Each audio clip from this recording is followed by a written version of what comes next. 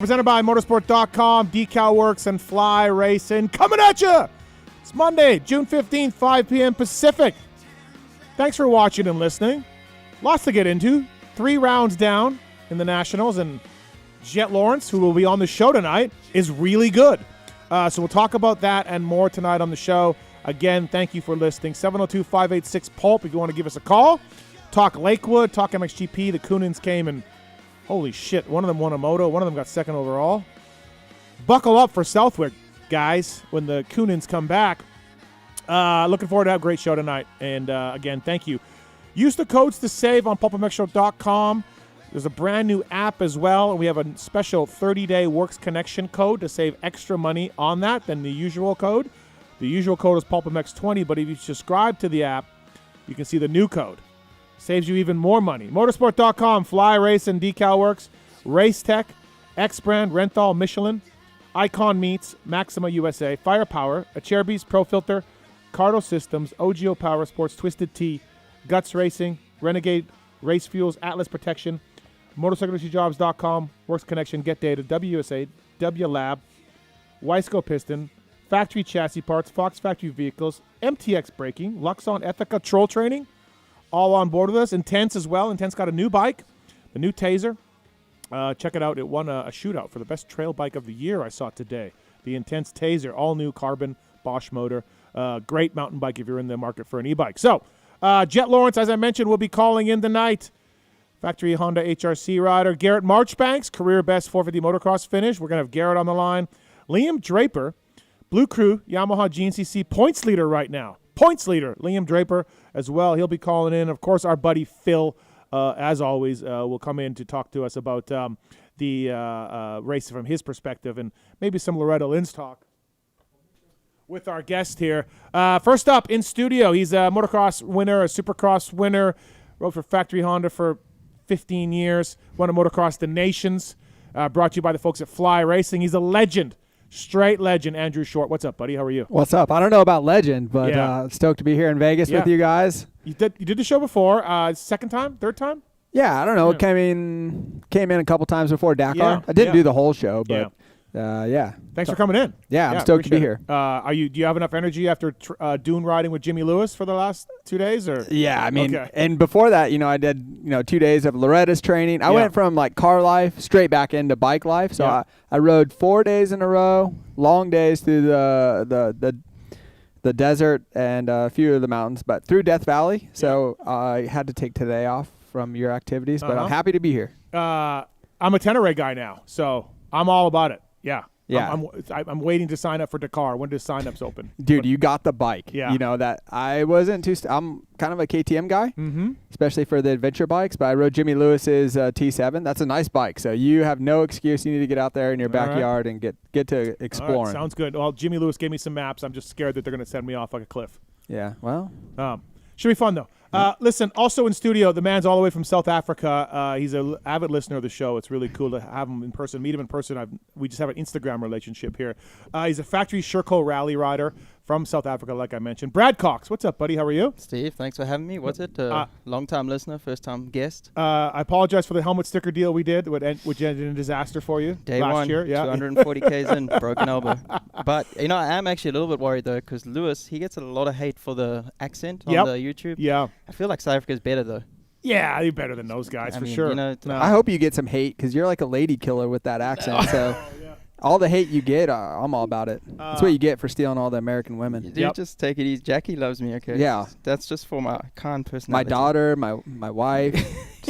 You have to lock up everyone when you come around. Yeah, absolutely. Thanks for coming in, though. Appreciate it. Good mountain bike ride today. Yeah. A little hot, but it was good. It was breezy up there. Dude, my wrist You were shredding. My wrist is still jacked, dude. No, I told you. The roll speed, you and Jett, same. Lots to get into when it comes to Lakewood, for sure. Taking your phone calls in the corner, holding things down there. Very excited about Brad being in, and very excited about Liam Draper, the Tallon Taylor. No love for Shorty? Well, I look at him as a motocross guy, but sure. I think of him just as his 3 years in rally. That's my only memories all right, of Shorty. Big off-road guy over there. So, all right. But everybody loves Shorty. So. Yeah, who doesn't love Shorty? Yeah, exactly. Just brought his name up the other day with Stu. Stu said, smiley face assassin. Oh, boy. Oh, boy. Oh, boy. Yeah. And also working on the not working on the app anymore, but working on the camera angles to make me look good. The Travis Marks, what's up, Mark Stock? It's a tough job to do that part, but yeah, we're working on it. How is the app sales going? Are we good? It's going great. Good, yeah. awesome. People seem to be enjoying it. We got more updates coming. Yeah, we gotta turn the drops into a ringtone. That's coming. App. Yeah. Update. Uh-huh. Wow. It's in testing right now. So what do you get for $2.99 if you upgrade? Great radio. Ringtones. Yeah. Your text says, or your drop says ringtones. You get exclusive pods. You get new codes for sponsors for more discounts, like Steve mentioned. Yep. We got a couple other things in the works as well. Yeah, so we got Good job. We got an update coming where you can skip a commercials in the Pulp Show. So Yeah. I feel like Stay we tuned. waited so long for this app, and now it's just like there's too much. Do you have the one? I have it. I Yeah, haven't paid yet. I got to yeah, run. yeah, My yeah. mom's my financial Okay. manager, so I got to run that past her. But dude, even the free version is awesome. Yeah. So much Yeah. better. Yeah. Yeah, it's great. So good job, Marks, again on the app. Thank you. Not even on a Friday either. Jett Lawrence is coming up here right away because he's out east and he wants to get on as soon as he can. So we will talk to the Jett.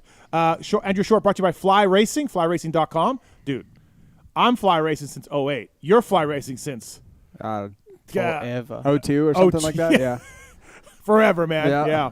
I don't know about that. PulpMX code to save at flyracing.com. Hey, I mean, look, dude, you've seen firsthand the jumps that Fly Racing has made. Like, Yeah. It's It's like else. my kid. He was like, "Hey, well, you think I'm like, no, dude, you're a fly for life. Like, I don't care what happens, anything. Like, it would be weird." So, Yeah. yeah. Flyracing.com for more information on that. They got their blueprint stuff coming out real soon. That's pretty exciting stuff. Shorty's been testing some products that may be down the line a little bit. So please stay tuned to flyracing.com as well. And Andrew Short, of course, longtime fly guy, Fly Life. And also, Brad Cox brought to you by the folks at DeCAL WORKS. PulpMX 26, code to save at DeCalMX.com. And whether it's graphics for your bike, graphics for your trailer, whatever it is, they can make it. They can put your sponsors on it. They can put whatever you need on it, your number, whatever. PulpMX 26 is the code to save with DeCalWorks.com, DeCalMX.com. Red Bull KTM guys as well.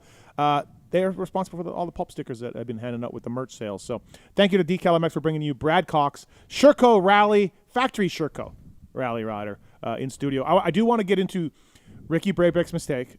I want to get into your results, Bradley, this year. Shorty, you co-drove for some guy. I want to get into that. So we will talk some rally later on. I have a lot of questions. So we'll dive into that as well later on in the show. Looking forward to that. And then, Shorty, this was your hometown race, Lakewood. You weren't there this year, but you certainly know the crowd, know the fans, know that track. We got a lot of complaints about no traction. Garrett said they didn't rip it 4 inches or 4 feet deep. Shane Schaefer said they did. Sent me a video of it even. But there was a lot of complaints about the traction, Shorty. And to me, though, I didn't race it, obviously. I just watched it. But I love the fact that unlike other years, you can go inside, outside. You can move around. You can dip in behind a guy. You can draft him for a little bit and pull out. That wasn't always the case. So, Shorty, you know Lakewood better than ever. What's your take on the race track this weekend? To me, from the outside in, it looked amazing. You know, obviously, I think it's valid what the riders were saying. We saw a lot of people tuck the front, people losing the rear. You know, Hunter crashing down the downhill. Davies' crash was a perfect example of it just going away. Yeah, when was the last time you saw Hunter crash 3 times at a race? Yeah, I don't know, man. Yeah, exactly. So I think it's valid, and he's one of the most balanced riders there is. So I think it produced good racing. This is the best race of the year. It's in Denver. There's good weather. Yeah. It didn't rain this year. Yeah. For a fan, you can go anywhere, but man, it looked packed. Yeah. That's the most people I've seen, and you said it didn't look anything. Yeah, I mean, it looked packed, but I wasn't like, this is the most packed lake, whatever. I don't know, man. Yeah, it's because you're not walking around that place. Okay. But, dude, on TV, it looked packed, and people looked amped. So, it was cool. Hangtown, I know, was huge, too. You know, so, yeah, the national attendance seems to be good. Maybe that's a Deegs effect. I don't know. Yeah. Conan. Coonan effect? Euro fever. Yeah. Euro fever, baby. Yeah, listen, and Brad, I want to get into talking to you because you actually lived with Jorge Prado for a little bit. You were on the Red Bull KTM, like, junior motocross team back in the day. So we'll get into that a little bit, Josiah Notsky as well. So I do want to talk to you about that. So Jett, 4 in a row. He's coming on the phone here. I did not think he'd be this good this soon after Paula. Yeah, but I think this track really suits that bike. It was really start dependent. That Honda has the best gearbox for a first gear start, especially at altitude. I thought this was really going to help Hunter at Salt Lake with Kenny. But that gearbox, getting out of that gate and up the hill, is much better than the other bikes, I believe. And I was interested to see what the Yamaha guys were going to do, and it looks like Deegs was in first gear. But the KTMs, they just typically don't start that great at altitude, I feel like. And maybe it's different with the Great, but when I raced, it was a lot different. So it didn't surprise me to see the Hondas jump out and accelerate. I thought Kunin was really smart to line up just outside of both of the Lawrences. I think this is a trend. But it was start dependent. So for Jett to get up there, set the pace, and he can control it. As Weed said, he was like microdosing. If he needed to go a little faster, he could. Yeah. So it's amazing, man. That guy, he's something special, and it's hard to appreciate how good he is, I think, from TV. I think to see it in real life, it's probably different, but he makes it look so easy, and it's crazy. He does. Brad, what'd you think of Jett 4 in a row now, like after Paula? I mean, the dude's just on the next level. And I think everyone was like, oh, you know, the ankle, and they harping on it a lot. And I think deep down he knew I can still ride the bike super fast. And then maybe losing Paula was the best thing to light the fire under him. And I mean, I can't see a stop now. I think everyone's in trouble. Yeah. Yeah. Deegs, though. Deegs was good. The Deegs. Deegs was good. Deegs. There's been improvement every single week now. I'm interested to see when Prado gets a start and races from the front. Oh, here we go, Shorty. It took him 11 minutes. Prado. He was looking at Prado. He's watching Prado on TV. Super smooth skin. Look at the guy. Getting back to Deegs, it's like he acknowledged, he's like, yeah, I made improvements, but he wasn't smiling. Yeah. Do you notice that? He wasn't like satisfied. So I think he knows he has a big fight to like beat those guys. Yeah, he's bridging the gap. Yeah. But he's not there yet. And I know that still a gap at the end of the moto. Yeah. So I think he's a little bit happy. He lacked a little bit of awareness by taking that line, and people, you can view it however you want, but you got to know, if you're Deegs, people are looking for anything to get at you. And if you take a line like that consistently and then throw it out the way you did, I think you got to be a little bit smarter about how you play the It was an obvious advantage, right? It was obvious. Coming down the hill, he was right on Jett every time. But he's fast. Yeah. He's getting better. Do you think, this was something I talked about in the review show, I'll start with you, Brad, at elevation, lack of power, Deegs still, like, he's better than Paula, but he's throttle happy and he's whipping that thing around. He's using a lot of energy. The 450 can't really be ridden like that for that long. Jett's a perfect example of Kenny, how to really ride a 450.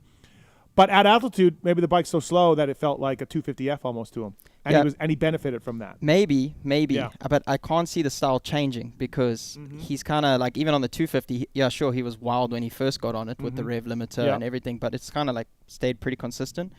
But I think his strongest thing, and this weekend would have been the best, was the element of surprise, because I don't think Jett realized he got Hunter in the first moto. And then when he like jumped next to Jett on the downhill, it was when he almost went like around the outside, and then Jett kind of was like, oh, it's you, and then pulled away. Yeah. But I think that is going to be the element of surprise where he could catch them off. But I mean, I don't know. Just like they say, microdosing with Jett. He just, you there up the start straight, look back. Oh, it's Deegs. All right, full gas for a little bit, and great improvement, but still mistakes, like off the track and still a little wild. Crashed twice, right? It's a ride to watch him. Yeah. It's easy to say too much effort, not enough technique when you say revving, but then he's so balanced. Like even when he crashed, his hands never left the handlebar. The bike wasn't even done like spinning, and he's already like getting. He's so balanced that it's like he has the technique. It's like there's too much want.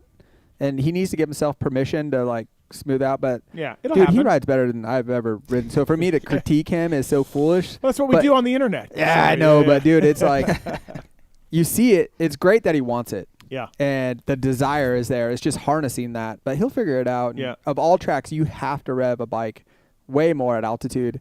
And even it doesn't matter how much you change the bike, whether it's transmission, compression, fuel, like all these things, they change mapping and. Maybe even head pipe. It's numerous, but you still can never get enough power and connection, especially when it's deep. And maybe it wasn't as deep this weekend, but I think you still want, like, he has to rev that bike. I think of all tracks to get away with it, this was the weekend to get away with it. Yeah, he's gotten better every weekend, and he'll continue, I think, to be up there. They gapped, take away Kunin, who we'll get to, and we'll talk about that. They had 26 seconds on Brad's guy. Yeah. In fourth. You know what I mean? Like that's a lot, man. Dude. That's a lot. So I'm wondering if we're seeing these three guys taking off a little bit, as it goes further on. 702-586 Pulp. We got a question. We got Donna on one. What's up, Donna? Oh, g'day, guys. Hey, what's up? Glad to hear that you've got the absolute dominator on the show today, Jett Lawrence. Love it. Yep, we do. Yeah, I just wanted to call up today to just address the situation with the absolute biggest winners on the internet that are the bed bugs going after my boy JT this week. Oh, some of the stuff JT's been getting is hilarious. It's amazing. Yeah, it's just simply amazing. Oh, like, guys, pack it in before I call your mums and get your Wi-Fi cut. It's absolutely egregious, the stuff they're writing for blokes sitting on the internet all day that I could guarantee most of them couldn't fight their way out of a wet paper bag. Let's be real. How do they think JT was the one that was like alerting anybody to anything? JT, of course the AMA was watching. There's spotters all over the place. He's a snitch. He's a snitch. There's spotters all over the place. Like, these people are so dumb. Like, I don't get it, man. It's just unbelievable. Yeah. But poor JT. Donna, let's pack it in, boys. Settle down. Yeah, Donna, you love Freezy, right? Yeah. I was just about to say this. Yeah, I saw him pull off. I think of you when I see a Freezy. Wow. Like, did you see him get lapped by Jett this weekend before the finish line? What do you think when you saw him? She said that's a good boy. Yeah, every time I see him on the track, I'm nervous. Okay, that's all you got? I expected a little more. Well, no, I'm just nervous because it's like when you call up and it's Vince Freezy, you know he's going to take out some Australians in retaliation. Let's be real. Pump your brakes. Freezy's doing World Supercross, right? Yeah. For start. They're going to Australia, right? Yeah. Donna, are you gonna stand in the autograph line for him or take him for a steak dinner? Yeah. He'll be. Oh, absolutely, anytime. Maybe a bit of a you guys are buddies. Yeah, Dons, you're right. It's these the bed bugs are out of hand. It really is. I guess thanks. Welcome to our sport, the bed bugs, but also like maybe grab a clue. Yeah. It's a wild world out there. Guys. Thanks for calling. Appreciate it. Thank you. All right. Speaking of Australians, let's get one on the line. Brought to you by the folks at Renthal, factory Honda using Renthal products, bars and sprockets. $99 gets you free shipping direct from Renthal.com. New casual wear is a line as well. They got the lock-on grips in stock, 9 styles to choose from. The 661 bar is back in stock. From the factory to your garage, Renthal.com brings you the winner this weekend.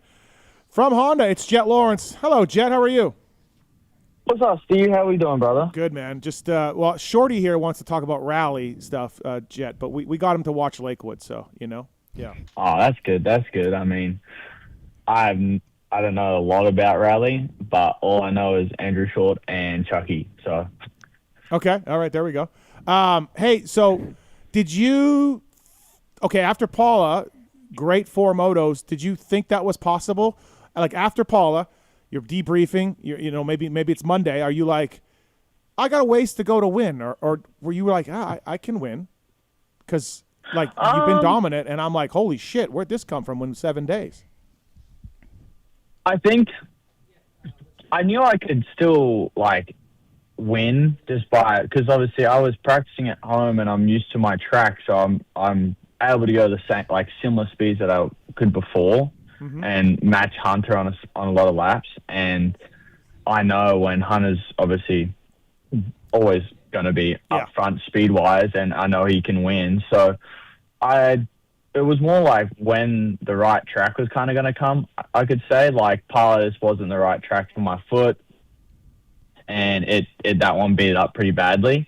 And obviously, on the Monday, I was kind of more so just like, damn, it's going to be a rough outdoor season because of how sore my ankle was after the first race weekend of it. And it was, I was almost going to be in crutches on Sunday with how it felt on Saturday night. But I just kind of kept just going forwards with the normal stuff of, all right, just recover it, do the machines, get G to work on it, go and obviously align it again of him pulling on it and getting it in place. And then, just kind of Hangtown came around, and that's normally a track I feel like I don't really do my best work on at all.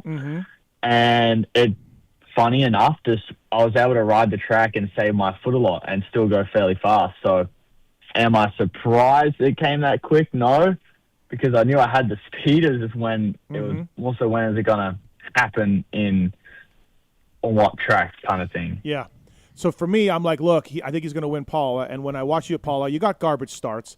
But I was like, okay, this is going to take him, till Red Bud or till the break. You know what I mean? Like, I was like, he's going to – and then I'm like, oh, shit, Hangtown. Okay, all right, we're back. So it just was really quick for me, Jett, watching you at Paula. But when you said obstacles at Paula, weren't good. Did you mean sort of over jumps or like ruts or the like? What did you mean for obstacles at Paula that kind of hurt your foot a little bit? When I'm talking obstacles, like more of the jumps, like going into just the finish line section, for example, that single, like on the inside, that right-hand single, then going into that little jump, then hitting that tabletop, then hitting the finish line. That tabletop before the finish line was a very quick kind of almost supercrossy up ramp in a way. It was very quick, and you have to stand it. And that whole section before, you kind of stand it, really, because that first jump that you hit was so short that a lot of people were just jumping to the flat standing, where for 35 minutes it's a little difficult to land on one leg and take that impact and then and have to quickly scrub the next one and be fast enough with your legs, with one leg, you know. So it's like those things, and in a lot of those areas after the finish, that whole like I don't even know what you call it, left almost thing or whatever. section. Yeah, with the jumps like that there. If I was 100% with my ankle, I'd be on the balls of my feet, and it would have been a lot easier of a section for me because I would have been able to use my legs, where I was using a lot of my arms, and I think what also made it difficult was I was very disjointed in my riding at Parlour. Like I was figuring stuff out as I went on. Like each lap I'd pick up almost new things.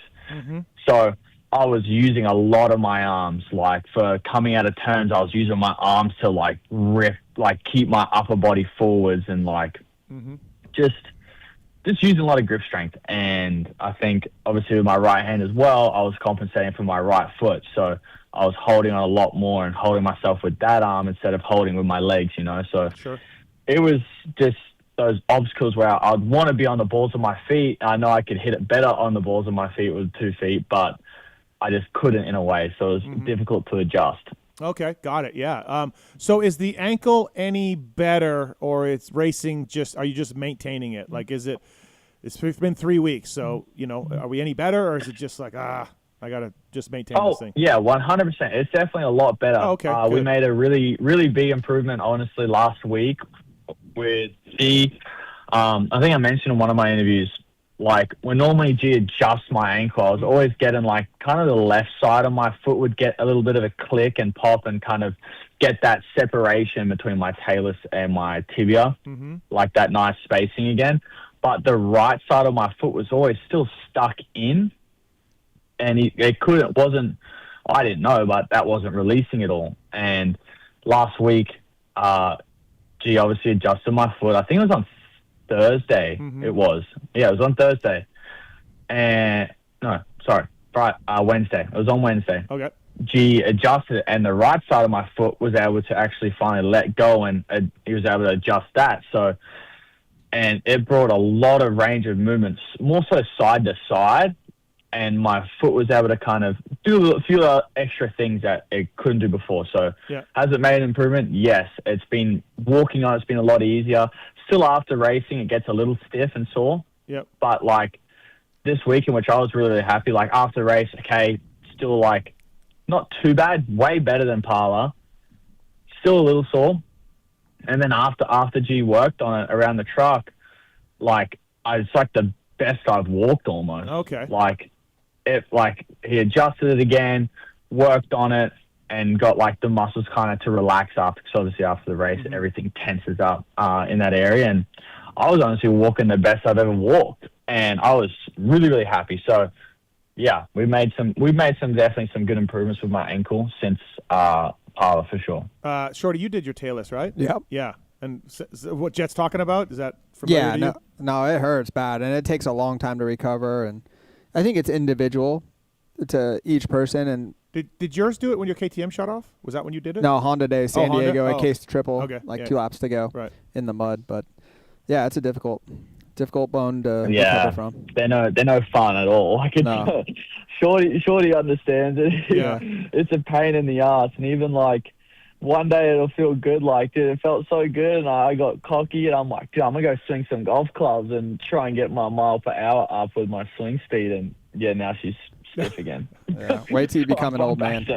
Does it still bug you, Shorty? Oh. Yeah, I have to run my brake opposite of what Jett does. Jett's is like sky high, which has to be awesome in the ruts, and mine's all the way down because I can't get my ankle to 90 still to this day. So it's mine never really fully recovered, but it's tricky, man. So you're adapting and growing. I'm happy to hear that you're trending in a good direction.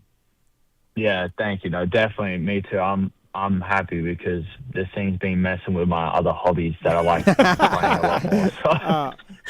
Shorty, you're happy for him, but are you mad that he called your hometown track shitty this weekend? On live TV, dude. On if live you did TV. that, like for rally, they'd give you a big fine. So I don't know if you're getting a big fine or not, but at least you were honest. It was raw, so that's for sure. I think the fine will be okay. Yeah. I mean, I hopped off and Will came up, was like, that was on live TV. I'm like, oh, whoopsies. Like, and then Lars was like, oh, they're probably going to fine you. I'm like, fine me, get better dirt. Like, I was running off emotions, but like the track, it's when you're like, I think people may take it differently. When I mean track, I was in my head, I think other guys also would maybe understand when I say like the track was shitty. It was more so like the dirt, like the touch. And I think I touched on that in interviews after and the press and that stuff. Like, I think they waited too long to put the mulch in the dirt or on the track because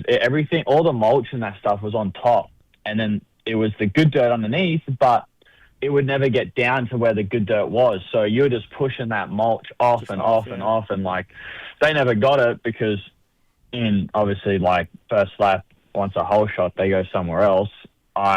Going into the first turn, I came in, I had both wheels like sliding, like I was drifting, and I came in normal, it felt like.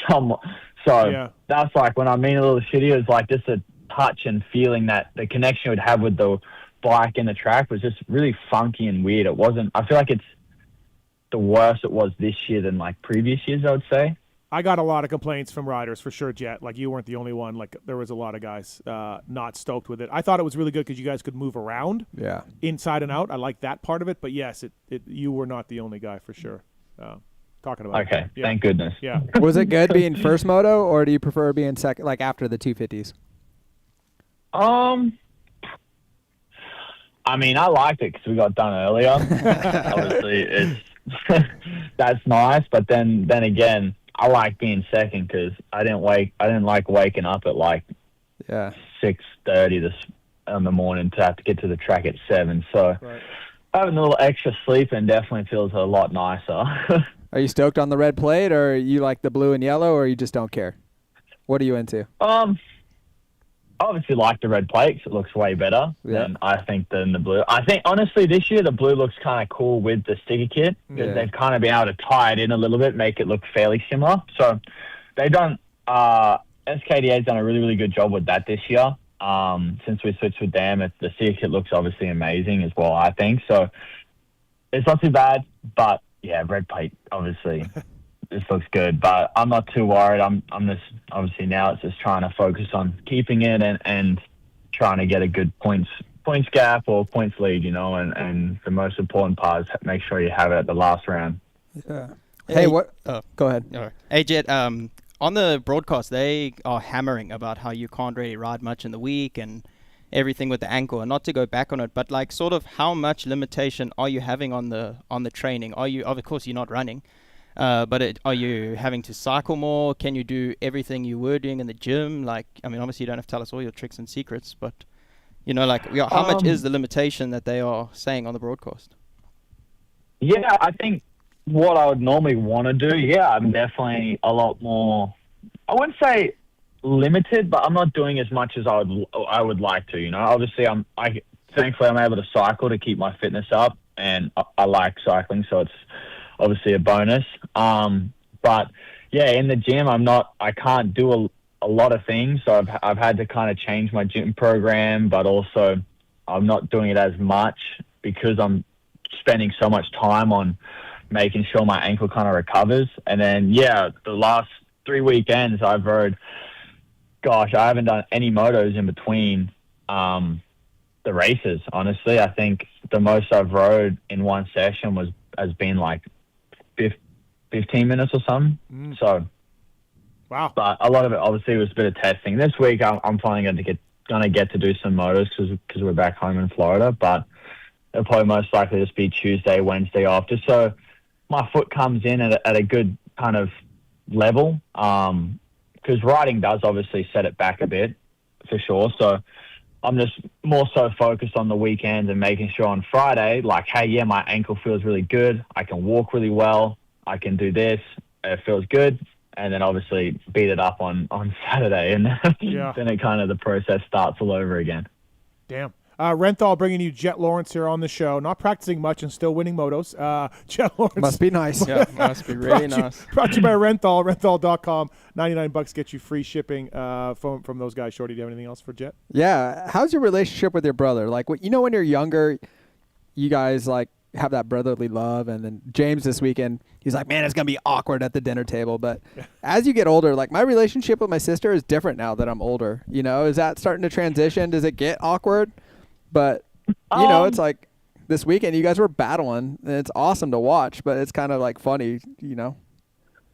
Yeah, no, I think it's definitely gone towards a better relationship. Honestly, when I was younger, I annoyed the heck out of him. You'd ask him, I was an annoying little shit. So, now I have a better relationship. I'm still annoying as hell to him just because I'm the little brother. Yeah. But we have a really, really good relationship. Obviously, this weekend, the first one, he was pissed because he's like, "Why didn't you fucking go? Like, why didn't you sprint?" I'm like, "I couldn't." Like, messing up the program. Dude, go. Yeah, he's like, dude. And he's like, you were holding all of this up. I'm like, don't worry. I was trying to go, but I couldn't. I was going to eat shit. So I'm like, I have to think about myself on this one. But, after we're fine, Like, I think we have a really, really good relationship. We can talk the most biggest smack to each other, and I can push his buttons so much.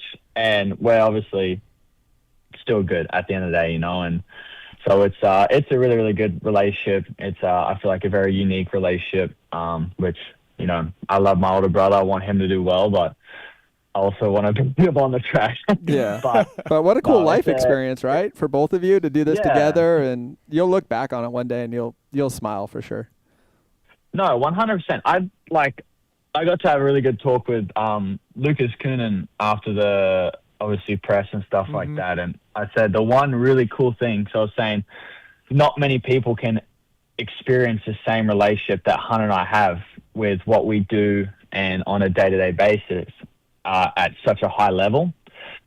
But the one sick thing with the Conan brothers is that they actually are experiencing the same thing that we have, the dream of coming to America, also being at the top of their game and being at the top of their classes, obviously having red plate for the MX2 class and the MXGP classes is sick, and the only, like I've said to him, like when one of you are going through a struggle or something like that, the only other person that's going to be able to understand what you're going through is your brother. I can go to my dad, I can go to my mom, to my girlfriend with a lot of things, but with some certain things that has to do with dirt bikes, they're going to have a bit of an idea, but not the exact idea. My brother Hunter is the only one that fully understands it. So I think that's the one really cool relationship that you get to have. And I think obviously the Conan brothers get to share that same thing now. But no, I wouldn't trade out for the world if I didn't have my brother. I think I would honestly not be where I am today. He's been a big piece of my puzzle of who I am and where I've gone to. So he's a absolute legend. Look, Deegs has gotten better each week, and he rode pretty well this weekend. But in the end of the day, you've been beating him pretty badly. Are you tired of the questions about it? Like, I'm not asking you about him or anything else, but like, dude, I sometimes watch some stuff on social, and I'm like, okay, guys, all right, man. Like, until he's like beating him, maybe we can, Lucas Coonan got second this weekend, and Hunter, I don't know. Are you tired of it yet? It's like a little bit of a media thing, and I don't like it. I don't know. Steve, I'm used to it. Yeah, I guess. I've done enough years of this, and I kind of know how they want to try and, obviously, some things just sound better in media and get a lot more attention in certain ways, So it's, I guess that's just how media kind of, or not media, really. I'm not pinpoint new media, but like more just social media. No, more so. I know. It's what gets clicks, what gets the comments and stuff like that, you know. And obviously, I mean, I said early this year, you know, that we're obviously really close in age, so it's a really easy kind of people, really easy to target together, you know. So I mean, I guess LeBron's getting asked about Michael Jordan, you know, for 20 years now. He's been asked about Michael Jordan, you know? And it's just like, but I don't get it. I like at least Michael's retired. So. Yeah, I guess. I know what these guys are trying to do. They want to get you to say something to get them clicks, and then they can make money. But it's like, okay, man, like Jett just he's beating them every moto. So let's wait a little bit and see how this rivalry develops. But right now, I don't think there's much of a rivalry. So maybe we back it down. I understand some of the stuff before the year. I get before the season. But then, like, I don't know. Anyways, maybe that's my race tech rant of the night right there. Jett Lawrence here, brought to you by the folks at Renthal. We have some phone calls for you, Jetson. Let's go to awesome. Caleb on one. He wants to know about superstition. What's up, Caleb?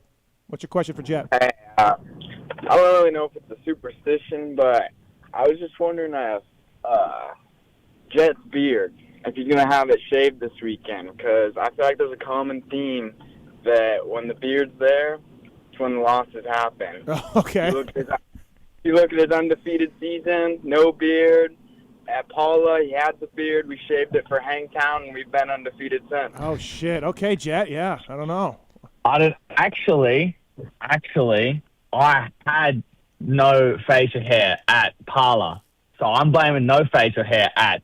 That's why I lost. Oh, Caleb, I think when I have the goatee, I don't know. Some things just happen. Mm-hmm. All right, Caleb. I just, maybe it's because I'm maybe not the biggest fan of the beard, but I feel like when losses happen, it's because of the beard. We'll do some research on this. Yeah, we'll look at some photos. We'll break this down. Yeah. I'm not too worried on if I lose with it or if I win with it. I like it because I look a lot older. When I shave, I look like I'm 5 years younger. So thanks. I feel like my face looks round. I mean, when Caleb says he loses, what's the stat? 24 of 27, 5 of 20, whatever the stat is. 27 of 30, no. 27 of 30. Something like that. So like 26 or 30. I think. Okay, so we got 4 times where we got to look at his facial hair. I feel like we're pretty good. Yeah, but in 22 he couldn't grow a beard. So yeah. I feel like I guarantee you, if his chick said shave that beard, he would shave that beard. Yeah. It had nothing to do with racing. Yeah, no, probably good. No, see. Yes, actually, I would. See, I told you. When you're on the starting line, you put everything in the box and race. So I guarantee you. Yeah, Shorty knows. So you didn't want me to shave it at first. See, this is the truth. I saw photos of me like when I was young, and I'm like, literally was having a talk with her. I think literally yesterday we were talking about it. I'm like, dude, I'm gonna shave my face. Like back when I was younger, like, dude, I felt like my face was chiseled, had a sharp jawline. I'm like, I shaved it, and I'm like, dude, I look like I have such a round, fat face now. Like, what the heck? And she's like, yeah, you're just getting older. Your metabolism ain't as fast. That's just how it is. I'm like, what? That's tough. I'm like, are you kidding me? I'm 22, man, or whatever. Yeah. I'm only 22. I'm like, I'm not that old yet. Like, come on now. Yeah. I feel like, Jett, also, you've got a bit of a base of money behind you now. I feel like now is a good time I can go after you and Hunter, because I had you in the Salt Lake City show in the hotel there, and you guys raided the snack bar and charged it to my room. So I think I'm coming after you guys now. I feel like you're financially pretty stable. So just keep in mind for that.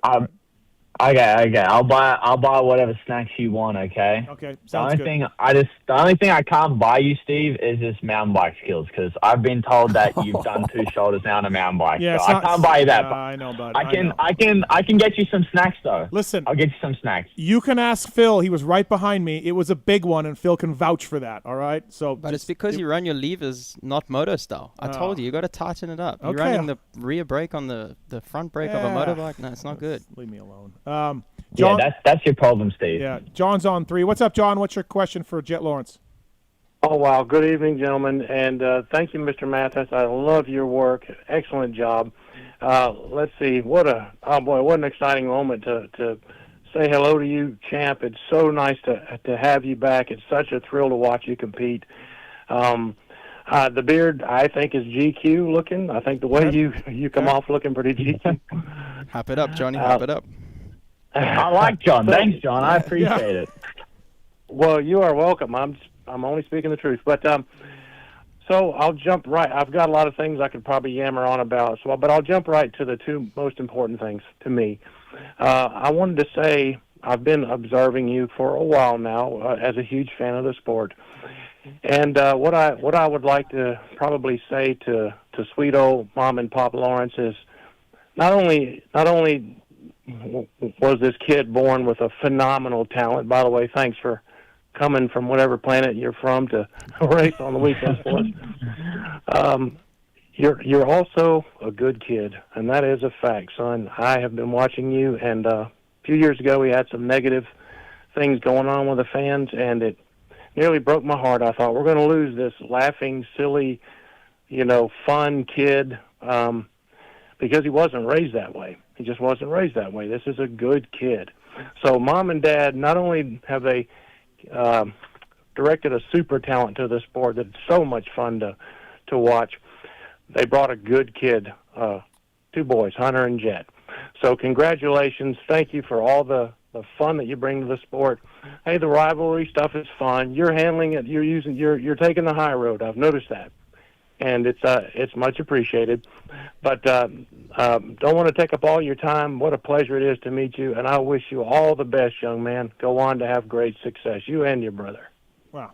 Thank you, John. I really, really appreciate it. Yeah, I'm definitely grateful. I have great parents and great people around me to kind of keep me in check. I'm not obviously perfect always, and I have a lot of slip-ups, but I try to be the best I can. So thank you very much, John. I appreciate that. And yeah, we need some. I like you, John. All right. I like you. We need a lot more people like you, John. So I appreciate it. And we don't get a lot of calls like this on the show either. It's very rare. So thanks, John. Yeah, appreciate it. Thanks, John. And don't forget about Tate. Also, is he? And Tate. Yeah, you wait till you meet Tate, John. You're gonna love him. Is Tate? Is he Honda Pro Circuit? What's the latest? Where's he? Is he back at Honda? Tate? I'm pretty sure he's Honda. Okay, I have to say he's like 95% Honda. I'm pretty sure. Until someone gives him a different. Yeah, exactly. Until someone ships him other team shirts, and then he jumps. He's not he's not really a tough negotiation person. So you just say, hey, you want this with this team? Yeah, sure. So a couple things before we let you go, Jett. VIP program is back for the Nationals for Redbud. You guys are doing signups on that. So. Yeah. It's I'm super excited. It's our first time of bringing our full trailer. We're going to have it right next to LaRocco's Leap, which is honestly the most iconic jump at Redbud. I'm excited. Obviously, Redbud's one of my favorite rounds as well. It's probably my favorite track. So it's I feel like it's a good time. 4th of July weekend, even better. So right near LaRocco's Leap, best seat in the house. So I'm excited to be bringing it back. Yeah, go to the Lawrence VIP program on Instagram or on the website. Sign up. Friday, there's Saturday. You can hang out with the boys. And they actually are over there. I can't believe it. So's Griffin. So's Griff Roxon when he's around. I thought he was a spy there for a little while. Griff was hanging out so much. Those two boys, Griff and Rafe. Rafey, they're always over there. We love them kids. Yeah. Obviously, we like Kenny a lot. He's a legend. Obviously, was super happy for him to get that Supercross championship. Obviously, I would love Hunter to get it too, but if we had to lose to someone else that didn't have a last name of Lawrence, it would be Kenny. He's been, obviously, we know his family really well, as well, Heiko and stuff like that. So we're happy for them. And he has two really, really good kids. So whenever they come over, I'm always trying to feed them with sugar. And going, take this. And every time calling, he's like, you can't be feeding them any sugar. So go bug your dad. Here's some sugar. Go bug your dad. Yeah. No. I'm like, that's what I would have done if I was a kid. I'd be like, give me every piece of sugar candy you can give me. Yeah. Shorty. They're good kids. They're battling for the title, and I look over, and Griff is just chilling in the Lawrence VIP zone like the last 3 or 4 rounds. I'm like, guys, he could be getting some intel here. Like, you got to watch this. This is your enemy. I should have checked if he was mic'd. Yeah, I should have checked him. Yeah. He could have been mic'd, and if he was, then good on him because he hit it very well, and I wouldn't have had a clue. All right, before we let you go, Phil Nicoletti's on the line. Philip, can you just vouch to Jett that my mountain bike crash was legit? because you kind of made fun of me. Jetson. I don't know What's who up, had Phil? more of a how are you, buddy? I don't know who had more of a spectacular crash, to be honest. Jetson at Hangtown in 2024 or Steve Matthes a few weeks ago on a fucking mountain bike? It's got to be Steve. It has to be Steve. I'm gonna pass the ball to Steve on this one because he's plus 50. There wasn't much gear on him, and he landed in a pile of fucking rocks. So the Hangtown crash was pretty good. I had front row seats to that, but Steve might take the cake on this one just a little bit. All right, good. Yeah, I had some fresh plowed dirt to land on. So wow. yeah, I think you take that win as well. Phil, we're gonna let Jett go here, but he's back, man. In case you're wondering, Philip.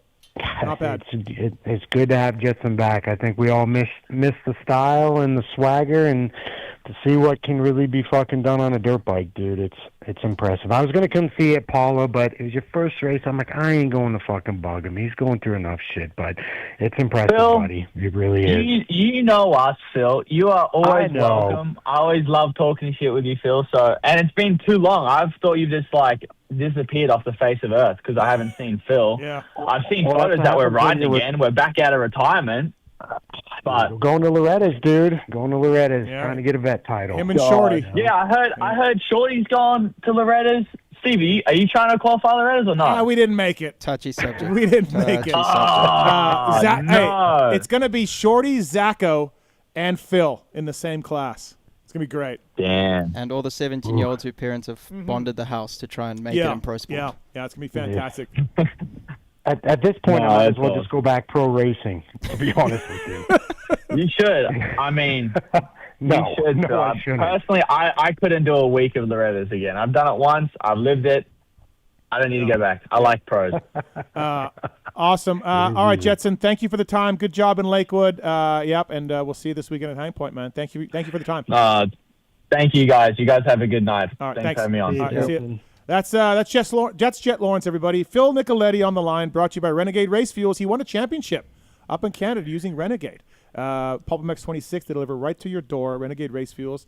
Got some great stuff going on there. And again, use the code PulpMX 26. They'll deliver right to your door. Justin Brayton won, I think, and so did Will Hahn, but really Phil won. That's the main thing. So, any matters. Any advice for Phil, Shorty, going to Loretta's? Any advice? Shorty's going to give me some bullshit advice. Yeah, I was thinking of something, you know. The thing is like I'm going there to like light money on fire with my kid, you know. So it's like I'm going there for a different reason, like life memories. I don't know what Phil's going there. He's definitely going to light some money on fire. This is going to chap his ass. Not for him, sure. Husky. Yeah, maybe. He's Yeah, burning Husky's you money. might be making money. I'm spending money. This is like my vacation with my kid. So I don't know. You got so much fucking money, it doesn't matter anyway. You need to burn some of that money anyway. Well, I'm definitely lighting it on fire. I spend a lot of money. All those years of making money with dirt bikes, now I'm giving it back. So that's great. Love to hear it. Yep. And Shorty, are you riding 350 again? Are you 350? 450. Yeah. Someone's got to support KTM over there and pay Phil's salary. So Okay, yeah. I'm buying bikes. He's getting bikes. You know. Hey, listen. You know what happened after he got his Rockstar ride? Different direction. Yeah. They're going a different direction. They're going a different direction. Hey, I want to address the big elephant in the room. Yeah. They're both number 29. Who's gonna get the 29 at the ranch? Oh shit! Yeah. Shorty gets a 29. I know who the OG 29er is. All right. Yeah, What are you gonna run? The 69? I'm looking at your jersey up here. That's a good one. Whatever number you like to look at from the behind. You tell him. Yeah. I mean, if you want 29, you can stare at my number in the back. All right. So just to get, you guys are going to race Pro Sport together, right?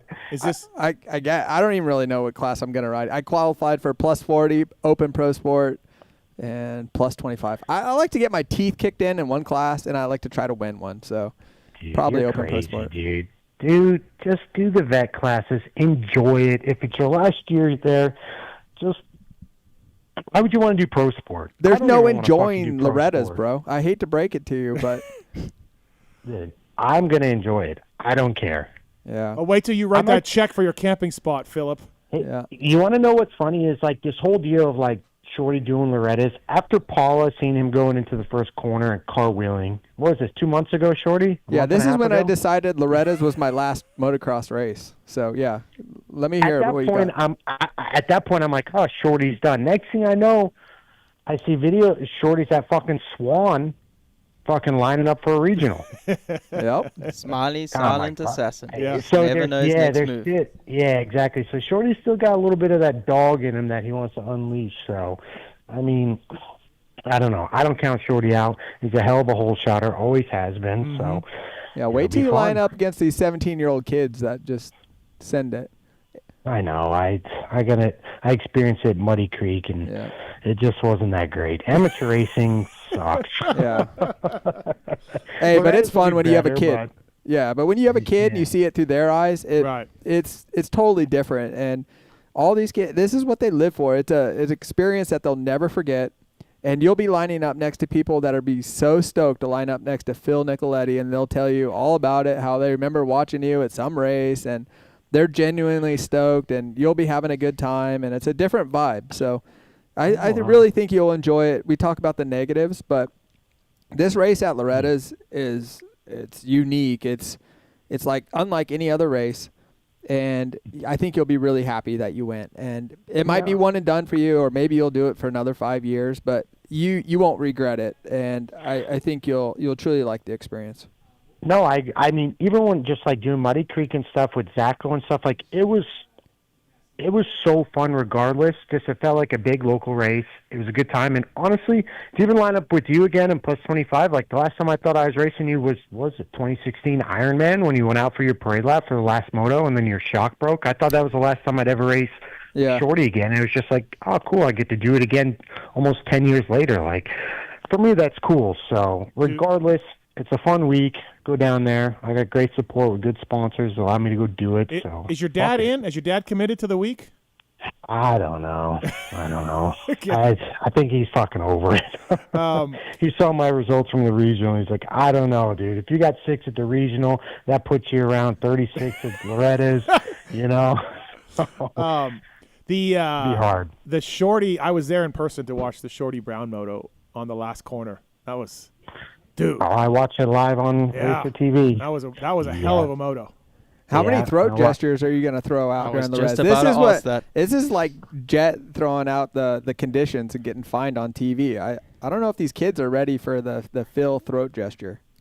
Well, they better, because I'm the least of their problems if they want to go pro here in the next year or two. Yeah, Shorty's giving all life advice, how you're going to love it. Remember this. Little Johnny's going to be happy. Little Johnny's going to be rev bombing behind Phil first lap. Phil's going to be killing him under the tent when they come to the podium. Daniel Barrett used to say, and it was a great line, him and Janolfi were racing that regional arena cross, and they were winning. And they were like, dude, we're the wake-up call all these dads need. If we are beating your kid, you're done. Like, because we don't practice. We're old. We don't care. So if your son can't beat us, it's the same as Phil. If they can't beat Phil, like, just go home. Yeah. All right. Hey, listen. We didn't talk about the Deeks penalties off the top. Jett came on pretty early, so let's get into that. Obviously, the bed bugs aren't happy. Deeks wasn't happy. It was 6 times for each time he did it, and once for the going off the track through the FMF banner. Hunter got docked. Prado got docked. I mean, the people are like, why are there no stakes there? Well, the AMA is like, well, Deeks knocked them down on like lap 1 or 2. But, I mean, Phil, it was clearly an advantage, and clearly you got to get docked. And also, Hayden has a history of this in the 250 class. Like, he really does. Paula, Unadilla, Ironman. He's always skirted the track limits. The AMA told the guys they were going to be a little tougher on it. I don't see the problem. I don't know, man. Like, that was such an obvious gain, you know? The real badass side of that whole situation was Jetson, because Jett pulled him a little bit on the rest of the track, and then you would get to that one corner. You're Jett Lawrence. Like, you don't think you can see that fucking line in there? Mm-hmm. And the fact that Jett never went there was even more mind-blowing, because as soon as they dropped down there, he would just hear a Yamaha 450 on top of his fucking head, you know? So for Jett not to do it like that, kudos to him, because that's some real temptation. But, yeah, I mean, dude, you're ripping the inside of a dozer marker, and there's 2 track markers still before you drop off the lip. Of course you're going to get dinged for that. What do you expect? I mean, I don't know. And again, they're really cutting down on that, which they should. That was a clear advantage. But again, got to pay the toll to rock and roll in that situation. Yeah, Brad, Shorty, you have any problem with that? Like the 6 spots? It's just awareness, especially if you're Deegs. You know they're looking at you, and you know the other teams, any opportunity they have, they're going to point the finger. They're going to send somebody up there to film it. Yep. And it's just like in life, if you're in a bad situation, you have to have the awareness to be like, okay, I can't touch that. Or if you're around a cop, you're going to back it down, right? You're not going to speed and just fly through town. I think with maturity, he's going to realize the awareness and when to make those decisions. But I love the determination of Deegs. He wants it so bad. And I love this about him. Like, for a rich kid, that guy has some heart, and he'll do whatever it takes to win. And I loved even after the race, he knew he made gains on the top 2 or 3 this weekend, I guess. But he wasn't happy. And I love that he won't settle till he wins. But you got to just know when to push and when to pull back. And that was a time where you needed some awareness to like, hey, I can't do this. Lap after lap after lap. Yeah. I mean, bro, one time you can say, hey, my mistake. But after that, it was pretty blatant. J-Bone was up in the manager's tower. I walked over. I said, hey, are you? And he's like, oh, yeah, we got video already on it. I'm like, yeah, because like I'm getting texts. And then somebody sent me the video of it, you know what I mean, on my phone. And, like, it's just obvious, right? This is like JT back in the day. Remember when Weimer cut the track? No. Remember when he got the fine from Rita Coombs? Yeah. She was standing there on the side? Yeah. Oh, I didn't know it was Weimer. No, they filmed. They said, hey, we're docking your pay. Yeah. Because you cut the track. And he said, no, I didn't. Yeah. Show me. And they showed him a picture of Weimer and said, this is what you were doing. Yeah. he's like, what? This is what you were doing. What Jake's doing here. But Deeks is one of the best riders in the world. Surely his vision and the scope of like what he's looking at he can see everything. Yeah. So surely he knew like what kills me is the fans getting mad at JT for asking him and getting mad at the AMA. I mean, they know he cut the track, right? Like if you're a fan of Deegan, you're like, oh yeah, like you can watch it and go, oh yeah, you can't do that. Like no, like there's none of this realization by the fans of like the actual act can't be done. Yeah. They go over that part to JT and the AMA and like, you know, you're like, what is wrong with you people? But which one did he do first? Because he went off the track through the FMF banner, full gas. Yeah. Was he already doing the inside line? Yes, he was already doing the inside line. Okay, because when he did the FMF, I was like, ooh, and I just thought of VL when Shorty lit VL. I mean, just hating the Euros once again. That was shades of Jason Anderson. That's an Anderson move. Off the track, and I'm pinning it. And I was like, ooh, that's not going to fly. And then I saw the inside, and then the Weege was like, oh, and after the start, sector 1, he's really gaining time on Jett. I was like, yeah, because he's on the inside. Hey, but his balance when he went through the FMF banner, when Deegs went through there, his balance is unreal to save that crash.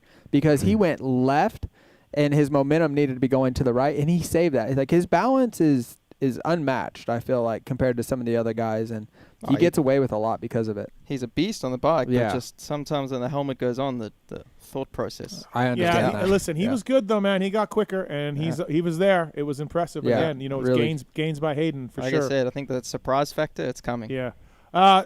Phil Nicoletti on the show, brought to you by the folks at Renegade Race Fuels. I don't even want to talk about this, but we have to. It's time for Sexton Corner. Oh. Phil? Oh. Okay, let me go with this. I think we see him for SMX. JT thinks we see him sooner. Some people think we don't see him again. Listen, Chase Sexton is one of the toughest fuckers in our sport. Yes. The hits that dude can take, he's built like a brick shit house, is like second to none. So for him not to race is kind of mind-blowing, okay, one, but I don't know the extent of his knee. I have no idea. I'm sure he probably got MRI or whatever was issued today, but I don't know what happened. I don't know if Cowie really knows what happened. Obviously, you see two different angles. Mm-hmm. The bike did stall out mid-flight. He swan dived into the fucking ground. There's another angle, him tapping the rear brake. Did that kill it? Or I don't know. I heard reports that the bike wasn't doing good the first practice. It was spitting and sputtering a little bit with some issues. So I don't know. Yeah. But like, what's the worst thing that could happen to Kawasaki and Chase Sexton? That right there. Thank you. That is the fucking pinnacle of the worst fucking thing that could happen. Absolutely. So, because yeah, I mean, God dang. if you're Chase and you want off the bike and off the team, you can just be like, hey, that bike's unsafe. I don't want to ride it anymore. Well, that was one hell of a way to get off the bike. Well, I'm not saying you did it on purpose. No. I know, but I'm just like, geez, man, the biggest jump at Colorado, it's like, dude, you're rolling up the windows, like, fucking hell. Shorty, you've been there, like, with bike problems like that, and it puts you on the sidelines? You know? Yeah, I've been there. Yeah. Not at a race, but testing. Yep. So, but yeah, it's I don't know where to go. It's a touchy subject. Yeah. I love a lot of those people on that team, like Oscar and Dino Bambino, Aaron. Those guys are amazing people, and they're the best. They're high level technicians. They know what they're doing. This is what's so confusing about the whole thing, and I feel like it's hard for me to judge both sides because I don't know what's right or wrong, and or who's in the right and who's in the wrong, or maybe no one is, and they're trying their best, and that's racing, and the cookie's just crumbling in a bad way, but it's not good. So, and then you see Marchbanks, and he's trending the other way, which makes it all the more confusing than I just can't comprehend it. You know, it's a weird one. I said on one of my dumb shows that I think Garrett was going to start beating Chase. I really did. I think Garrett's got a lot of momentum, a lot of confidence. He's coming up next, by the way, here on the show. And Garrett's a great rider. And Chase was not happy and not riding that well. And I'm like, oh boy. Yeah. You know. Yeah. I don't know. If Chase leaves, who do they get? You move up Levi, or what happens? I don't know. Yeah, I have no idea, man.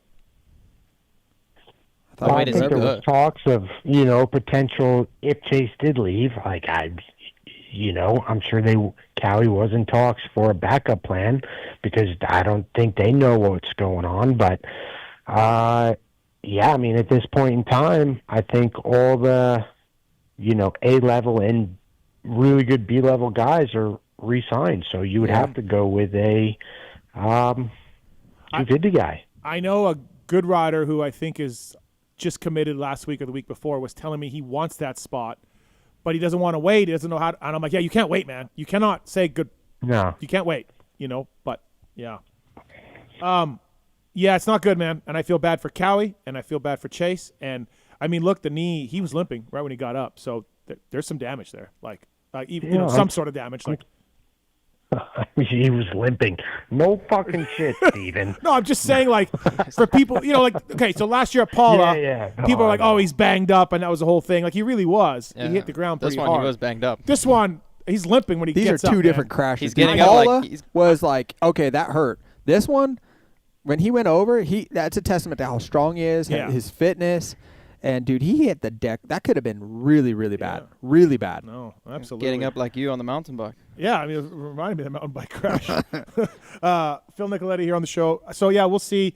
So, do you think he comes back for Nationals if he's all right? Does anybody think that? The problem is the momentum's gone. And this is like what I said earlier about cancer. Like, if you're on a team like this and you believe the bike's not good, then it infects everything on the team. And it's a cancer. It just takes over. And nothing good is going to come from this situation. That's the shame, right? It would take so much good to flip this switch and get going in a good direction. And you only can have one person steer the ship on a team like this. And right now it seems like there's two different teams and two different captains, and it's a losing situation. So somebody has to put their ego aside and start moving forward. And this is going to be hard because I feel like there is too much ego involved from the people on the team who want to do something, and Chase, who I'm sure is very strongly opinionated that it's not the best, it's not going good. So how do you fix this? And you need to be surrounded by people that are like-minded, positive, and that can get it back on track. And I just don't see that happening this year. So regardless whether he comes back or not, it's not going to be good. Well, when you say ego on the team, you're right. Everyone has those. But also look at the things they've done for him. Pro circuit setup, WUSA wheels. Production-based forks. Jamie at Twisted, they are, from my vantage point, unearthing all the stones. To be the best, you have to have ego. Yeah. There's a reason why Chase Sexton believes he needs to win. And that's what makes him a great racer. Maybe it doesn't make him a great human being, in some certain aspects, but you need ego. And if you're going to lead a team, you need some ego. You know, at KTM, whether it's Roger or Ian, you know, it's clear, right? Like we're going this direction, and I don't care what you say, you know. And I'm not sure I'm not familiar with that team at Cowie, but you need somebody with some ego who's going to put their foot down and say, no, this is where we're going. If you're on board, we're all going to go this way. I think they were like that with Prado, and then they got bit, and they started being like, shit, we're going to lose another guy. Yeah, but it's not for a lack of effort, like you said. No. So no, it's really it's a losing situation for everyone. Dark down there, but I mean, on the good news, Phil, your guy G, crushing it right now.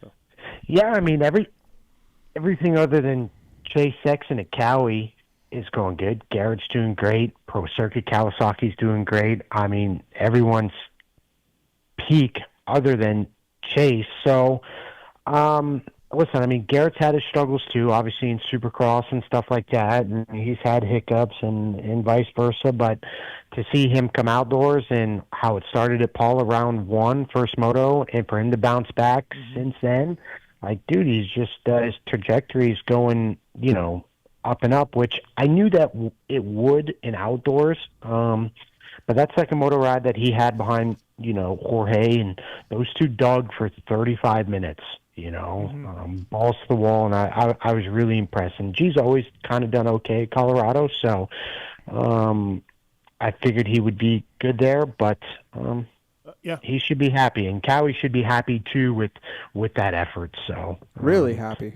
It's awesome. Yeah. Yep. Some light at the end of the tunnel. Yeah, I talked to Oscar a little bit at the end of the day, and he was like genuinely very happy. Like Oscar was like, "Oh, this was great. This is great." So those guys needed it for sure. CARDO systems, by the way, if you're out in the middle of the dunes and you got a CARDO system, you're on a rally bike, you're on a Tenere, CARDOsystems.com, code PulpMX to save. You guys, you have to use the CARDO Mini stuff. Dad. Mini Put Dad. those earmuffs Are you yelling on? at him? Yeah, absolutely not. No. Okay. You have CARDO though for Hudson. No. Oh, okay. I would like some for trail riding. Oh, I don't. Didn't you have a Jimmy this weekend? No, we had Trail Techs. Pack Talk Edge phones are waterproof, dirt-proof, buddy tracking, and allowing you to communicate with a range up to a mile away. PulpMX code to save at CARDOsystems.com. Great stuff. And we saw Cartwright running prototype CARDO at the Vegas round for some. I've looked at these. They make like a high-end one for street, but you don't want that for trail riding, right? No. You want the Pack Talk Edge. Pack Talk Edge. Yeah. Okay. Yep. Ben Townley is full gas in Europe with his kids. Yeah. Yeah, the kids practice with him all the time, and Ben's got he's talking to them. It's more for the starts and that, like when they must turn around. But Ben is full gas. Imagine Phil yelling at you through a CARDO. Oh boy. You should put it for Loretta's for them. Hey, shorty, how you going? It's hot. There's no way. I couldn't have one of those in my fucking helmet. Can you imagine your dad with one back in the day? I was just thinking, poor Levi and Jagger Townley listen to fucking Ben, you know, through one of those things. Oh my God. What would your dad tell you? To pull off and go back to the fucking truck. It's over. Yeah. Sounds like JT's dad. Time to get a job, boy. Yeah. All right, Phil Nicoletti here. Garrett Marchbanks coming up next as well. The 250 class is wild right now. Shimoda was going to win with a 3-3. Gets Rider D at the end on the last lap. And wins the overall. Levi wins the moto. And then, of course, Sasha Kunin won the other one. But, yeah, I mean, look, Hammaker's the total package, but now he's had 2 first-turn crashes. Levi, same thing. Like, Phil, I feel like this class is going to be like this. I don't think we're going to have a guy emerge. If anybody, it might be Levi, but I'm not sure I count on those starts all the time. I think Joe's going to catch some fire here sooner or later, and I think he'll start going 2-1, 1-2. Okay. I think Joe. I picked Joe for the championship. Even at this point in time, I think I don't know. He's got something later in the series always. But when's the 250 inconsistency is just. It's fucking ridiculous. I remember 10 years ago, Colorado, there's almost a 4-way tie for first place. You know, 4-1, 1-4, 2-2, or whatever. I'm like, what is happening now? It's been a little bit of everything, right? Like, yeah, like what is this? You know, I mean, who would have thought the most consistent guy out there is Nick Romano? You know, like, I don't know what's going on in the universe, but kudos to Nick. Obviously, it's a great. Cool but story. Like, it's a great story. Yeah, it's awesome. Yep. You know, and I'll be one of the ones. Listen, I'll eat my words. I thought Romano was another one that was just going to fade off into the oblivion.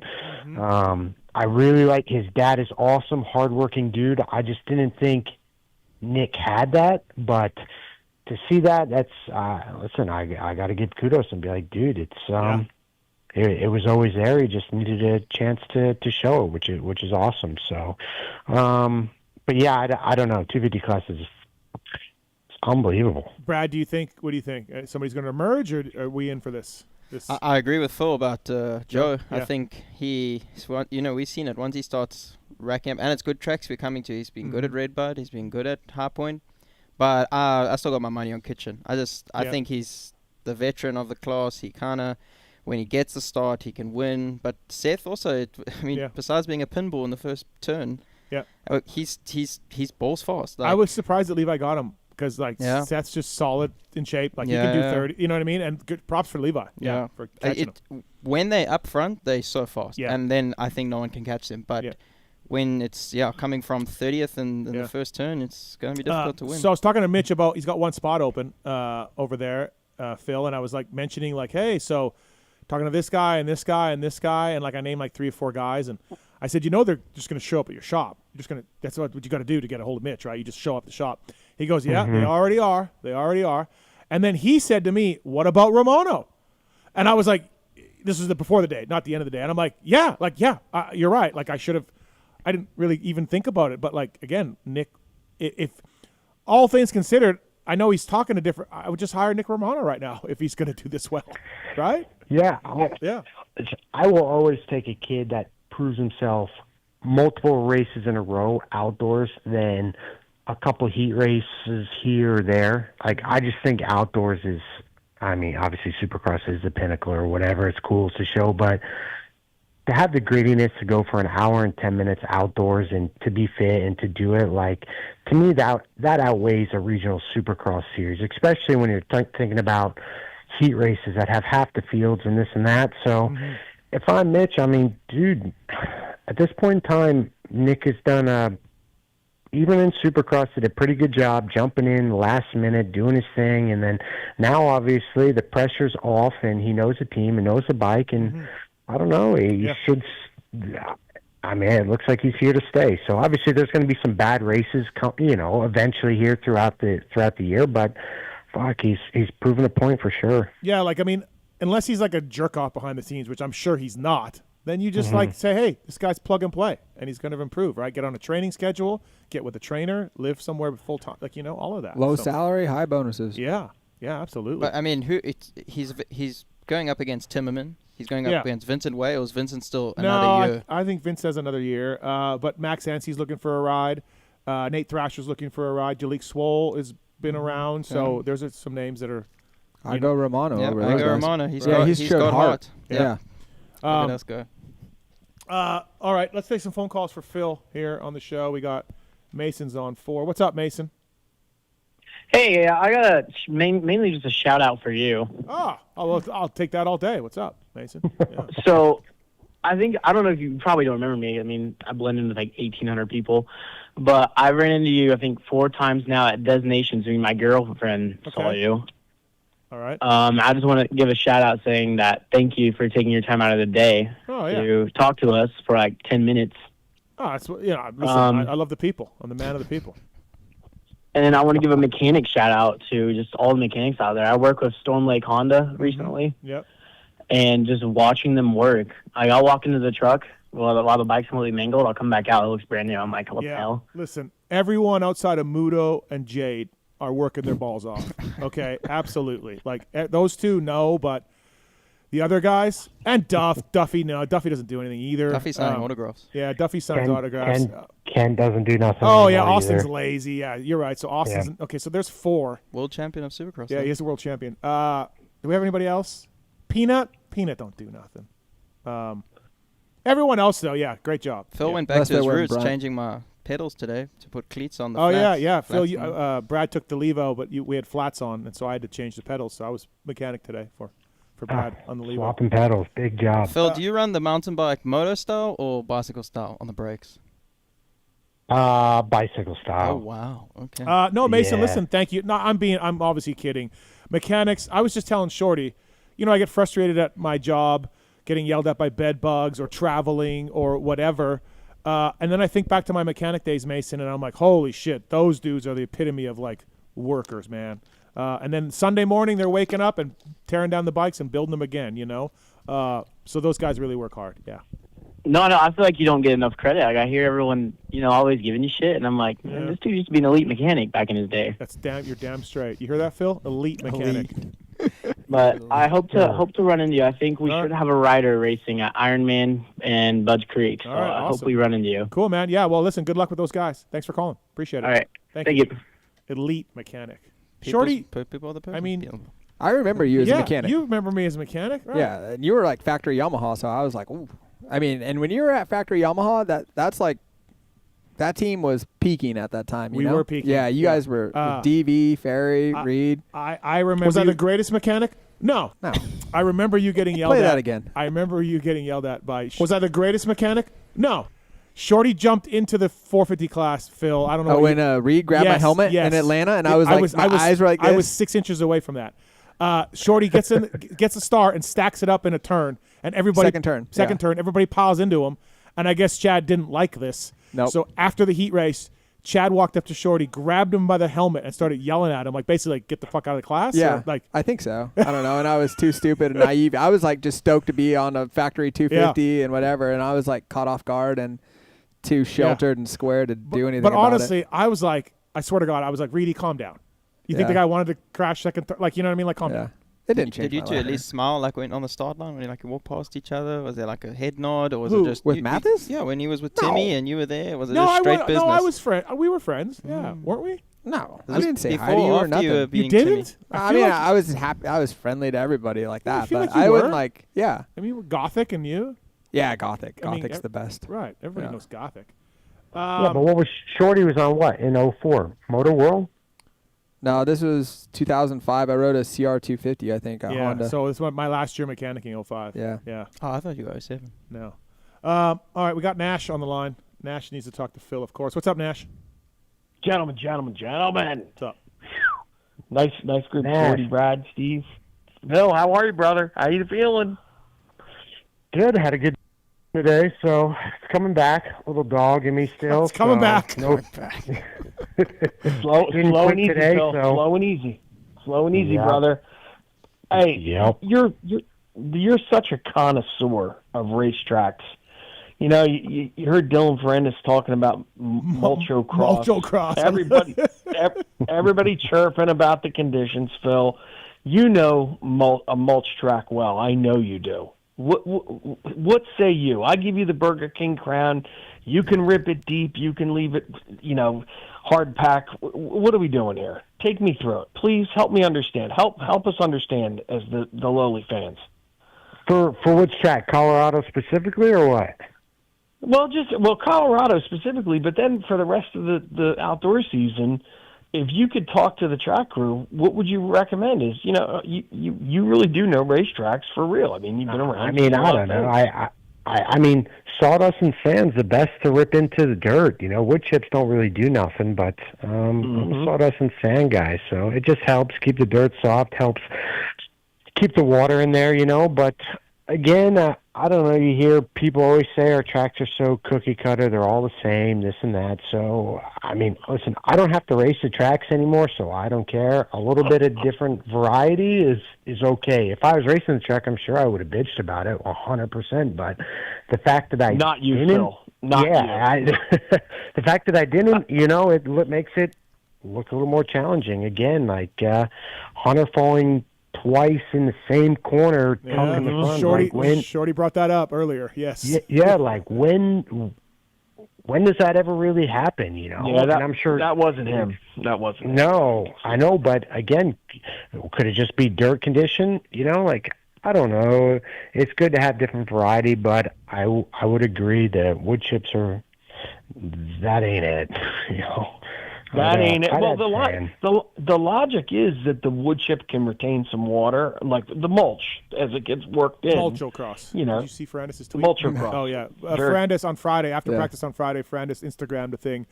What is this mulcho cross they're ruining our tracks. The term mulchocross was great. I thought that was awesome. French accent. Yeah, but when they just lay it on top, it kind of sucks. But, dude, Muddy Creek used to do that for the National back in the day, too. They would just dump it on there and leave it and then have us go do press day. And then over time, throughout the day, it would kind of like, get into the dirt. But you can't do it the day before. That's like a 2-week process. Shane Schaefer, I talked to Shane. He said he ripped it 4 feet deep. Come on, 4 feet. Come on. I don't know. He sent me a video of it. I mean, dude, a small child would fall in there and sink 4 feet deep. Come on. I think the worst track for wood chips was Binghamton, early 2000s. I mean, it was like GNCC logs. And that's funny you said that, Shorty, because I was about to say, I mean, Binghamton back in the day had some shitty wood chips on it. And then Colorado, with the snow in the winter and all the gravel on the roads, the street sweepers used to drop all that stuff from the streets at the track, and then they would gradually put it on the track. Really? It used to be like Lake Rock. That's what they would say, not Lakewood, Lake Rock. There would be needles in the sand or gravel, whatever, from the street sweepers. So there was all kinds of junk in that stuff. You'd get flat tires back in the day. And I noticed it was really windy on watching the race. The flags were flying. The jump faces before the first moto started looked like it was the start of the second motos. But I appreciate this. I like the variety in the tracks. The people can move around. It was tricky for the riders. Sure, they hated it, but I think it produced good racing. We saw, Shimoda was able to get around Romano. We're at Hangtown first moto earlier in the season. It took them how long to get around Romano? Forever, right? Minutes. So I think there was a good combo of ruts, some hard pack. The track was challenging.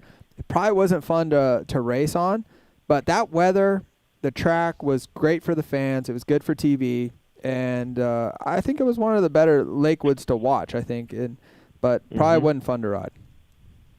Shorty, do you lean, when you race professionally, did you lean? Did you like it deep? I mean, not every track wants to be the same, and I hear the point that you're saying there, but what do you prefer as a rider and a racer? Yeah, I liked Redbud. I liked Millville, like stuff like that, but it didn't matter. I mean, dude, we need good races. I like that it's not, they always watered it so much because they didn't want dust for fans. And I heard maybe it was Steve or whatever, they're saying, well, maybe we can have a little dust and have a good track. That's Davey. So when John Ayers was running things, they wanted no dust, and that's where the wood chips really came in. And Davey was telling me, like, dust is okay, man. A little dust is fine. Like, that means that in the morning the track wasn't a mud hole. Yeah, it just needs to be safe. Yeah. I mean, the ultimate person or people to be able to say, like, hey, how was the track would have been Lucas and Sasha, because they ride some garbage tracks over there in Europe. Dude, I talked to Lucas. He fucking loved everything about everything. There was nothing he didn't love. He met Stu. He met Stu. He loved the track. He loved American racing. He's still in the honeymoon phase. Lucas Coonan had he's got the American dream. Dude, you could have said, "Hey man, I just kicked you in the balls. How was it?" He would have said, "Great, great." It was an American kick. He was so stoked on everything. So and they practice on some horrendous tracks, dude. like south of France in summer. Oh my gosh! I saw Fares posted one. Yes, in Italy now. I'm like, what are you riding? We showed up at Glen Helen one time. Reed went home. Yeah. He's like, I'm not riding here. Yeah. Like, I'm not riding this track. And I'm like, hold on. Like, this is not bad. And he went home, dude. Yeah. Can you imagine if he went to this track in Italy that Fares was? Camden told me 135, new tire for the second motor. Completely knobs gone in the middle. Yeah. No, you're right, Phil. Wow. There's some garbage tracks there that they ride on. Yeah. Yeah, so I mean, he should, Coonan should set. Then they set the standard. Be like, hey, if they say it's good, well, okay, it's good compared to everywhere else in the world. We're just spoiled, and we don't want all the tracks to be the same. No, yeah, that's the beauty of Colorado. It's different than it was in Hangtown. Yeah. Paula was Paula, right? And next weekend at High Point, it's going to be completely different. And hopefully there's no weather, which typically there is. It's they're all different. They all need their own flavor. We want to see the riders adapt and see them battle. So who cares? It was good this weekend. Thanks, Nash. Thanks for the call, man. Appreciate it. Hey, cheers, boys. Go get them. Have fun. Thank you. See you, Nash. All right, we got some more calls for. Oh, this one's a question for Shorty. Dots, what's up? You want to ask Shorty? Question? Yeah, so I'm a local Coloradoan, and I remember as a kid, Shorty showed up to Wild Rat, a local race, with like the big rig and everything. I was just curious how the hell he convinced the team to let him come to a local race in the middle of the season. Factory Honda rig? What? No, Motor World. Oh, Motor World. I didn't convince them. They convinced me. Oh, Paul Lindsay. Yeah, Paul Lindsay. He was promoting that race with John Murray. And dude, that was those were really good memories. I love that track. And Shondeck has that thing on fire right now. It's pretty cool to see. What's it called? Sorry. Wild Rat. It's right Wild next to, Rat. Yeah, it's right next to Aztec. That's where Donnie Hansen did all of his schools back in the day. Me and Josh Hansen spent a lot of time in the summer there. Oh. But it's a really cool track. Shit, I saw. He's in the hospital or something. Damn. All right, yeah. So it's a Motor World thing. Yeah. Thoughts? But good memories. Yep. Yeah, I got a quick story. So when I was a kid, I had these really crappy old goggles. I always wanted like the nice Oakley goggles, and I convinced my dad to finally get me some after I won. That was like my second week of having them. And I remember I was like sitting there watching you race, and my dad's like, "Oh, you should go get an autograph." So I grabbed my brand new goggles and I run over to you and had you sign right on the lens without any tear-offs on and ruined my brand new Oakley goggles with your arm. Oh, sorry. That wasn't too smart. But I still got them. They're awesome. All right. Cool, man. Thanks for the call. Appreciate it. Thank you. Hey, Phil, before ETHIKA, PulpMX 20 code to save at ETHIKA, by the way. You guys are really using this code a lot. Thank you, man. We have an affiliate program with them. And so whether you're buying socks or underwear or anything else, ETHIKA.com. I just used it. Oh, yeah? Yeah, but I messed up. I ordered boys, not men. Oh, boy. So I got size medium and boys. Well, you are a tiny little guy. He's got bungee smugglers now. Bungee smugglers now. So I want some ETHIKAs, boys. Hey, Phil, Garrett's coming up, and then we'll let you go. I know you got stuff to do. But ClubMX's Ryder Malinowski, dude, 1-1, wins his first Canadian Pro National. Yeah, I didn't see any highlights. I didn't watch it at all. I was stuck in Indianapolis yesterday. But good. Yeah, looked like he rode awesome. Cool. Yeah, him and Vincent Way had great battles. First moto and second moto was actually awesome to watch. I'm pumped for Ryder. I was really mad at him how he handled the situation at Calgary. He just kind of went into dipshit mode, made too many mistakes. But he had a good day's training at club last week and went up there, 2 good starts, did his job, and fuck, he rode good. He's got something in him that not a lot of kids have, and a lot of heart and work ethic. But I mean, he's willing to die for it too, which is good. So I'm pumped for him. So I consider him like another little brother, kind of. So it's rad to see. I honestly, I didn't have him 2 races in beating Kilroy and Renthal. You know what I mean? Like I thought he'd be in the mix. Like he'd be good, but to do 1-1 round 2, yeah. Yeah, I mean, last year he was getting, kind of a podium here or there and bouncing around. And then I think him doing the Canadian Nationals last year just, again, his trajectory went through the roof. I think just being able to learn what the national scene's like and doing motos back-to-back and kind of figuring all that stuff out, and then found an extra speed in Supercross and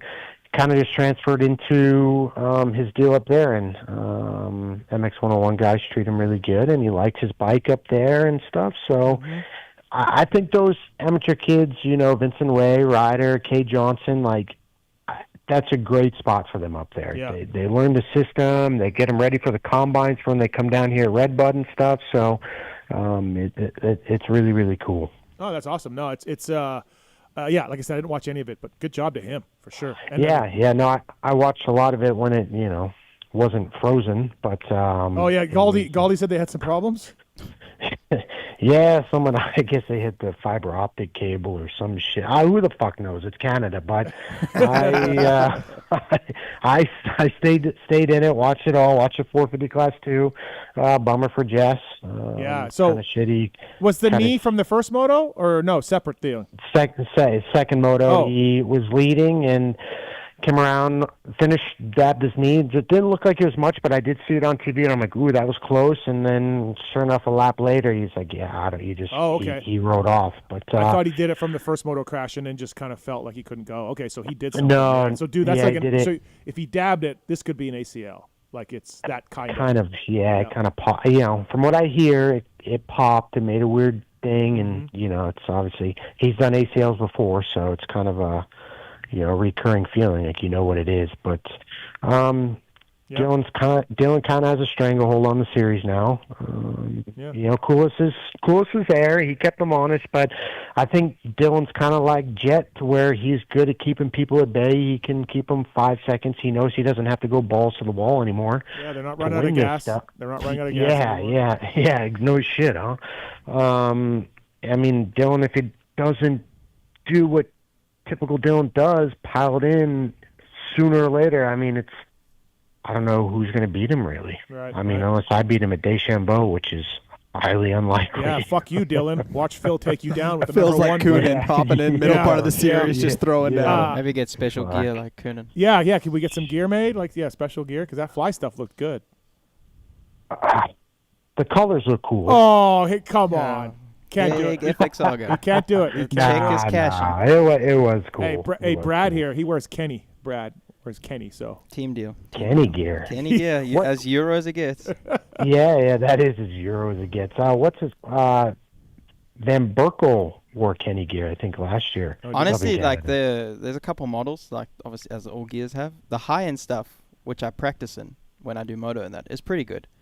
And the stuff we race in is a bit thicker. It's got a pocket to put some spare stuff. It's not bad. It's not bad. Their jackets are good for rally. Yeah, right? the rally jackets are really good. Super lightweight. Care about that stuff. All right, let's get the Briggs on 3. What's up, Briggs? Hey, not too much, guys. Hey, question. For the Deegs thing, I mean, he went to that section 6 times, obviously illegal, and then other riders went through it. Any reason why they either didn't put somebody there or notify the team, like, hey, like, he keeps fucking up. Can we, just at least notify him at all? Like, what do you guys think of that? Yeah, I mean, I guess, but also don't do it. Yeah. What do you mean, I guess? I like this guy. No, I mean, as a rider. Like, but if you're taking an official from somewhere else to move him there, so. Yes, there's a guy, like Jimmy's riding around the bike, right? Yeah. Go get one of those SpongeBobs and put it in. I mean, I guess. I mean, it's a problem, right? They already notified somebody. Why don't you send someone over there? I mean, it is pretty easy to write on the pit board, don't cut track. But this guy has a point. Like, it's a point, but I don't think it's a great point. But they fixed it totally for the next motos, right? They put a big windrow there and all that stuff. stuff. More stakes, yeah. They also, I saw they beefed it up with the skid steer. Oh, did they? Yeah, they put a windrow there, like with the dozer. I don't know like what they that cut means. A windrow, like when you doze it, and it puts the pile on the side. I'm not a dozer operator, dude, so I don't know what you're talking about. It's farm You're talk a motocross rider. Yeah, it's farm talk. No, this is. Come on, Phil. You're a motocross rider. Yeah. I guess they don't use a dozer out here on the West Coast. I'm not a big dozer guy. I don't get a lot of dozers, so I don't put in a lot of windmills or whatever. Windrow. Yeah. Thanks, Briggs. Thanks for the call. Appreciate it. Thank you. Thanks, Chad. Let's get Marchbanks on the line because I want to. Before we let Phil go, I want to yell at Marchbanks about something.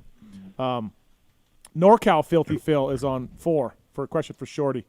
What's up, NorCal Filthy? Hey, how's it going, you guys? Thanks for taking my call. I just want to ask Andrew Short a question. I know you're from Colorado, but I know you're living in Texas. I have grandkids that live in Texas. I really want them to get on bikes. And so they actually live in Waco, but where can they go in between Waco and Dallas or Waco and Austin? Dude, Waco has a track, Waco Eagles. But, dude, the best way to get a kid on a bike is to go ride some off-road. They have the Torque series. It's super chill. There's no yelling parents. It's like a good vibe, and kids will have a good experience. Then they'll be motivated, have some of that internal motivation to get better. But there's tons of tracks. It's easy. Cycle Ranch has a Learn to Ride program. We have a cool track near us in Bastrop, River Oaks. They have Dirt Lab coaching. If you want to find a way to get a kid on a bike, it's pretty easy nowadays. And the main thing is, dude, I think it's great for kids to understand. They all want to be on the phones and the screens and whatnot, but there's nothing like the feeling of riding a bike. Everything else disappears. It's an addicting feeling, and teaches you to work hard and respect. You have to respect the bike, because if you crash, it's gonna hurt. A lot of kids need to understand this. Yeah, get on a Tenere. Understandable, yes, correct. They're minors. Both of them are under 5 years old, and so I want to get them on. Yeah. Go do off-road racing. Something, you know. All right. Thanks, Filthy Phil. NorCal Filthy Phil. Thanks, buddy. Oh, I got another question, if you guys don't mind. Question about the Ultimate Rider series that's happening. Haven't seen it at all. No. Slam Life Steel. I don't know what that means. SLR Honda. What's that? Oh, SLR. Yeah. Slam Life. That's their like slogan. Oh, it is? Mark Samuels. Yeah. Oh, I think so. I didn't know this. Okay. I just knew it was SLR Honda. Yeah. Yeah, so they're like doing they've been doing a series. I don't know. I saw episode 2 last night, and then I saw interview on another media guy's website. The winner of the Ultimate Rider. Anyways, but I'm just. What do you guys think about that? Is that legit? Is that guy like? I don't know anything about it. I mean, it's a legit team. It's a legit TV series, but I couldn't tell you the first thing about the competition or the riders or anything. I heard about it. And the only thing I know is that Preston Basefluke, he like signed up for it and did the whole. They had like 2 weeks no phone and at the end they had to race each other. And the guy that won the ride. That's as far as I know. But I don't know too much. Yeah, don't know. Phil, do you know anything about this? Phil? Yeah, I mean, it's just, I do, but I don't know enough to really talk about it. But I know some of the kids that are doing it and whatever, but I don't know how you really get picked for it. What I don't get is I heard about this in Anaheim or whatever, and then now it's June and it's coming out, but we should have already known who rode, who won. I don't know because it's June. Some guy named Carson. Oh, okay. Carson Brown. He's a winner apparently. I don't know. All right, we got to run. Thanks, Filthy Phil. Appreciate it. Thank you. All right. Bringing in our next guest here. Out of Cherubies USA, bringing you our next guest. Career best 450 motocross finish. Really ending the season strong in Supercross and then continuing it in motocross as well. From Monster Energy Pro Circuit, it's Garrett Marchbanks. What's up, man? How are you, G? Hey, what's up? What's going on? Not much, man. Thanks for the time. Good job this weekend, man. Thank you. No, I was pumped with that result. Phil, you should have saw him all over Prado in the second moto. Phil, he wanted him so bad. Trust me, I was watching it, and it took Weege and Stu a long time to realize Garrett was tied for a podium at that point in time. So if he got Prado, it would have put him on the box over Hunter and whatever. But, again, I'll give Jorge props as well. Him and Garrett dug. Like, it was a hell of a battle to see out on the track. So, Garrett, you made me laugh when you said, I don't know why I don't switch my lines. I just keep eating roost the whole moto. I don't know why I do that. Yeah, I don't know. I just sat there the whole moto just right on his butt the whole time. It was just eating roost. I'm just like, I mean, there wasn't much for lines out there, but if you tried anything out there at the track, you'd lose a second or two. So I just sat there the whole time hoping he'd make a mistake. He's questioning himself after the race, Phil, why he did this. But okay, I got a beef to pick with Garrett. And Phil, you can be the judge of this, okay? I like Marchbanks. I consider him a good guy. He's a good interview. Garrett, I don't know why, like after Daytona, when you had like a great ride, and then after this weekend where you have your best ride, I go and interview you because like you deserve it and you're crushing it. And Phil, all G does is complain about the tracks. He just had his best finish at Daytona, hates the track, goes on for 5 minutes with me about it, had his best finish at Lakewood, and it goes on about the track to the point where Schaefer texts me, Phil, and he's mad at Garrett for bagging on the track and saying that the guys didn't rip it. It's Phil, why doesn't Garrett just talk about his great race? Phil, why does he? I'm kind of happy that Garrett's, people are projecting hate onto Garrett now for him saying how he feels, which is good. It's not me. He's taking your crown, Phil, and turning a positive into a negative. It's great. Yeah. I mean, attaboy. I thought it was a great day, but I mean, if you can't prep a track properly, I'm going to dog on it. I mean, I think he needs to fix his work. I mean, he's sitting there sending a 3-second video of dropping the ripper. It's like, too late, dog. You didn't do that around the whole track. That's just, I mean, I call BS. I mean, do a better job with it. I'll stop complaining. And then same thing with Daytona. You were like, I'm like, great job, man. You crushed it. You rode great. This place is a fucking shithole. I don't know what they're doing with the track. And I'm like, I'm sitting there going, what are we doing here? No, I mean, I didn't think Daytona was that bad. I had fun on it. Brad, you listened to all my shit. Do you remember the Daytona interviews? Yes, he was lighting it up. And yes, he was. You've just got in the top 10. Like, dude, let's get stoked here. Yeah, no. He had to talk to the track builders at Daytona also. He's getting it off his chest. Phil, it's honestly though, with no Phil Nicoletti, maybe this is G's. Maybe he's the new Phil. They are friends. Their throat gestures are coming. Right, throat gestures are coming. I think they've come already. Maybe to Schaefer, it sounds like. So, Phil, can we coach him? Can we do some coaching? Or? Dude, you can't coach somebody that's uncoachable. I've been dealing with it since he was 12 years old. Not much is changing. Oh, gosh. Here we go. I've been dealing with it since I was 12. Hey, Garrett, when did you find out about all these penalties after the first moto? They come up to you and tell you? This is a good story, too. This is a good story. Yeah, let's hear this. I didn't know. I was told I got 5th. Yeah. And then when I went to pick my gate, I seen my bike come around 3rd. And, yeah, I was like, hey, I'm supposed to be 2 bikes behind. They're like, no, you got 3rd that moto. I'm like, oh, that's cool. And then Hunter said that Garrett was like, you just take it, dude. I don't want it like that. Be a man. Hunter's like, no, bro. Like, it's not how it works. Garrett's like, just take it, dude. Just take it. Like, I don't know. It doesn't feel right getting the podium that way. I mean, get it, I'd rather do it realistic. I mean, everyone's like, well, you still got 3rd. I'm like, no, not really. I technically went 6-6 on the day. I didn't do anything special to get the podium, so. Is there a third place moto bonus? Or? Yeah, I don't think so. Hunter was just like, no, man. No, I should take it. Yeah. I got penalized. You take it. I just love Honestly, it wouldn't matter anyway if Hunter did take it or didn't take it. Garrett was still going to roll around the first corner in 13th anyway. Right. Yeah, bro. No. That's what I thought. If you see both Lawrences line up next to each other, why wouldn't you just line up just to the outside of them? Because you know they're going to control the start and go inside, and you're not probably going to get the same jump as them. But if they control it, why wouldn't you do this? Like, I don't understand the logic here. Like, did that not cross your mind? No, Andrew, it did not. Nope, it did not. It did not. No, I was just looking for a straight line to the inside, and that was about it. Honesty. I was like, yeah, no, my goal was just to be up there as close as I could and just put my elbows up and just hit people in the first turn. Dude, you sound like Kitchen. Oh, yeah, I'm not too worried about the starts. I'm like, well, if you want to, like you should go back and study a few starts because this would have worked out brilliantly. Yeah. I don't know. Yeah. I really, Shorty, you're giving him benefit of the doubt. If he did start next to the Lawrences, he'd still be so far behind. Did you see Lucas? No, actually, I didn't see Lucas. Okay, but he was really far behind. Okay, he was really far behind. Okay, now put Garrett another bike like that.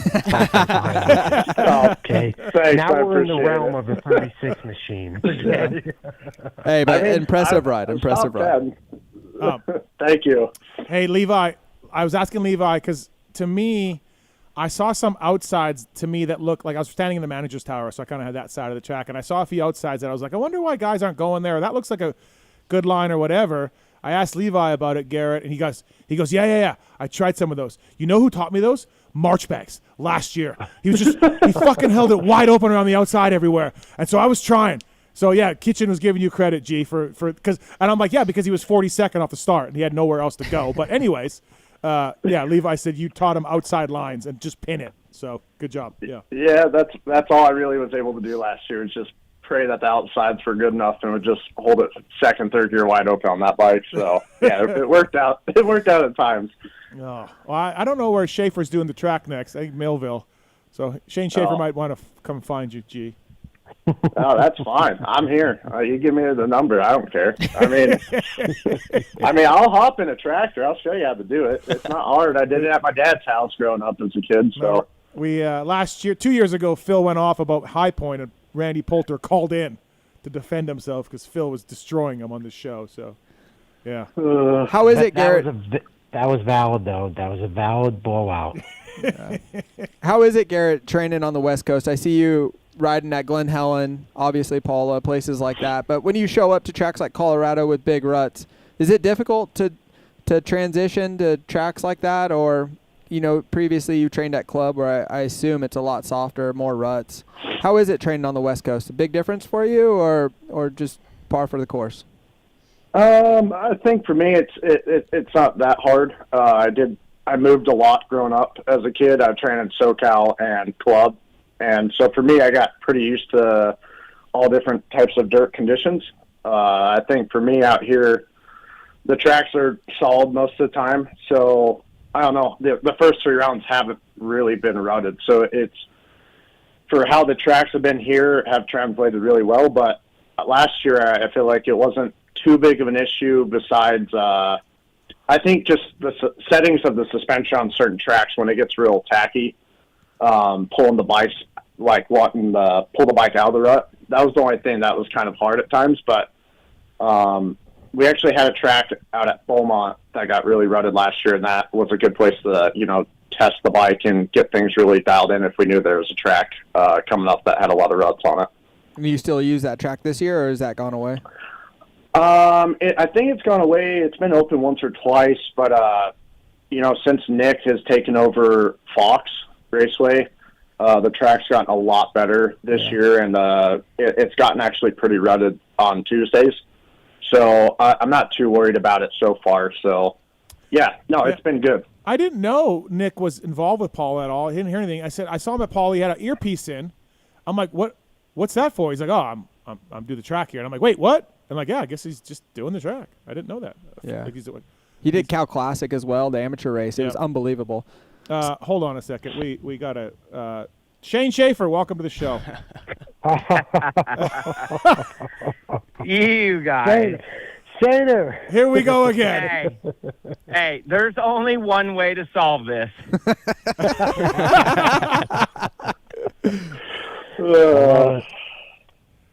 Garrett, Phil, both you guys show up to Millville and show us how to prep it. And you can lead Alex specifically on how you want it done. Or listen, vice versa. You put a snowcat out there, I have no problem grooming Millville. I'll have it done in fucking 15 minutes. Hey, you get the approval from Ferrandis, Motocross. But yeah, Garrett, I sent the video to you. Shane sent me the video, but I got to see videos of laps, not just a section. I want to see laps that way. Okay. Shane, he wants to see laps. Ripped. Hey, we can prove it. I think Garrett, you get rid of the tiller too. Well, if you that's rip what ruins up it. That's that what's deep, packing it. It's not 4 feet, it's 3 feet. And if you rip that deep, it rips up boulders of dirt that's been sitting there since the last year when we ripped it that deep. So you got to have the tiller to break up those bowling ball sized clumps that are hidden right underneath the loamy, fluffy surface. So, yeah, you got to rip it deep, but then you got to break all those clumps up. And we were doing laps. And, we ripped up the jump faces that deep. But when they sit there in the boiling sun on Thursday, Friday, 90 degrees, there's only so much water you can put in, during the day. And Shane sounds mad. Shane, it did seem like Shorty said it did. Guys were saying a lock attraction, very hard pack.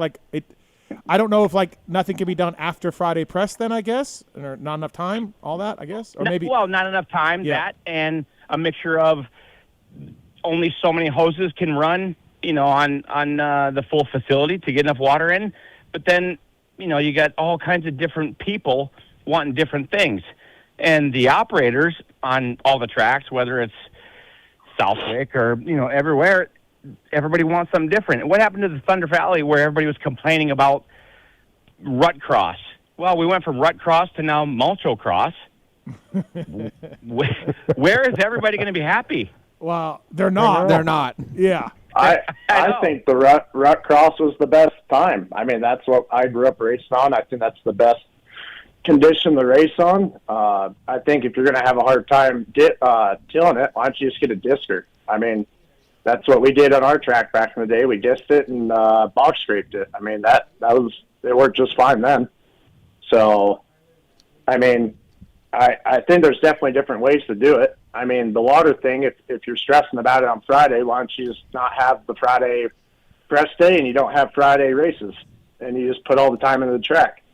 Yeah, that was the teams asked for that. Yeah, the teams Definitely asked for not that. ours. Yeah, the teams wanted the press for the elevation stuff, Garrett. That's why that was there. But yeah. I'm just talking in general, right. not just Thunder Valley. I'm just talking in general. I myself, I'm just watching, so I have very little skin in this game, but I don't like the rut cross tracks. I feel like too slow, kind of stuck in a rut, not a lot of passing, not a lot of moving. But that's just me watching it. Again, I'm not racing it, so I don't know. Like, it's just my opinion. I mean, and I'll be honest, I rode Colorado rut cross in 2015, and it was the gnarliest track I've ever ridden in my life. I'd rather take what was Saturday than Colorado when it's just fucking a million ruts. So, I mean, there's 69 ways to skin a cat, no matter what. I mean, Shane's in a shitty job. Any track builder is, because no one's going to be happy. But, yeah, it's kind of a tough spot. All right, well, we were texting Ross of Dirtworks about this, and he gets it. You know, he's on our side, but in the stadiums, and not everybody's going to be happy. So, you know, what we try to do is just make the best track for everybody. Last year, and I said this last week, we didn't pick up a water hose at Thunder Valley. This year, that's all we did was water. And obviously, it could have used some more, but just you know, the exact opposite of what we had last year. So nobody knows that, and there's only so much we can do in 1 week's time. Well, Jett called it shitty, Shane, on TV. God, dude, that's a little harsh. That's all right. You got a thick skin. Well, listen, Garrett and Phil, they'll be there. They'll be there Thursday at Millville. They'll see you there. Yeah, I will actually be there, Shane, early. So if you need me to, you know, do something, let me know. Yeah, Phil is working the event, I've heard. Yes. Yep. All I right, can be a Schaefer employee, Schaefer Tracks. Thanks, Shane. Thanks for calling. Boys. All right. Yeah. See you, Shaner. See ya. See ya. Yeah. Look at that. Gee, I didn't know he was I calling love us. Shane. I did talk to Shane. He called me after Hangtown because I was bitching about the first corner. Yep. And he was, you know. This show got you in trouble again? Is that what you're saying? Kind of. But no, Shane and I have been friends for many, many years. But he was explaining, like, how much time to actually have, you know. And then I talked to Alex and how much time he actually had on the start, when he had to be out there, when he had to be off, when they were allowed to water. The water crew left halfway through the, you know, the national or between one of the motos or before the red. Some weird fucking situation with the water crew, but like they're on a time limit with everything, and there's only so much work that they can do, you know. And then when you add in, you know, I get their point. Like they're there a couple weeks before, or you know, a couple days before the track, trying to reshape it and everything. Like, fuck, there's only so much time in the day, you know. And you know how hard it is to keep water, you know, when you're up in elevation like that. So all right, let's talk to Garrett some more. Hey, Garrett, your bike, how happy are you with it? What are you trying to work on going forward? Like, have you adjusted a lot since Paula? Because, you know, there's nothing like racing, right, to know how the bike's working where you're pushing that hard. How's the bike? Bike's in a good position right now. I feel really happy with it. After Paula, we made quite a few changes. I don't know. After Paula, I was really happy. We went to Hangtown, had a good result. Bike got better. We made a couple, you know, small tweaks after Hangtown, and yeah, got it even better for Thunder Valley. I feel like we're in a really good spot so far. You know, I think right now we're going to keep trying some things to get it better every weekend. But, I think right now we're in a really good spot. How bad is the power loss there? Like, what's it like? Is it, I mean, I know it's noticeable, but is it really noticeable? Like, how bad is it? Shorty, you can answer this too, Phil. Like, how bad is it? I think it's quite a bit. Yeah. I don't know why. Some years it's different than others, I feel like. But, no, this year, I don't know why. It just felt like the bikes were a little slower this year, but I mean, I think also is how they built the track on some of the areas with the rollers. There wasn't as much momentum in other spots. That might be why. I don't know. Yeah. Short. Yeah, typically, you change gearing or transmission, run different fuel, mapping, exhaust. There's numerous things, right? Did you make big changes to your bike, or what did you do? Yeah, so we did a gearing change. We also did the mapping, and I believe that was it. Didn't run a different piston or anything like that? Not that I know of, no. But yeah, no, that's pretty much what we tested on Tuesday. We confirmed it on Friday. It's funny because back in the day, people would boil fuel there, have issues, especially second moto on a hot day like it was we this ran weekend. pump gas when I was. Yeah, same. Honda, we cut it half and half. Yeah. Then they came out with the high temp stuff. Yeah. So I don't know. The 250s were smoking a bit. Shimoda was smoking. There was some smoke on some people. Garrett, are you? What are we? 2027 contract? Are we going to stay there? Are you Are you in talks? Does it look good? You know, what are we thinking for next year? Yeah, I mean, things are looking good so far. But yeah, as of now, we'll have to wait and see what's going on. Okay. Other question. We know your teammate there was trying a lot of new things, like Jamie from Twisted was in, different wheels, different forks. Are they giving you that option, or are you like, I'm good, like I don't need that? Or is Oscar, your crew chief, are they saying, hey, Garrett, like chase like this, or we think that this looked pretty good? Or is your bike, pretty much staying with how the in-house Cowie factory stuff? So we ran quite a few things with Jamie right after Salt Lake. Okay. Yeah, I really liked a lot of the stuff he was doing. We also tested some stuff after Hangtown for this weekend. It really helped the bike when we went up there on Friday. Mm-hmm. But yeah, that's about it so far. I mean, me and Oscar and Derek, and Brock, we've been in our own little group. We just I feel like we do our own testing, and we worked with Jamie. That was about it. That we really tested. That was with Chase as well. Okay, yeah. So the Jamie helped then. The twisted stuff helped. Yeah. Yeah. No, it was really good. Yeah, he was a big time help with all the stuff we did. How's it going with Tick? Training with Brock, of course. Yeah. No, Brock's awesome. I mean, it's cool to have a trainer and him as the test rider. So, if I'm feeling something or unsure of a certain part on the bike, he's able to go out there and ride it. So he's been a huge help with everything. And, I've been really enjoying it so far. He's a great guy. And what about all the noise with the Sexton stuff? Does that affect you? I mean, you're human, right? So you got to hear it. There's a lot of, like we already talked about it earlier, right? How do you deal with that? You just note it, observe it, move on, or really rely on Tickle to help guide that process for you, or you just don't care? Like, where are you at with that? I've talked to Brock at times, and we're both kind of on the same page. Just don't acknowledge it and just stay on our own, track. I don't want something that's going on there to affect me and my job. So, I just do my own thing, don't really pay attention to it. I try to help at times maybe, but for me, it's just, stay on track, do my own thing, and worry about myself.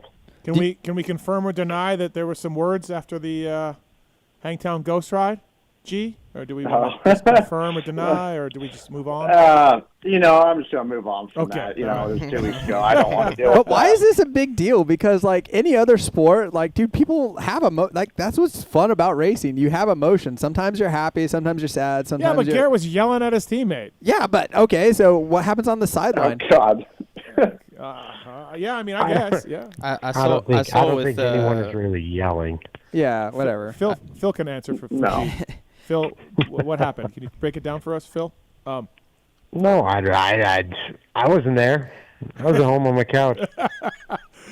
No idea what happened. No idea. Yeah. I think it's a really cool opportunity for Garrett. He has a massive opportunity with a high-level team, and he has a lot of momentum right now. So I think you have to be super stoked. Whether you're not stoked on the track or not doesn't matter. But it's like you're going in a good way, man, and you have a lot to look forward to. I think these next few tracks are more of an East Coast track, like you said, which you excel in with these big ruts. So I thought G on Club MX, the year he rode outdoors for Club MX on a Yamaha, I was like, dude, this guy's really good, and no one's really talking about him. Yeah. Like, I'm looking at Club MX bike, no offense, just Club MX bike versus factory bikes, and Garrett's out there just in the middle with factory guys. Yeah. I'm like, shit, man. Like, yeah, that was actually my one question for Garrett was, you did a year on the, like we said, on the 450 club bike. What is the difference that you're feeling, like, in terms of preparation, in terms of the people around you? Like, I guess the positives and the negatives are in everything. What are you just feeling different this year about, like I say, you've had the 450 experience outdoors, and now you're on factory Cowie. We all dream of racing for factory team, and now you are there. Like, just talk us through how that feels. No, I mean, it's a dream come true to be in the spot I am compared to where I was at, 3-4 years ago. And, to have the group of guys I do now compared to then, the bike was good back then.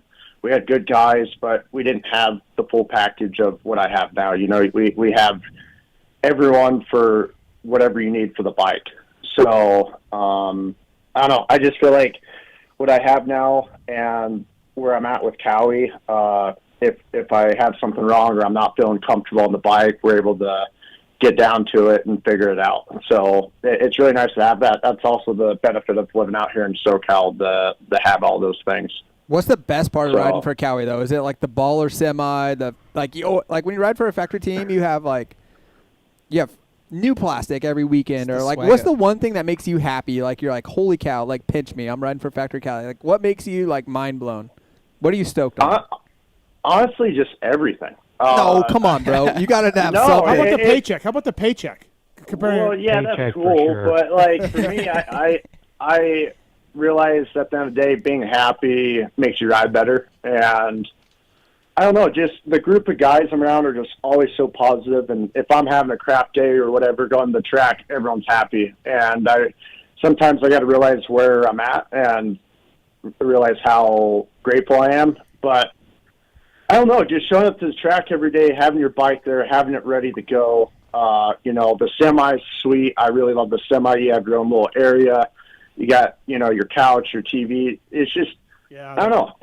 Everything's just super sweet here. I absolutely loved it. I can't really just pick away and say, oh, that's the cool thing. I mean, this was a team I dreamed of being on since I was, 9 years old. And to be here and be doing it, that's a dream come true. And everything that they do for me and I'm able to do, it's all very special to me, and I'm pumped about it. The rider lounge in the new truck that they have is not new anymore, a few years old. Yeah. It's sick. Phil, right? You've been up there, Phil. It's. I've never been in the Cowie truck. Oh, dude, you got to go upstairs. It looks where the riders nice. are. Looks real nice. I think the cool thing also is Garrett rode for Team Green. He rode for Pro Circuit, and now he's a factory Cowie. Like, not many, especially the Team Green kids, they all dream of getting to Mitch because they were on Team Green and then get, I call it the AC path. Yeah. And I think this is the cool. Not many guys have done that, and I think that's extra swagger. I mean, I never thought I'd see Garrett go back to Pro Circuit. I didn't think that was happening. So awesome there, right? And then to do this, even cooler, So I think it's pretty special as a factory rider when you walk into the race shop for the first time and you like look around at all the infrastructure, the money they're spending, the people. You're like, holy cow! Like, this is gnarly but super cool. So I imagine it's a really cool feeling for you. That's why I asked. Yeah, Garrett, in all the testing, do they ever say like, oh, hey, Phil liked this last year when he was up in Canada? Does that ever come up? I don't think so. It's a race-winning motorcycle. So. National title. Yeah. Actually, did it win a race? It won the title. It won a race. It won a moto. It won a moto. Oh, good job, Phil. It won a moto. It won a moto. Did he ever get the air? Was it the airbox? Or he never got the airbox. And Mitch and Phil was giving him shit at Pro Circuit, and Mitch is like, "You never called me. You never called me." Got to go sit in the office. Yeah, just never got. But he did get a tank. He got a gas tank, and then the tank got lost and never got back to Cal. No, it made it back there. It was up in Canada. Oscar got it back. Okay, it was a while though. They were saying it. Yes, Cowie USA helped big time with the gas tank. Big time. Yeah, they really did. All the parts out there, gas tank. Well, yeah, the airbox thing would never happen, but we still got a national title even without the fucking airbox. Yeah, they called me to fill in for the second spot for 2026, but I said, nah, I think Garrett will be a better choice. So. Yeah. Hey, but Garrett, if you look at the results, the people you beat this weekend, the people you're around, you're around some heavy hitters. You have a lot to be proud of. You have a lot to look forward to, like I said earlier, and you have no expectations, so you're in a good position to attack people. So I think you should be happy, not care about those tracks, and worrying about where you're going to start from. Stop hanging around with Phil. Be more positive. Get a start for crying out loud. No, listen, Shorty, the problem is you have an IQ, a decent IQ. Garrett does not. There is like, that's how he can go so fast and just eat roos for fucking an hour and 10 minutes because he just there's no thought process there. Yeah, So yeah. when it I goes know to these. the I gate- know these people. I know how these people are. Yes, Yeah, exactly. So when he sees his bike rolling up in when he sees his bike rolling up for P3, he goes, "Oh wow, okay, I got third this morning." But like, well, dude, I he's didn't not even know. thinking No about one told me. No fucking shit, dude. But he's not thinking about the next 5 steps. Okay, well, how does my game plan change right now? Like, where am I going to go? Like, he's just not witty like that. And there's nothing wrong with Garrett. That's why I love him the way he is. But when it comes to a racing aspect with a racer IQ, it ain't fucking there, dude. Wow, that's the nicest thing you've ever said, Phil. he says that out of love. That means he's his true friend. Yeah. So. Good job, Garrett. Keep pushing. Yeah, good job, man. No, awesome. thank you. Thanks for your time tonight. Appreciate it, and we'll see you at High Point, man. Thanks, Garrett. All right, thanks, guys. All right, see ya. See ya. Poor Garrett getting yelled at. Schaefer calls in, yelling at him. Phil's calling him dumb. Yeah, it's. He is a genuine kid. He's one of the best. So dude, he's getting momentum. He's getting confidence. He's getting momentum. You know, he wasn't. Again, Garrett is still young. He's only 24, and for him to go to Factory Cowie the way he did it, and then you go to Supercross, and obviously everyone remembers he didn't make Anaheim 1, and then he had to really dig himself out of a hole to get back in the top 10 to kind of believe in himself, because Garrett does, I think struggle a little bit with anxiety. So when he had all this pressure and stuff and then not making Anaheim 1, dude, he just kind of spiraled. But now you can see, he's turning into his old self and he's back where he belongs. So it's great. No, good job. Good job by him for sure. And, he's going to – look, I don't think Chase is coming back anytime soon. No. Maybe the knee's even bad, so Garrett's holding that thing down. But look where Garrett's at, dude. The bang for the buck for Cowie is amazing. Garrett Marchbanks, 4-4. Jorge Prado, world champion, right? Hayden Deegan, Wonder Boy. Next, AP, outdoor champ. RJ, outdoor champ. Dylan Ferrandis, Cooper Webb. It's like, dude. Right. Cowie is. Yeah. I mean, this is a snapshot for the season, so you can't. Yeah. It's one good race. It's great for him. But, dude. Yeah. They have to be super stoked with him, and he has to be super thankful for the opportunity. It's a win-win for both. They need that at Cowie. You're right. Yep. All right, Philip. Thanks for the time tonight. Appreciate it. As always, kept you a long time. Hopefully not going to charge me overtime, but that's all right. It's good to talk to Shorty and Brad and stuff. So I can't keep training. Shorty's he took. Dude, I've been adventure bike riding, but he's ready. He told me gym tomorrow. Yeah, he's okay. Back on the rower. Don't pull that shit with me, 2-9. I know the fucking deal. Yeah, dude. I'm in car life, dude. I'm scared to get hurt. If I do that, then it's bad news. So I got to be smart. And Zacho's just over there, just fucking running. He's a hammerhead. He's running like Rocky. He's putting new engines in his bike, and the Beta's coming. The Beta's got a new 250F. Just so glad you said Beta. Yeah. Zach, because I posted a picture of my bike, he goes, "You sure are riding a lot nowadays, Philip." And I said, "It's an Phil, I did see on your old picture. I saw on your story. What is going on the side shroud? It's like a what do you get in America? Coyote or something? Is it clawed the side? It's like all scratched. And did you fall? It's funny you say that. Yes, I did fall last Thursday in the second corner because Devin Simonson squirreled out and took us all out. And next thing you know, his bike was wide glide on my shroud. Like the wheel was spinning 120 miles an hour, just grinding my shroud. And I didn't swap the shroud, so that's a bad look on my part. But yeah, I did. Blame Devin. All right, yeah, we can do that. PulpMX can cover it. Yeah, right. Yeah, 100%. All right, Phil's in studio next week with Joey Savacci. That should be an all-time show. Yeah, that's good. All-time show. The positivity will be through the roof on that one. I don't know. I've never seen to get Joey to get into studio was something I've never seen before. He came in last year. He was in last year too. I know, but this fucking process has been. Oh yeah. grueling. What are the demands? Grueling. It's. I'll tell you off air. Oh yeah. Wow. Oh my. It's insane. It's a lot of ins and outs. Thanks, Philip. Appreciate it, buddy. Thank you. All right. See you, boys. Have a good one. All right. That's Phil Nicoletti, everybody. Pulp 20 code to save at Maxima and Pro Filter. Get a Pro Filter, man, for your dirt bike, side by side, everything in between. Pulp 20 code, profilter.com. Take your dirty filter, throw it away. Put a brand new pre-oiled, ready-to-use air filter from Pro Filter, Pulp 20 code. Same with Maxima USA, whether it's 4-stroke transmission oil, whether it's 2-stroke mixing oil, the 927, FFT, SC1, They got new SC1 10% more, same price. Pulp20 code saves at Maxima USA. Also, stock up your garage with all the oils you need and use that code to save. Thank you to those guys for coming on board. And our next guest, brought to you by the folks at, we got a lot of phone calls, by the way. We're going to get through those. Brought to you by the folks at Wiseco. GNCC, they've been there since the beginning. Loretta's, they've been there since the beginning. PulpMX, Twisted Development, Honda HRC using Wiseco pistons. Pulp26 code to save with them. They cover all dirt bikes, UTVs and ATVs to jet skis. Also, Recluse clutches. Pulp26 code works with Recluse, too.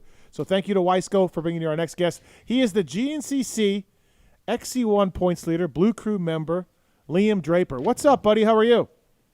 Good. How are you? Thanks for coming on. We don't do a lot of GNCC on the show, so I appreciate you coming on. Maybe there's a GNCC show out there. I know my friend Mr. Side sometimes has GNCC guys on it, so I appreciate Liam making time for us. Yeah, he heard I was coming on the show and actually sent me a text saying he was bummed that I was coming on Pulp.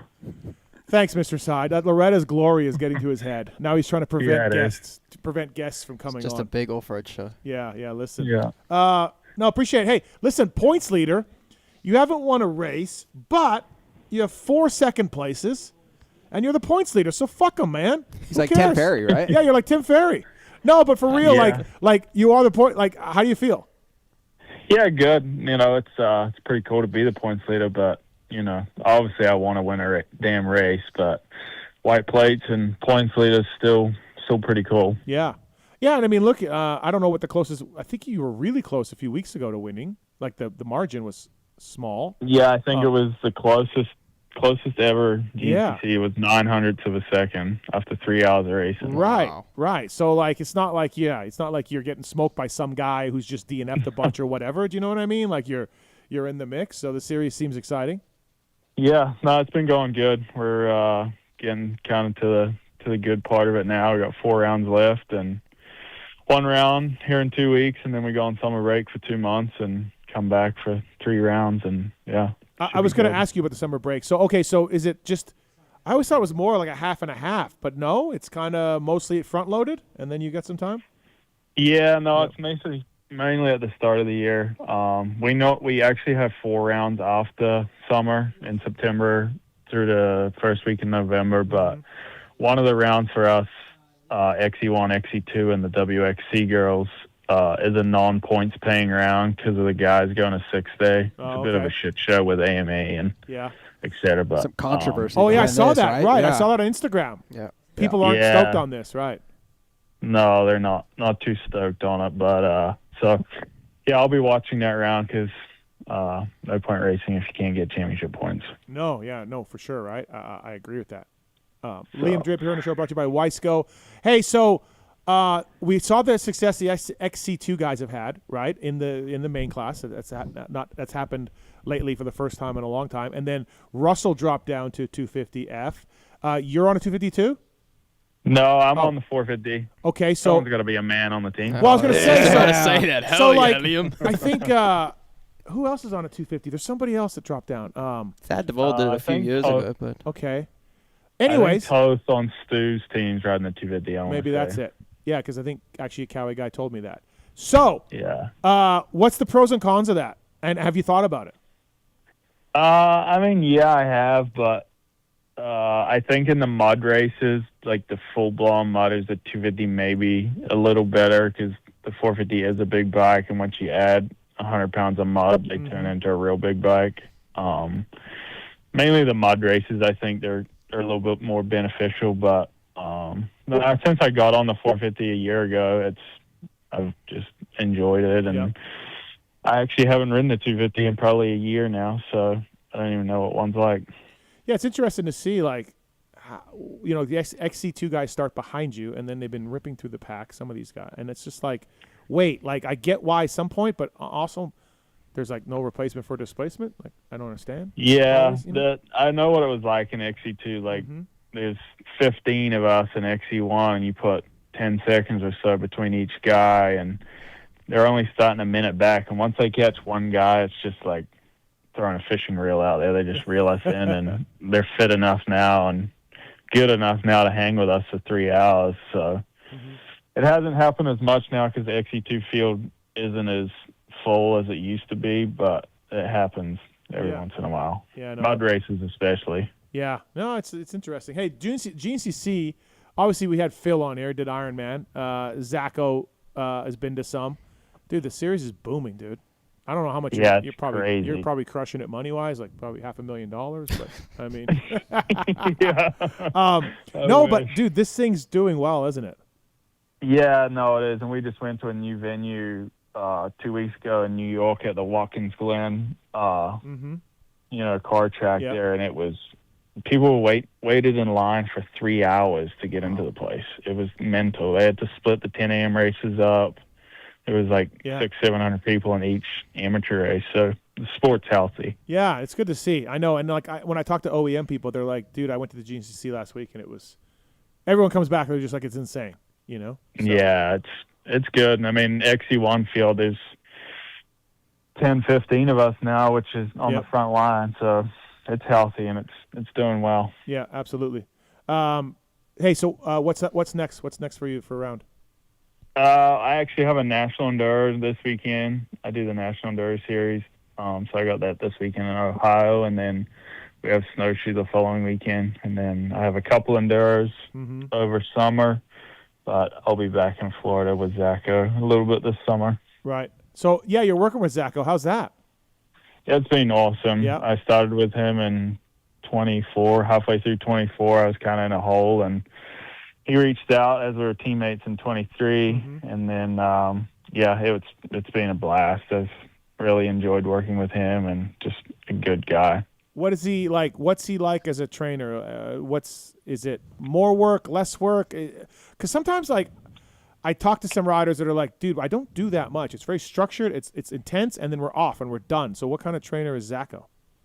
I mean, the preseason, January, February, March is tough. There's some long days in Florida, hour-long motos in the sand, and there's a little bit of that during race season, but it's kind of just staying steady, and then the summers are gnarly for me, especially because I live in PA, and then it's like 85, 90 is a hot day here, and you go down to Florida in summertime, and I'm tanked. So, but no, he's good. It's just good structure, and I talk to Zach probably once or twice a day, every day. So he's a good dude. Yeah, absolutely. No, I'm glad he's doing well for sure. We got the Loretta's battle coming up too, by the way. That'll be interesting. Yeah, that'll be. Phil. Phil.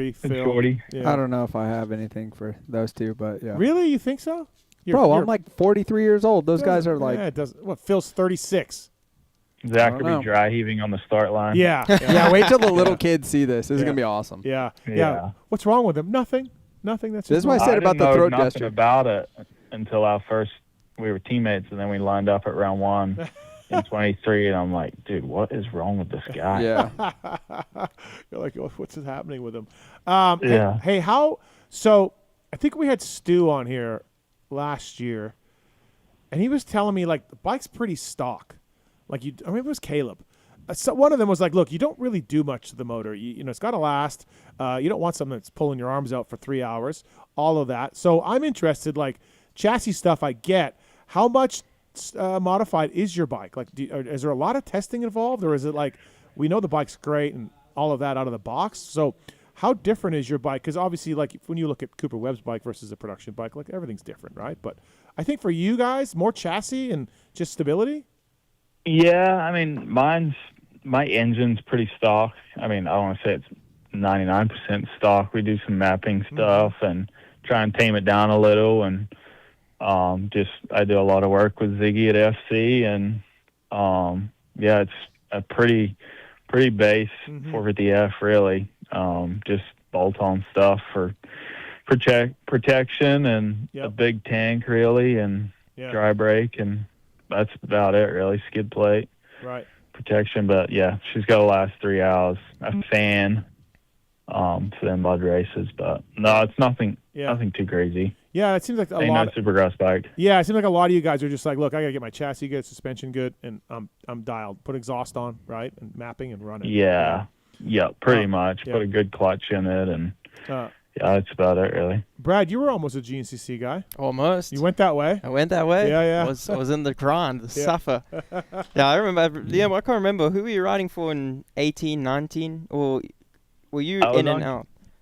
No, I remember you over here briefly. I was on Husky in 18, that's and then right. I was with KTM with Stu in 19. Oh, that's right. Yeah, I you were remember. around Caleb a little bit, huh? Yeah. I had Mark Hyde always hook me up with a demo bike, and then Ross Murray gave me a shot at Trail Jesters for a bit. And I mean, going back to bike setup, I remember I came over a bone stock bike, bolted my suspension on from SA, and went racing, and you know, I managed to, I think I got 5th or 6th at the first round in XC2, and then Ross I got on a Trail Jester bike later on in the year, and that was like, wow. Like the 250, they're definitely doing, back then they were doing work. Yep. But yeah, it's a grind. That 3 hours, you're digging deep. I've done a couple 2-hour, like just industry. They're insane. The biggest thing is the rut. Like for me, you get in the rut, and you don't go out of the rut until 3 hours, and the checker flag comes out, and you're paddling. Yeah. Dude, did you guys see the Instagram of that chick getting hit? Yeah. At whatever. That was Liam.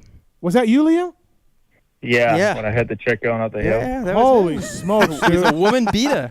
Dude. Did you have a white vest on under the riding shirt, or? I mean, also, hey, don't turn around, lady. Yeah, it's not. She's holding the arrow too in her right hand. Really? I didn't notice. Yeah. So what's the best? The video's gone now. Yeah. What's the best GNCC to go to? A lot of moto people listen to this. They hear all this hype about it, and dude, everyone's told me Iron Man. Yeah, I'll tell you what. Iron Man's pretty mental.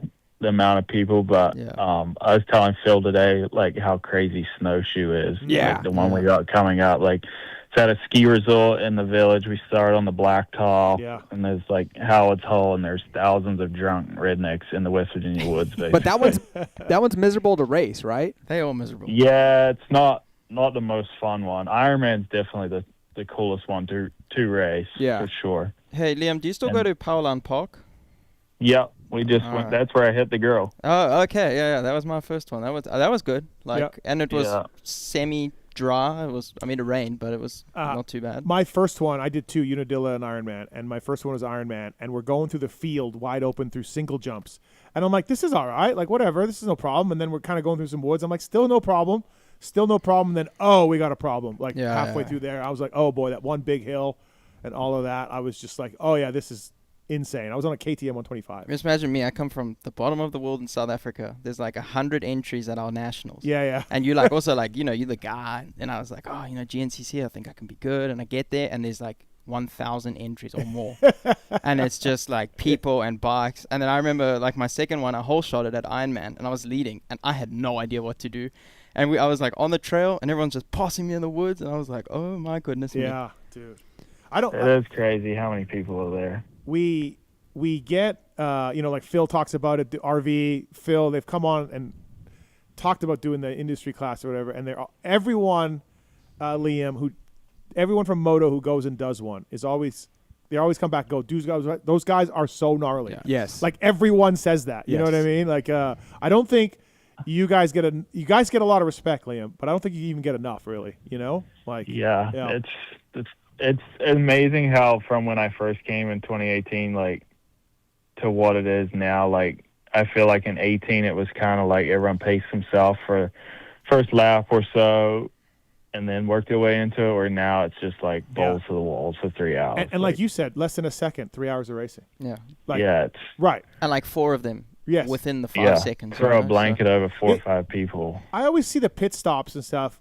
Like, is there a lot of practice with that? It seems like sometimes I watch some of the leaders come in sometimes, and it's pretty casual, like for what I would think, Yeah, I mean, we do a little bit, but I mean, it's just, how quick you can get in and out. I think like 8 seconds is a good pit stop for us. Like, nail everything in and out. Oh, well, see, me watching it, I feel like it takes longer than that. And sometimes I'm like, hey, this seems like a pretty casual stop, but maybe. Dude, I watch Baylor stop. It looks like chaos. Oh, they're yelling, screaming, goggles flying. Isn't his chick in charge of the goggles? It's giving the goggles and they always put the water bottle with the straw, and then it's wild. My first one, my dad did it, and you have that IMS thing, the dumb cam, and as he went in, I don't know, Mark did something and bumped him, but it jammed, dude.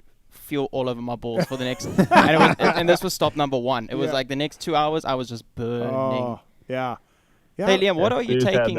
What are you taking when you come into the pit stops? Obviously, like, you know, everything's getting more scientific, and gels per hour, carbs per hour is like a big thing in endurance sports. Like, I mean, you know, like pretty much. There's only so much you can take, but it's obviously goggles. They're filling you up, and you're taking a gel because that's all you can kind of eat, or you're trying to eat like a banana and take whole food, or like what are you trying to get in? I'm not someone for like gels or whole food. Like I normally just take something like sodium, like with a lot a carbs or sodium in it, like so drink LMNT. All right, cool. That's it, really. Yeah. I have a super weak stomach, so anything too crazy, it'll flip. And what's the worst you've been hurting? Like either shit your pants or cramped? Has there been shit myself? You were just like and piss yourself like Camp Coker GNCC. I think there's a picture. My pants are halfway down my legs, and it was a rough day. And then you mentioned he gets off the bike and maybe he did well. Everyone's stoked, and it's like, hey, I shat myself. Maybe just stay back 2 seconds. Literally. Or throw up in the helmet. I hand my helmet to my wife, and it's covered in throw up inside it. Liam Draper on the show, brought to you by the folks at Weisco Piston, by the way, Pulp26, code to save with that. Give us a call if you got a question for him, 702-586-7857. We got Matt on 4. What's up, Matt? How are you, man? Hey, Steve. Thanks for taking my call. I just was calling to remind you about the challenge at Ironman coming up for the mechanics race. Yeah, you work for Toth, right? Yeah?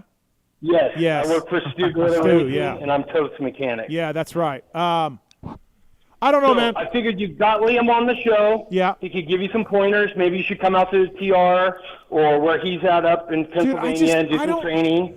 I don't want to do a mutter. It's not going to be a mutter. It's going to be October. Come on. It's been a mutter before. But it's not bad. Ironman's not bad when it rains. Look, listen, Ulrich at Yamaha, they'll get me a bike. I can show up. I could ride Liam's bike, actually. I'll bring you one. Absolutely. I would like to do it. I would. I'm not doing, I'm just going to casually ride, but it seems fun. No. We got to go there prepared. Oh, boy. We go to win. No. This is Yamaha versus Kawasaki. Come on. Are you right, Matt? Are you going to ride? I didn't know we're doing battles against teams now. Yeah, listen. I want to race Stu. I want to race Stu. Wow. Yeah. Wow. I think I got him. Covered. Yep. You'd get him off the start. He's terrible. You definitely get him off the start. Did you watch Steve's? No, my starts are good now. Yeah. Well, maybe not with JT on a factory Honda. Yeah, okay. Other than that. Yeah. Matt, I like to think about it for sure. I would like to go. I would. All right, come on. Don't let your fans down. All right, yeah. I mean, I feel like it'd be fun. Philip wants to do it again, so, Yep. And also, hey, thanks for getting Liam and more of the GNCC people on the show. I appreciate it. No and worries. all the rest of us. All right, man. Thanks. Appreciate it. Thanks for taking my call. Thanks. See ya. Liam's a friend of BT, by the way. Friend of Ben Townley. You guys know that? Yeah. New Zealanders, they stick together. Yeah. With Steve, though. No, BT's not a fan of mine, but has Ben ever sat down at a campfire and just told you how he cleaned the shit out of Shorty at the MXDN? Has that ever come up? No. I didn't know nothing about it. Oh my God, dude. Fill us in. Colorado? One of the harder hits.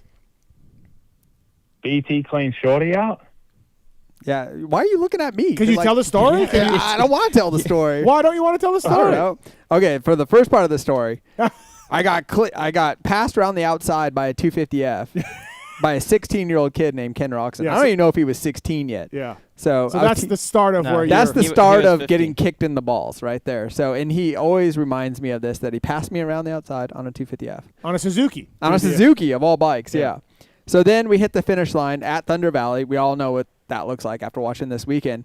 But we went behind the starting line, and Townley was behind me, and this was lap 1 or 2. It was early. Yeah, he did not let off, and he went straight, going towards the pits.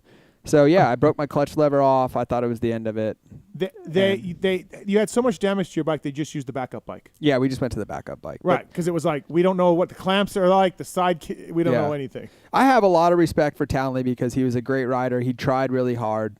But me and him didn't have a great relationship when we were teammates we battled a lot. He didn't care for me. I don't think so. And this is clear. So I have respect for him. I don't know him, but yeah, this was not. It was a little greasy. Honestly, it really was. Yeah, maybe I did something greasy to him, and he wanted revenge back, and so that's why I'm saying no judgment. Yeah, he's a great racer, and I don't have anything bad to say about him. But dude, it was a gnarly moment in my life. But I did pass him second moto and beat him second moto, so there was a little bit of But yeah. Hey, but on the subject of Ben, like his kids are coming. Yeah. Like Levi is impressive. He's just come from 2 years of injury. Yeah. Straight on, like second EMX, straight on the box again, and EMX 125 is no high level. Davey or somebody, he wants to come here, right? He wants to come to America. Well, I mean, it's every kid's dream, and what Ben did with Cole, I mean, he's only obviously going to do it with the kids, but I mean, their whole family lives in Europe. They all live in Lommel, the mom, the sister, you know, like they all in. Yeah. And it's cool to see, you know, especially a dad that, we were talking about today, a dad that got so much from the sport and now giving back, you know, giving his kids the opportunity to have the same. And he's got a little brother, Jagger. He's also super good. Right. And they go they at a German championship, and then they're in France racing, and then they're EMX, and he's just all in. Full gas, full gas. No, and it's cool to see, and the kids are really cool kids. It's probably where RV got it from. He's highly intelligent, but must have a good way of communicating it. Yeah, he's where people absorb it. You'll always find them, they working on technique or doing starts. Like, they are so driven, and I mean, Levi's super silky smooth, and it's impressive. Yeah, it's impressive. That's cool. Good for them. Yeah, Liam, we'll probably see him here not too long, huh? Yeah, no, I'd say the boys will be over here soon. They can talk about their meat pies with everyone, because that's all the boys care about. Yeah. Hey, Liam, are New Zealand sending a 6-day team? Because you guys are. Oh, they are? Yeah, they're sending some guys over. Actually, guys I don't know who they are. So it's a touchy subject. No, it's not touchy. Like, I would go, but there's a few guys. There's a guy like Hamish McDonald who's racing World Enduro at the moment. Yeah, well, that's what I wanted to say. I would go if you guys he was a part of it, but he didn't want to do it. And there's a few people that want to go that I've never heard of. And I'm guessing it's a funding. It's a little bit the same in SA. Like, we can send we send a nations team every year, but a lot of it is funded, you know, privately yourself. It's the same with 6-day. Like, South Africa could have a great 6-day team every year. We have amazing off-road riders, but we just don't have the support from the government, from the federation, and so all right, so that's the same deal as New Zealand, because New Zealand can have a strong team. You, Hamish, the motocross champion, he really likes off-road. Josiah always tells me, Maxime Purpur. Yeah, and then there's Maximus that rides for Josh, and there's a few guys that I would like to do it with, but hopefully we can all agree next year. Yeah. Because no one want to do this year. Well, 8-point lead, man, for you in the series. Let's bring this thing home, you know?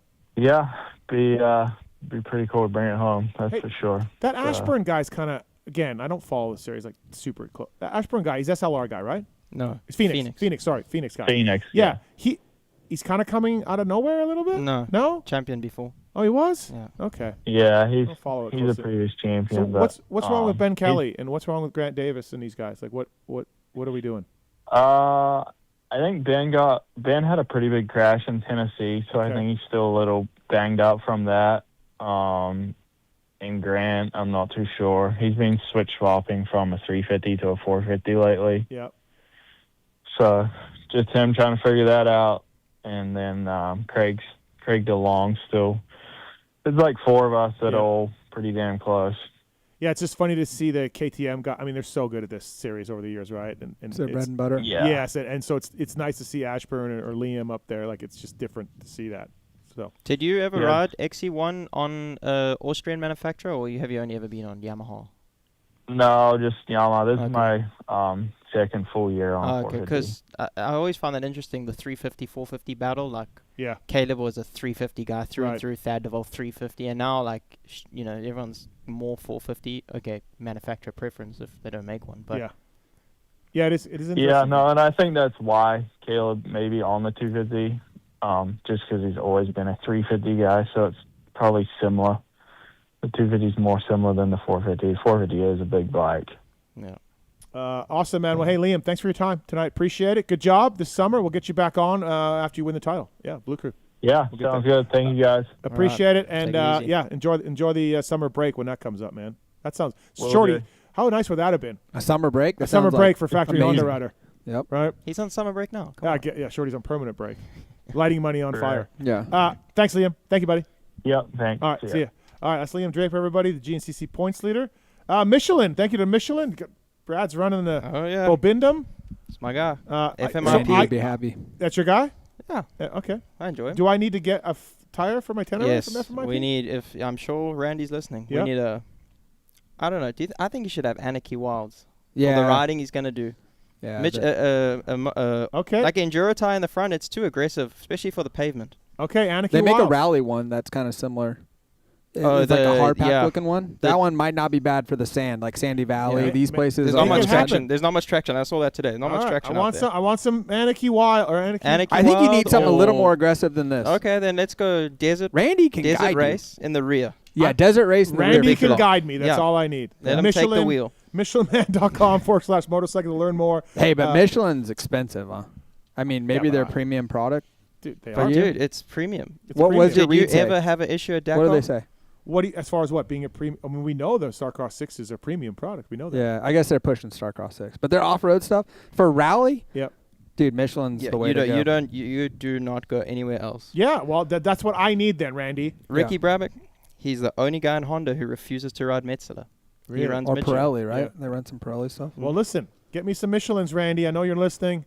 I know you got a knee problem. And you need the Levo needs a new tires. So. Oh, the Levo, the E-Wilds. Yeah, I like the new E-Wilds from those guys. WLab.com as well, making all my merch. Mention PulpMX to get a discount and a free sample. WLab.com for more information. They can produce your apparel, stickers, banners, all of that. Competitive pricing, no minimum order requirements, quick turnaround times. Thank you to WLab for coming on board. All right, commercial break. Done with the guests. X-Brand Goggle Tear-Offs, Race Tech Rant, Beta, I don't know, man.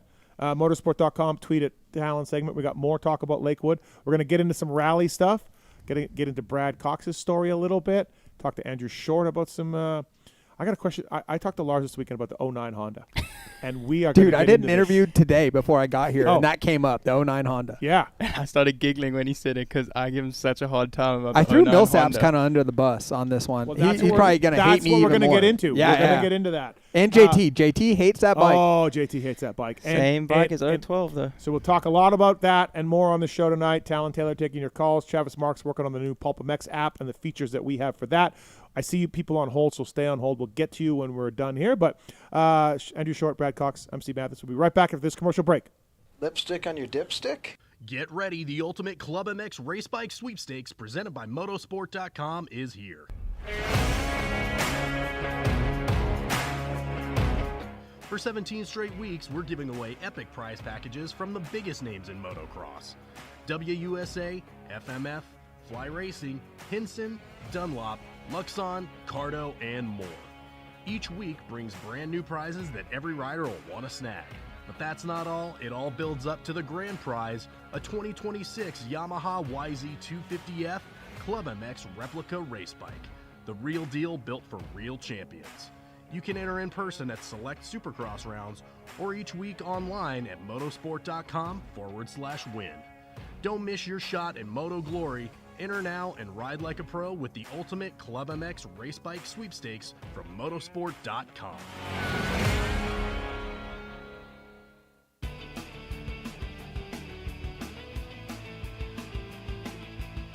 You likely know Racetech as the suspension and engine tuner of choice for the world's fastest privateers. But what you may not know is behind the scenes, Racetech is the trusted source for many OEMs and factory teams throughout the motorcycle industry. For nearly 40 years, Racetech has been producing high-performance suspension and engine components and services right here in the USA. Racetech doesn't just specialize in motocross. In fact, they have many off-road, hill climb, flat track, road racing, and supermoto championships on the mantle as well. Not a racer but want to smooth out the ride on the street or add some performance to your Harley? Racetech offers a full line of suspension solutions including industry-leading built-to-order G3S custom shocks. All Racetech products are 100% guaranteed to exceed your highest expectations. Don't wait. Experience the Gold Valve advantage today by logging on to racetech.com.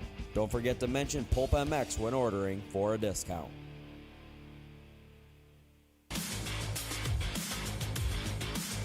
Established in 1989, Eric Phipps had the idea to manufacture factory-styled products for the everyday rider. Working out of his garage, Eric quickly gained a reputation for producing quality products and having great customer service. In just a few short years, the factory team started calling, looking for products as well, and as the saying goes, the rest is history.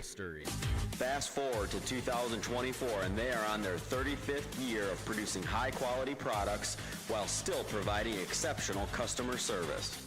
While they are no longer working out of a small garage, they are still producing the finest products available. Teams like HRC Honda, Star Racing Yamaha, HEP Suzuki, Phoenix Honda, Bar-X Suzuki, AJE Motorsports, Solitaire Yamaha, and countless privateers still rely on the same quality products that are available to you too. Products like their Pro Launch start device, radiator braces, skid plates, clutch perches, and tons more continue to be a staple in the pro pits and amateur scene as well. Check all they have to offer for your ride at WorksConnection.com. Use the code PulpMX20 to save 20% off your order.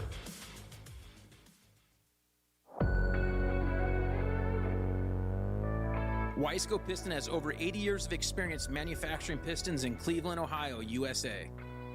Wiseco pistons are developed and proven through professional racers, teams, and engine builders, including factory Honda, HRC, Club MX, DBTV, Twisted Development, and many more. Wiseco is rooted in supporting grassroots racers across the country. Wiseco has been a sponsor of Loretta's and GNCC racing since their very first events. Wiseco has a piston to fit the needs of any type of rider, from reliable rebuilds to serious racers. Wiseco is still the piston expert. However, the brand has evolved and has a complete range of performance components, including engine rebuild kits, clutch and valve train components, crankshafts, gaskets, and more. Wiseco has all of your power sports machines covered, from dirt bikes to UTVs, ATVs to jet skis. Find what you need at wiseco.com or wherever you like to buy your parts.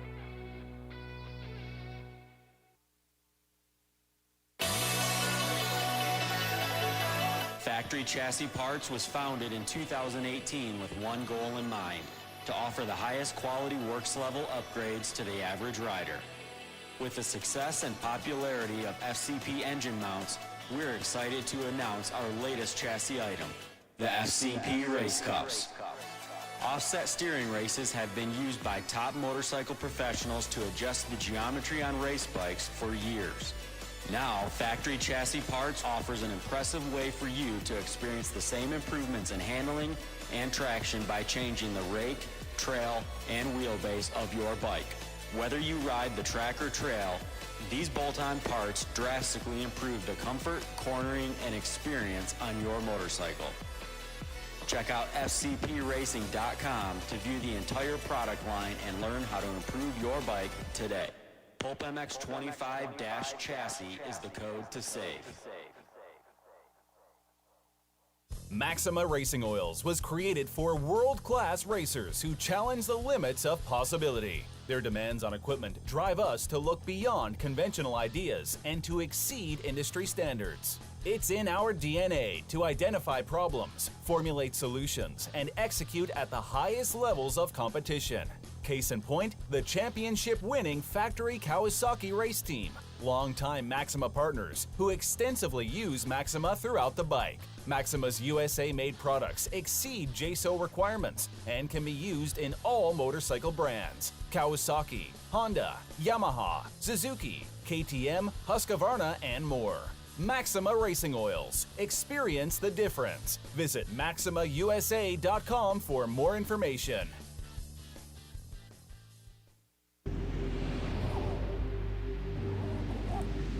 I'm Cooper Webb, and I choose OGIO.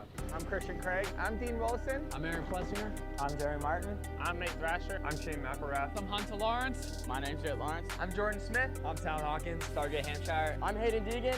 I'm Colt Nichols, and I choose OGIO. And I choose OGIO.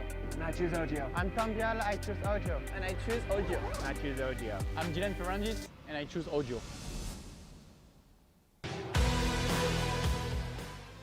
In 1990, my dad, Jamie Gregg, started Guts Racing.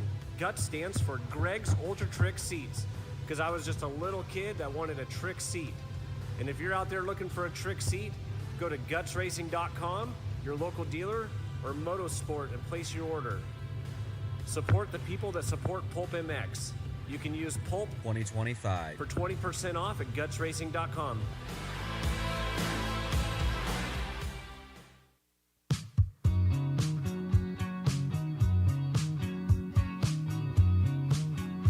Hi, it's Randy Richardson here.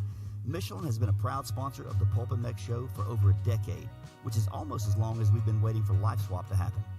While some promises can't be trusted, you can count on Michelin making tires for almost every motorcycling and bicycling segment.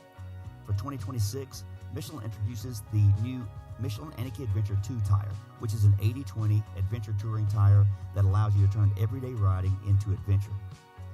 The popular Michelin Starcross 6 tire range is designed to win in a wide range of conditions and terrain and is available in the most popular sizes for both motocross and off-roading. Michelin has multiple options for the V-twin motorcycle riders, from the Michelin Scorcher range of Harley-Davidson original equipment tires that are co-developed and co-branded, to the Michelin Commander 3 cruiser and touring tire lines that offer exceptional wet grip and class-leading mileage. For sport touring and sport bike riders, the Michelin Road 6 tires and Michelin Power 6 tires are the latest offers from Michelin, the inventors of radial motorcycle tires. And whether you're a mountain bike rider, ride gravel or road bikes, BMX, or even city bikes for urban commuting, Michelin offers a wide range of tires to enhance your riding experience. To learn more about all these and other Michelin two-wheel products, check out MichelinMan.com. Visit your local dealer or online retailer, and make sure to follow at Michelin Motorcycle and at Michelin Bicycle on Instagram. Having traction problems lately? The all-new traction boots from Atlas may be just what you need. Developed as a premium entry-level boot for the masses, they are super lightweight and durable, featuring a modern Velcro-free enclosure, molded sole, and plush memory foam around the ankles for maximum comfort. An incredible value at just $199 in the United States. Atlas traction boots are available in MX and Enduro sole versions to suit the needs of all riders, racers, and weekend warriors. The addition of boots to the Atlas product line is just the start. Head to social media and follow at Atlas Brace so you don't miss all the product announcements that are still to come. To shop now, visit atlasbrace.com. From beginners to seasoned vets, race teams, project builds, and magazine tests, DeCAL WORKS' mission is to cater to those who love to ride, upholding the true definition of quality, service, and knowledge.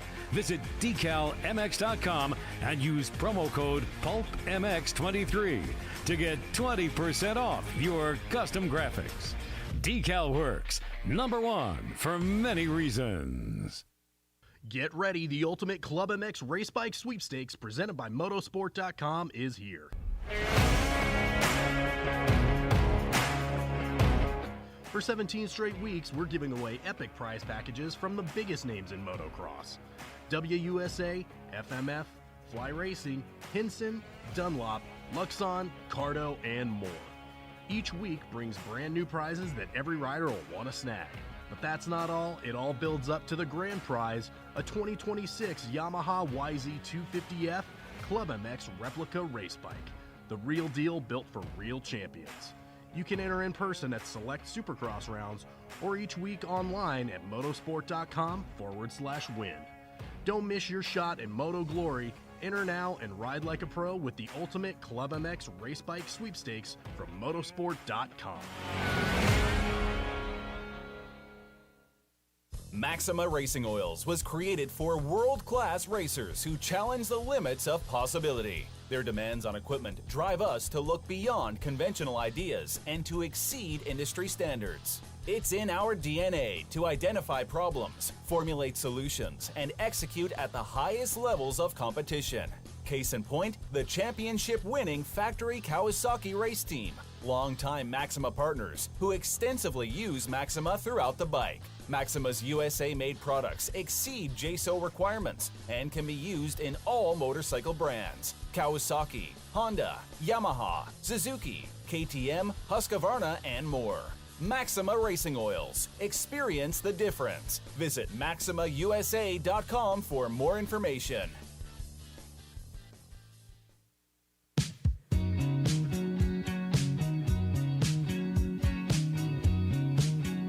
Hi, it's Randy Richardson here.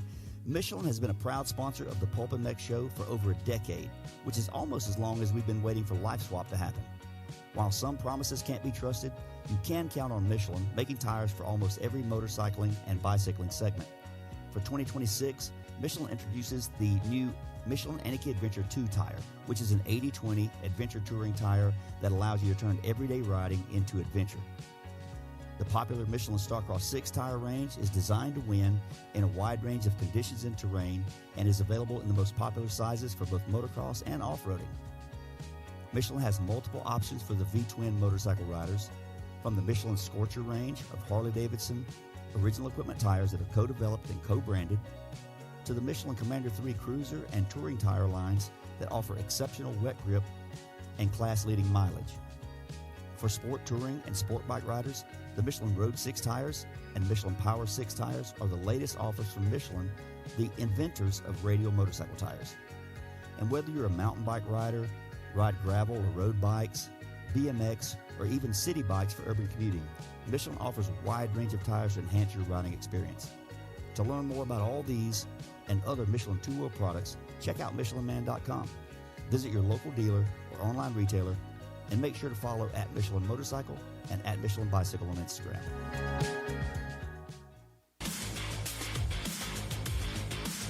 Established in 1989, Eric Phipps had the idea to manufacture factory-styled products for the everyday rider. Working out of his garage, Eric quickly gained a reputation for producing quality products and having great customer service. In just a few short years, the factory team started calling looking for products as well, and as the saying goes, the rest is history. Fast forward to 2024, and they are on their 35th year of producing high-quality products while still providing exceptional customer service. While they are no longer working out of a small garage, they are still producing the finest products available. Teams like HRC Honda, Star Racing Yamaha, HEP Suzuki, Phoenix Honda, Barex Suzuki, AJE Motorsports, Solitaire Yamaha, and countless privateers still rely on the same quality products that are available to you too. Products like their Pro Launch start device, radiator braces, skid plates, clutch perches, and tons more continue to be a staple in the pro pits and amateur scene as well. Check all they have to offer for your ride at WorksConnection.com. Use the code PulpMX20 to save 20% off your order.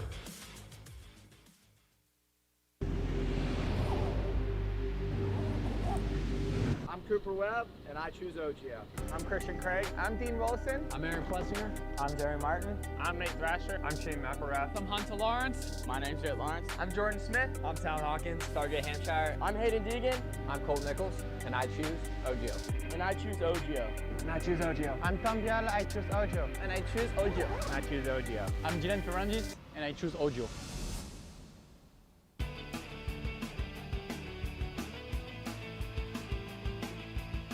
You likely know Racetech as the suspension and engine tuner of choice for the world's fastest privateers. But what you may not know is behind the scenes, Racetech is the trusted source for many OEMs and factory teams throughout the motorcycle industry.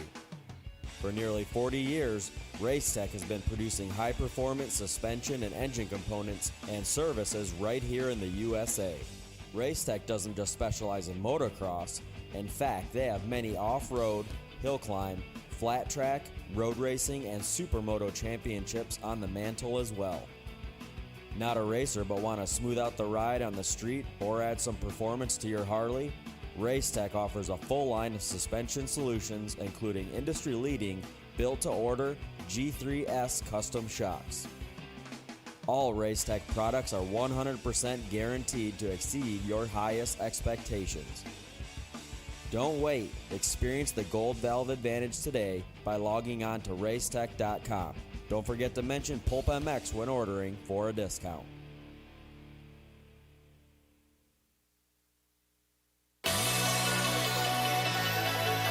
Factory Chassis Parts was founded in 2018 with one goal in mind: to offer the highest quality works level upgrades to the average rider. With the success and popularity of FCP engine mounts, we're excited to announce our latest chassis item, the FCP Race Cups. Offset steering races have been used by top motorcycle professionals to adjust the geometry on race bikes for years. Now, Factory Chassis Parts offers an impressive way for you to experience the same improvements in handling and traction by changing the rake, trail, and wheelbase of your bike. Whether you ride the track or trail, these bolt-on parts drastically improve the comfort, cornering, and experience on your motorcycle.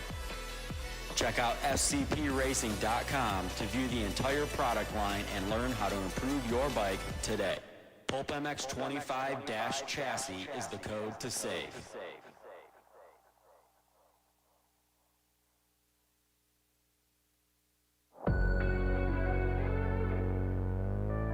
Wiseco Piston has over 80 years of experience manufacturing pistons in Cleveland, Ohio, USA. Wiseco pistons are developed and proven through professional racers, teams, and engine builders, including factory Honda HRC, Club MX, DBTV, Twisted Development, and many more. Wiseco is rooted in supporting grassroots racers across the country. Wiseco has been a sponsor of Loretta's and GNCC Racing since their very first events. Wiseco has a piston to fit the needs of any type of rider, from reliable rebuilds to serious racers. Wiseco is still the piston expert. However, the brand has evolved and has a complete range of performance components, including engine rebuild kits, clutch and valve train components, crankshafts, gaskets, and more. Wiseco has all of your power sports machines covered, from dirt bikes to UTVs, ATVs to jet skis. Find what you need at wiseco.com or wherever you like to buy your parts.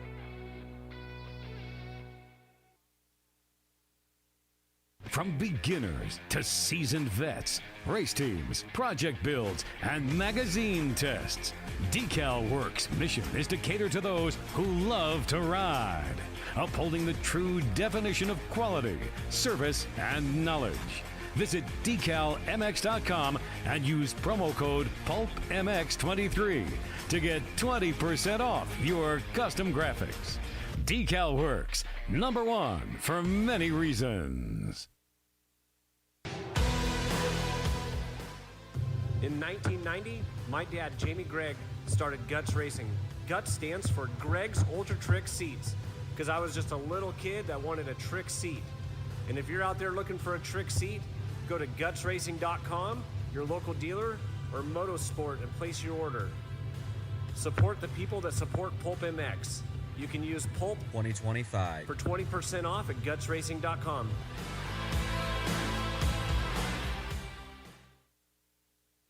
Having traction problems lately? The all-new traction boots from Atlas may be just what you need. Developed as a premium entry-level boot for the masses, they are super lightweight and durable, featuring a modern Velcro-free enclosure, molded sole, and plush memory foam around the ankles for maximum comfort. An incredible value at just $199 in the United States. Atlas traction boots are available in MX and Enduro sole versions to suit the needs of all riders, racers, and weekend warriors. The addition of boots to the Atlas product line is just the start. Head to social media and follow @AtlasBrace so you don't miss all the product announcements that are still to come. To shop now, visit atlasbrace.com. Yeah, welcome back, everybody. PulpMX Show presented by Motosport.com.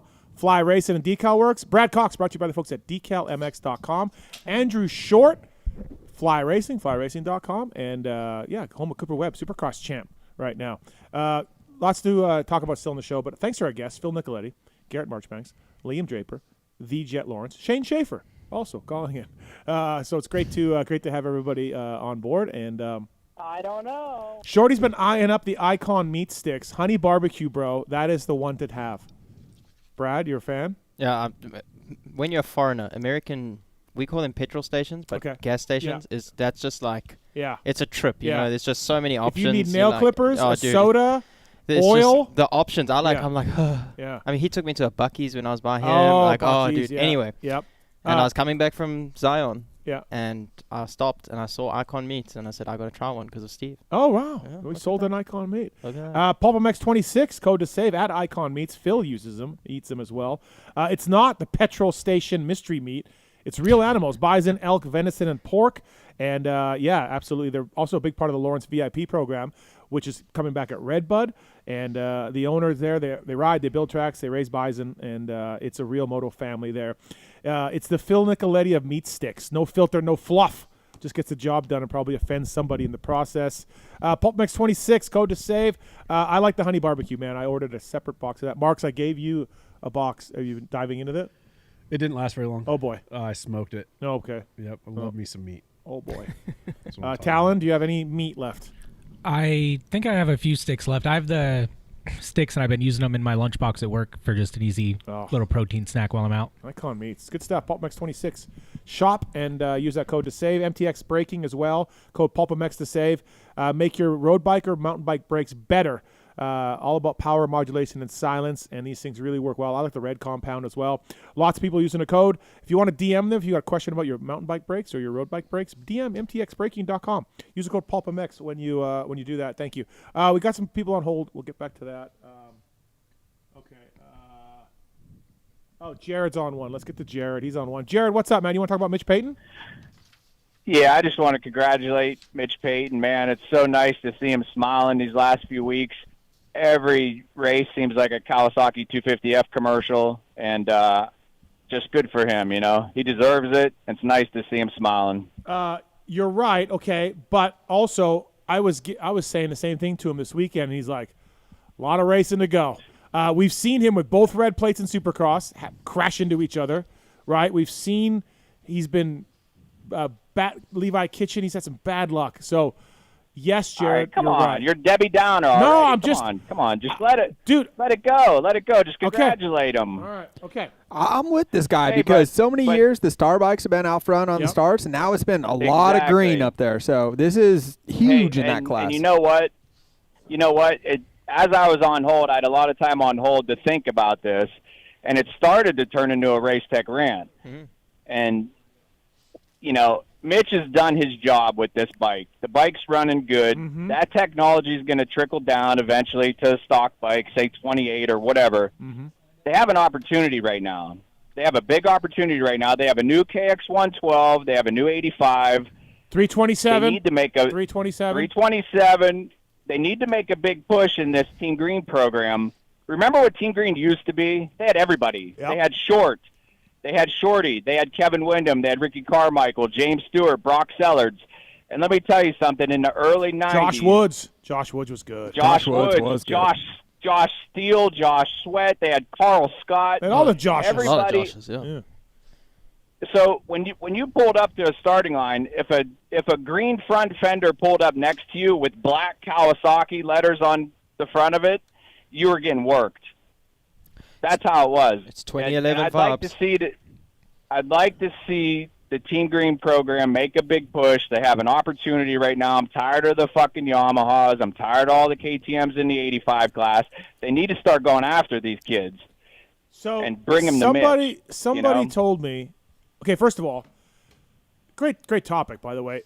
There is no path. If you're on Team Green, you don't have a path to Mitch Payton's team, right? This is Timmerman's problem right now, right? Yeah, so like you got to make Team Green happy, then you got to make Mitch Payton happy. There's not always synergy between those two programs. That hurts them.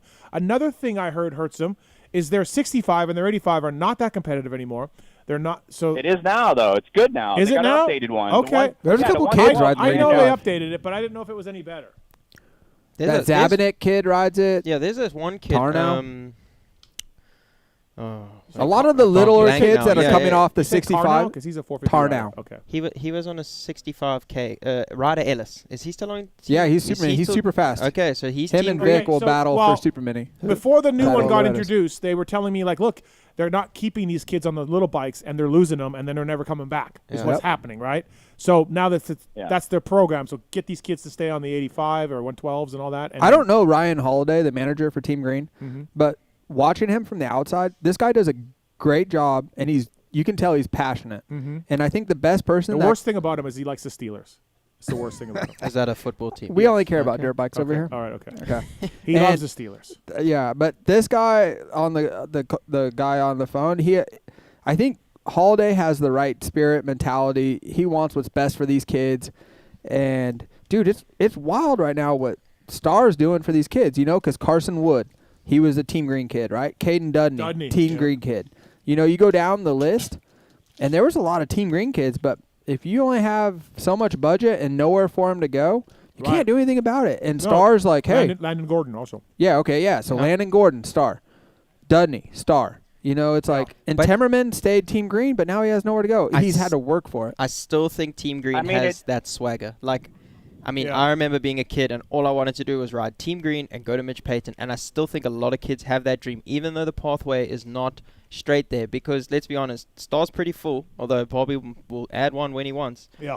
But I think the best thing is it's just full 2011 vibes. The golden era of Mitch. I mean, it's so good he could stand up out of his chair almost. Honestly, like, they should carve out a spot on Mitch's team for a Team Green kid and be like, we get one spot. Ryan Holiday gets a spot. Dan Fahey gets a spot. Where they can be like, that's our kid, we're putting them there. Because they have lost kids because exactly what Shorty said. There's just no path. So. And how are you going to develop those kids? That's what's, Star, they're riding with their heroes, or, like Deegs is there. All that level's high.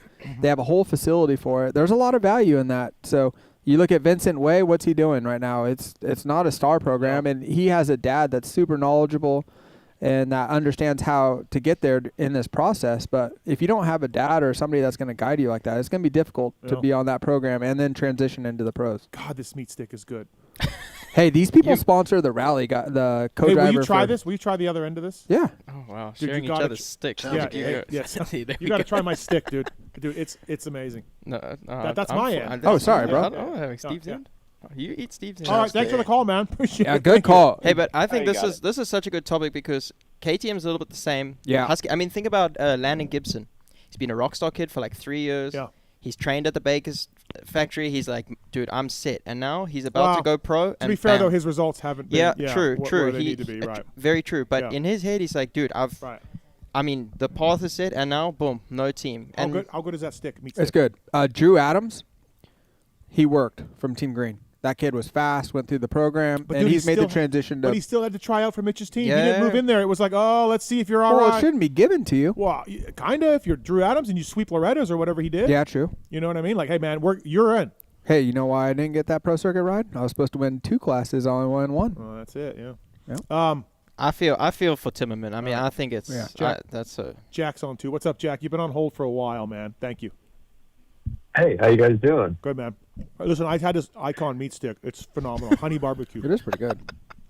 It's great. Hey, that's pretty good news because hey, so we're talking about rally here, and you got Andrew Short, and listen, so I'm part of the Checkers Motorcycle Club. I'm the vice president of the club, and I'd like to extend an invitation and an entry to all of you guys, including Tallon, to enter into our event on October 16th and 17th. It's a 2-day event. It's a dual sport ride, so you can show up on a motorcycle with the plate. Steve, I know you got that awesome Tenere and you're looking for something to ride, and I think we've got the perfect opportunity for you to go and experience some rally-like racing. It's taken up off of our... Steve will be there. Used to be... You'll be there? Yeah, Steve will be there. Where is this? Right, where is this? Sounds good, man. See you later. Where is it? But so we're starting off in Newberry Springs, and I don't know where that rally is. Guys, where's that? Newberry Springs, it's like Barstow. So you're driving from Vegas, you're going to LA. Yeah. So, so we're starting off in Newberry Springs. It's a 2-day event. On Friday, we have our rally class, and it's 100 miles. You're going to do an out and back loop. We've been running out the course and just eyeing things that people have not seen in over 40 years. Has Jimmy Lewis done this? Has Jimmy Lewis come out? Jimmy Lewis is not. So our inaugural event was last year, and it was a huge success. Everyone had a great time, and you start out in the middle of the desert, and you finish in Needles, California, right in Pirates Cove, and you finish right up on the water. We got a band. And that's where Braybeck lives. Generally, great time. Where? Ricky, Yeah, Needles, Arizona. In his barndominium? The what?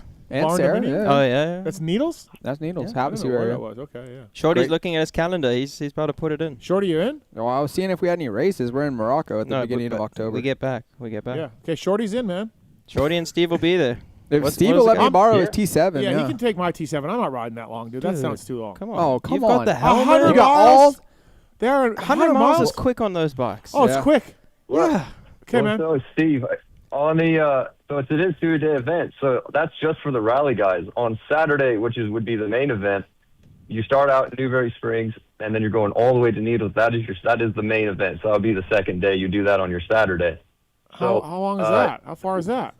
It's 200 miles. Dude, I'm not doing that, man. I just want to enjoy myself. I want to go for a nice ride and enjoy myself. Maybe get my wife on the That's back. exactly what it is. He invited Tallon also. Yeah, Tallon, you can go. We do have two different courses or varying difficulties. Okay. So if you're on a Tenere or a bigger bike, you just go out and have a good time. You meet up with your buddies at the river, have some beers. It's a good time. That's what I'm down with. Yeah. Yeah. Bradley heard about the pasties at Havasu, so he was ready for this. Havasu sounds like a bad place. Yeah.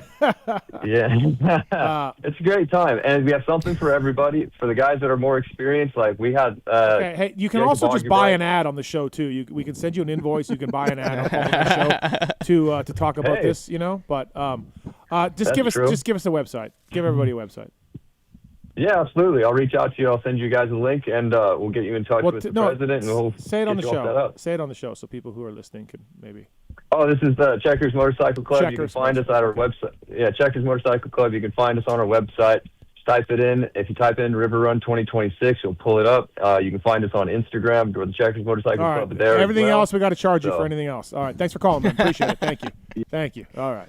Hey, but you need to write down. The guy just wants to talk about his race. That's good. He's hopped up. But you need to write down what you need on your Tenere. You need better grips. You need the soft grips for your hands. Yeah, foam ones. Like better tires. Foam. No, foam Renthal grips. needs to make foam ones. Yeah. Get Paul P on this. Like the ones you had in mountain bike? Like those? Similar, but it's similar, but it's for rally. Okay. We don't run anything on the hands. Just the whole decor, no blisters. Okay. Right? Then you need off-road tires. Okay. Yeah, you're going to Sandy Valley. Randy's going to get me those. Yeah, get some tires. Get some tires from Randy. You need a better seat. That seat's fine, man. No. It's a GYTR seat. You need some bags to put some stuff in. Yeah, we need some side panniers. Medical kit. What happens if you get hurt out there in the desert, like your mountain bike? Don't worry about that. And then we're going to get the GPS system better. You guys are way too Camelback, he needs water. Yeah. What are you going to do for water out there? I don't know, Maybe man. we get the airbag system from Alpine Store in case. I'm never going to go to... I got airbag system. Good job. The off-road one or the moto? The moto one. Oh, not on the arms. Oh, here we go. Cody is on 3. What's up, Cody? Steven, I'm upset with you. Why? Yeah, Cody. Simply because I watched the entire episode a week later.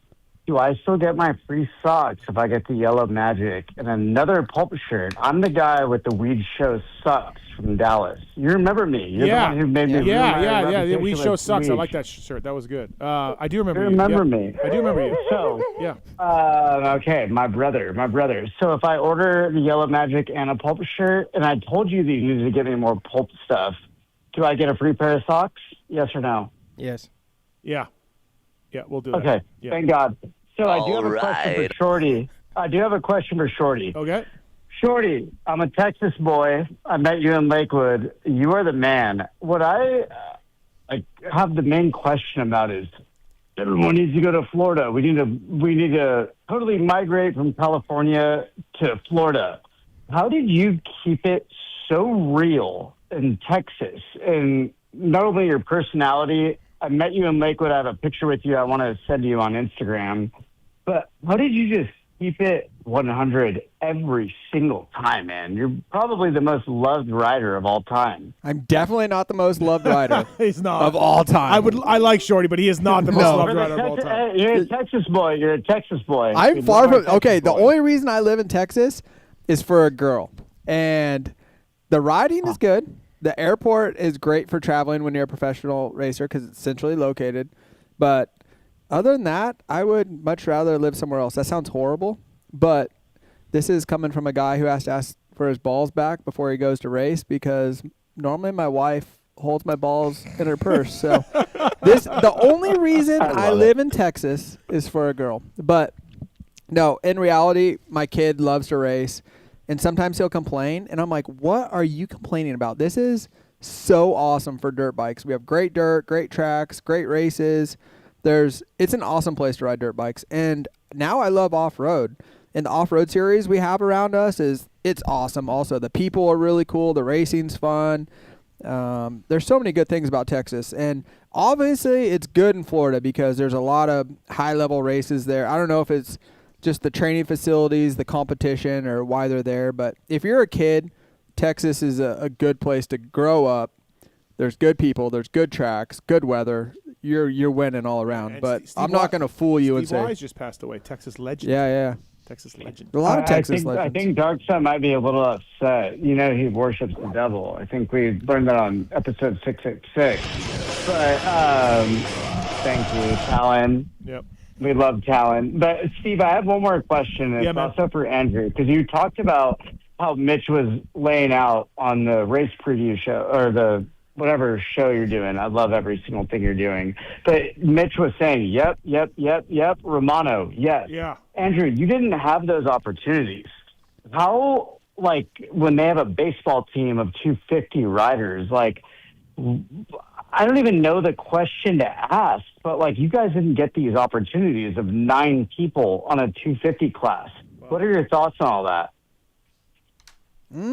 Dude, I think everybody has an opportunity, and some things are good and bad and get better, get worse, but these kids have a lot of opportunity now with the combines, and they're groomed, and I feel like if you want it bad enough, you'll figure it out. And it's cool. That's the best part about watching what's going on with a lot of these riders, but Romano specifically, because he has a second chance, and he appreciates it. He's riding with a lot of heart, and it's cool to see that, you know. And I don't know, you hear some riders, it's like they get stuck in the rut. Or even like Steve today, he was like, you know, I've been going to the races for a while, and eventually you become numb to it. But if you step away for a few years, you realize how awesome motocross, supercross is, and the opportunities that you have. And I think sometimes these kids, they start so early that they don't really truly appreciate what they have or what they're doing and the lifestyle and their dream and all this stuff. And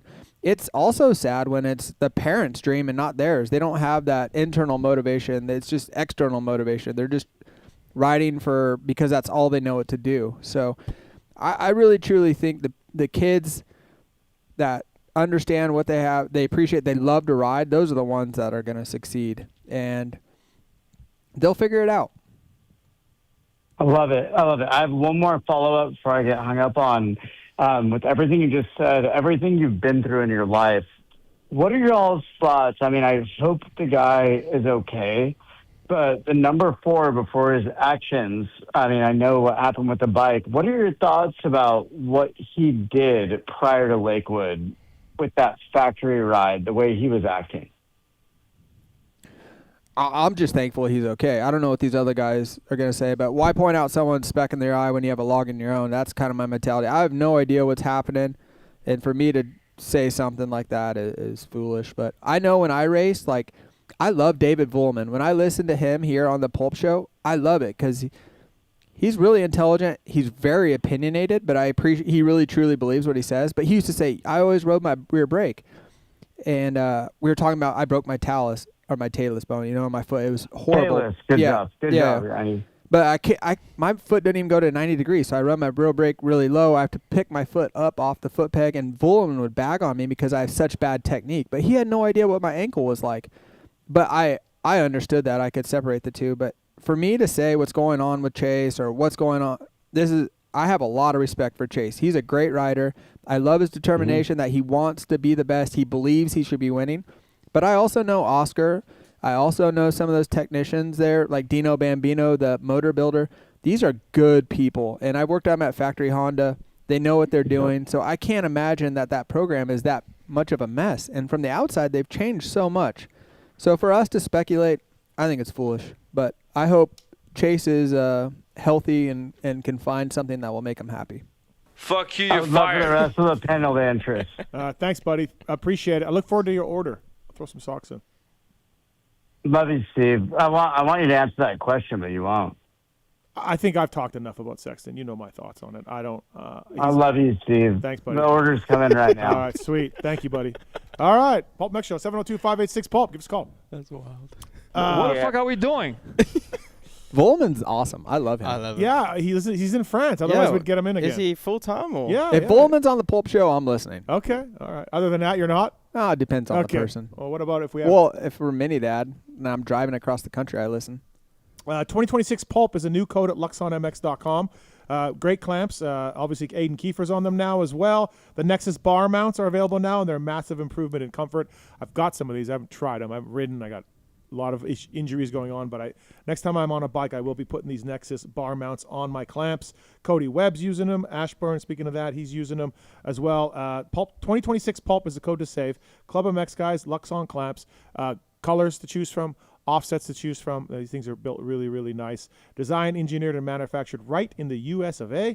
2026 Pulp is the code to save. It is time for the Beta USA I Don't Know Man segment. I don't know, man. I don't know, man. I don't know, man. I don't know, man. I mean, I don't know, man. I don't know, man. Beta, the new 250F. Did you see the new 250F? I did. It is out. Do you like it? I don't know if a lot of black. Do you like the carbon on the exposed exhaust pipe? Did you see that? I don't think I noticed that. Yeah, there's a carbon piece so you don't burn your boot or pants. Like on the header? No, on the silencer on the rear. Oh, just on the bottom. Yeah, you know it's like you have the can and then it yeah, goes where yeah, the hot part is. yeah. Yeah, there. It's like Oh. a carbon piece. It's pretty trick. Not even Mudo could fuck up this new bike from Beta, the 250F. BetaUSA.com to stay updated on the release. They got the 4-stroke as well, the 350 2-stroke. Those are all sold out. It was funny. We had Kenny's mechanic on. Billy Hartle. Billy Hartle. He's awesome. He's a Beta dealer in Texas, and he couldn't even get these 350 2-strokes. They were sold out. So will they hire a 250 guy for next year? Yeah, they want to, I think. That's I think cool. in GPs that the team that Gertz is on and everything, I think they got a 250. They got two guys in EMX 250 now, but they ride the 2-strokes. Yeah. I saw Elzinga left or whatever. Yeah, he's gone to Van Roy. Yeah. All right, Beta USA. I don't know, man. Look, I was thinking about Sexton, and I'm not. No, I'm not. I'm done. I don't know when he's coming back. I've done enough on I don't know, mans about that. Shorty elaborated very nicely on that. So okay, the last thing on Lakewood. Okay. Jimmy Lewis pointed this out. Read how many manufacturers are in the top 10 in points. Do you have that? You printed have the points? No. I printed the points out. Yeah, 250 and 450 both have 250s on the bottom. It's like it messed up. But, dude, just read them off. Obviously, Honda's first, right? No, Cowie. Oh, 450. Yeah, for points? Yeah. Oh, it says Levi Kitchens leading 450s. Yeah, it's messed up. But, dude, it's wild. There's so many manufacturers in the top 10 in points. It's really cool. I would have never noticed it, but Jimmy pointed it out. But there's Ducatis. There's a Triumph, you know. Yeah. KTM, Husky. Husqvarna. List them off. It's I don't wild. have it. There's It's like wrong. 7 of them or something. You know, it's I've never seen it like that before. That was my last takeaway from Lakewood, Thunder Valley. I think it truly is one of the best races of the year for fans to go to. It's close to Denver. They had great weather this year. It looked like it was breezy, which wasn't great for the track conditions with Schaefer, but I'm sure as a fan it was a good weekend. Yeah, So we got Honda, Yamaha, Husky, Ducati, KTM, Cowie, Triumph, Ducati, KTM. Yeah, that's it's pretty cool, huh? Yeah, yeah. Beta, Benny was 40th on the first lap. Did both Oldenburg motos. go 22-22? Yeah, he did. Oh, I that's saw him tough. splattered on the hip Shame. jump with the Yeah. pink gear. Yeah. Shame. That's tough. Better than Paulo though. He's doing better than that. Better than his 42 overall that you found. All right, so I don't really have a Beta I don't know, man, for this week, but you have one, Brad. Well, Yeah, we can it's use you. yours. It's me. Now, I listen as we Yeah, established. you were today on the drive to the mountain bike trails, and you were telling me stuff that I forgot about my Yeah, show. I'm plugged in. Yes, I'm you plugged are. in. It's our little piece to American racing. Yeah. The Moto 60 intro. Yeah. It has to change. Oh. Dude, the womp womp, that Marks, whole thing. people No, like it, Marks, no, right? no. Do you know what it's like when I mean, clearly not. you have Apple CarPlay, and then you get out the car, and then you get back in, and then the volume's loud, and then that thing hits, you like jump. It has to change. Can I just bring the volume No, down? it needs to go. It needs to shuttle. That's been there since the show started. Yeah, I know. And every time, and I try to bring as many people to Pulp in South Africa. Thank you. And then when I saw the Moto 60 show is good before the race, they say Zacho's in there. I'm out on the song. Really? Yeah. Damn. My dude. brother's Gen Z, 10 years younger than me. He's like, dude, what is Steve doing here? Dude, we've got some compliments about that intro. Yeah. Okay, this is I don't know, man. Okay. Yeah, I think you're getting old, but Yeah, I'm getting old You think also. I'm getting old? I am getting old, yes. Dude, is Justin Barsha, is he hurt or is he getting old? This is I don't know, man. This really bums me out because I love his YouTube. Yeah. I love Bam Bam, how he gets in there and makes it spicy. At Glen Helen, I thought for the Stopwatch National, Is I'm he- like, oh, this is going to be the good. last guy racing that you raced? I don't know. I don't care about that. Okay. But Yes. he was He would so be back. good when he came back for Supercross for the last Yeah. few. I'm like, dude, he's Yeah. going to be on fire for Yeah. outdoors. And, dude, it just hadn't. This Well, is I don't know, man. This weekend he tweaked his back in qualifying and Yeah. then couldn't start the second moto. But it's not been good through 6 motos. I mean, if you start hurting your back, you're getting old. This is what scares me. Right. I hope he comes back. Dude, we need the old Bam back. Yeah, we need some fire, some spice. Yeah. Yeah. Okay. Yeah. Is he going to stay next year or what's his deal? I don't know. I think that's up in the air. I think RJ's going there. Dylan has a top 5 in points auto renewal.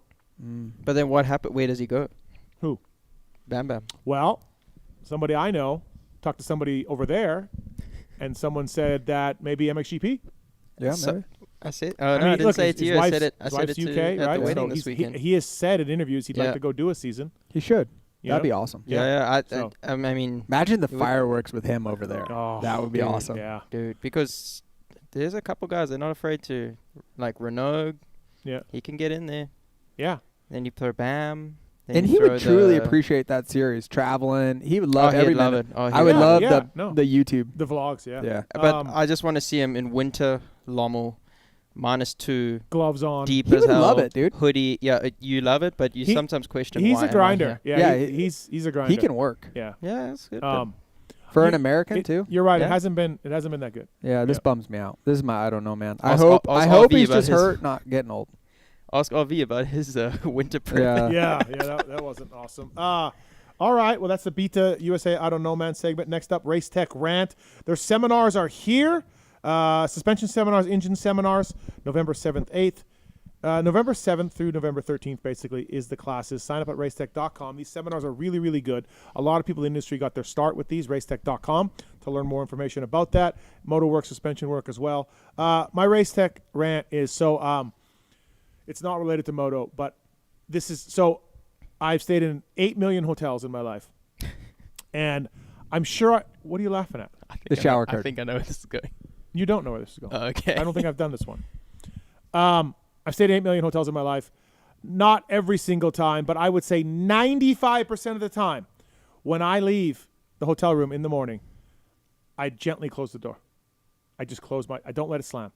I don't let my hotel door, because that is fucking rude. What a nice human being. Yep. I didn't even think of that. Me neither. Dude, just like movie theater etiquette has gone completely for shit, right? No one gives a fuck anymore. They're on their phones. They're talking.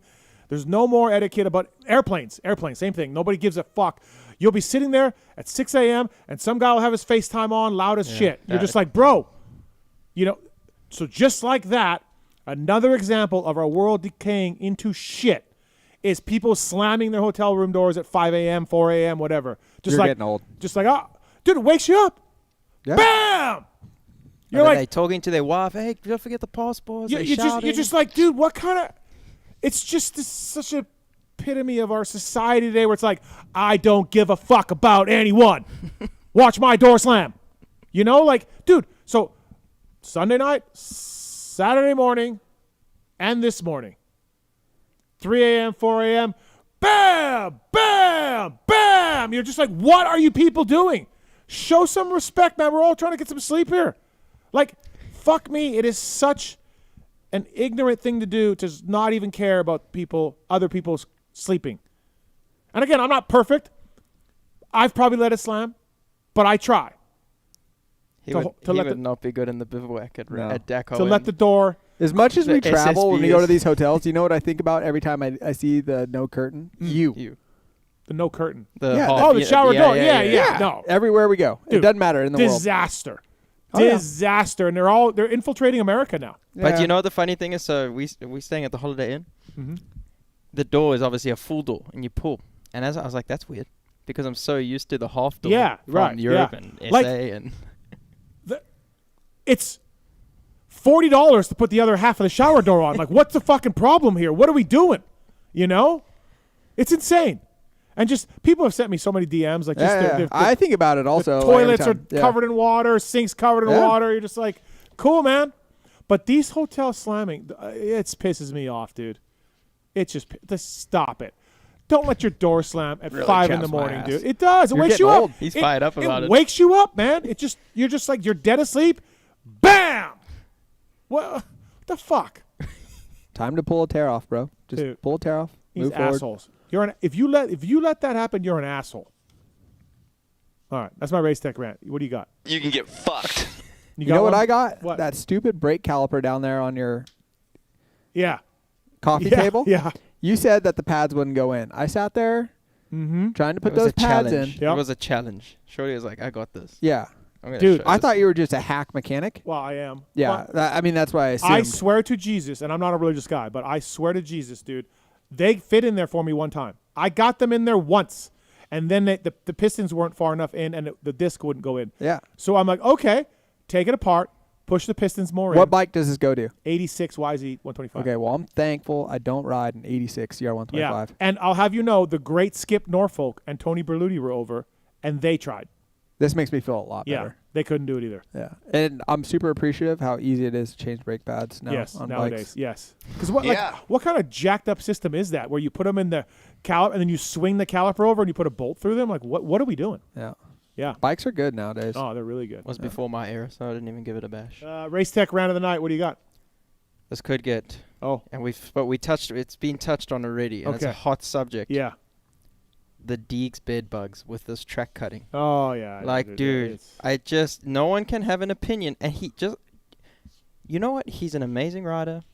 Personality, I'm sure he's a nice guy when you're buddies with him. But people make mistakes. Just accept he messed up. And they just can't see it. Now they were down, and the JT thing about, calling. Dude, what is going wrong with people? I just don't, he cut the track, man. And, whatever happens after that, whatever. But he cut the track many times. Who are they? You think these people ride? I don't know, man. I click on their profile pictures, and I'm like, no. Lewis Phillips met some Deegan fans, he said on his show last week. And they told him that they only went to a race because of the vlog. That's awesome. First time ever. Yeah. They said that he doesn't want to show Jett everything he's got right now. And Brian's freestyle lines helped Hayden out there. You can see that Brian's freestyle lines have helped Hayden. So again, thank you for the money for buying a ticket to our races. That's awesome. Yeah. But yeah, dude, he's an amazing racer. Their YouTube is great for non-moto people coming to moto. They got really good traits, but people do things wrong. Yeah, but everyone does things wrong. I was the biggest AC fan, and he crashed all the time. And eventually, you have to be like, yeah, he crashes. When Hayden tried to kamikaze Joe Schmoda. I use that kamikaze term because Joe's Japanese. So. Brian comes out and says, that's what the AMA wanted.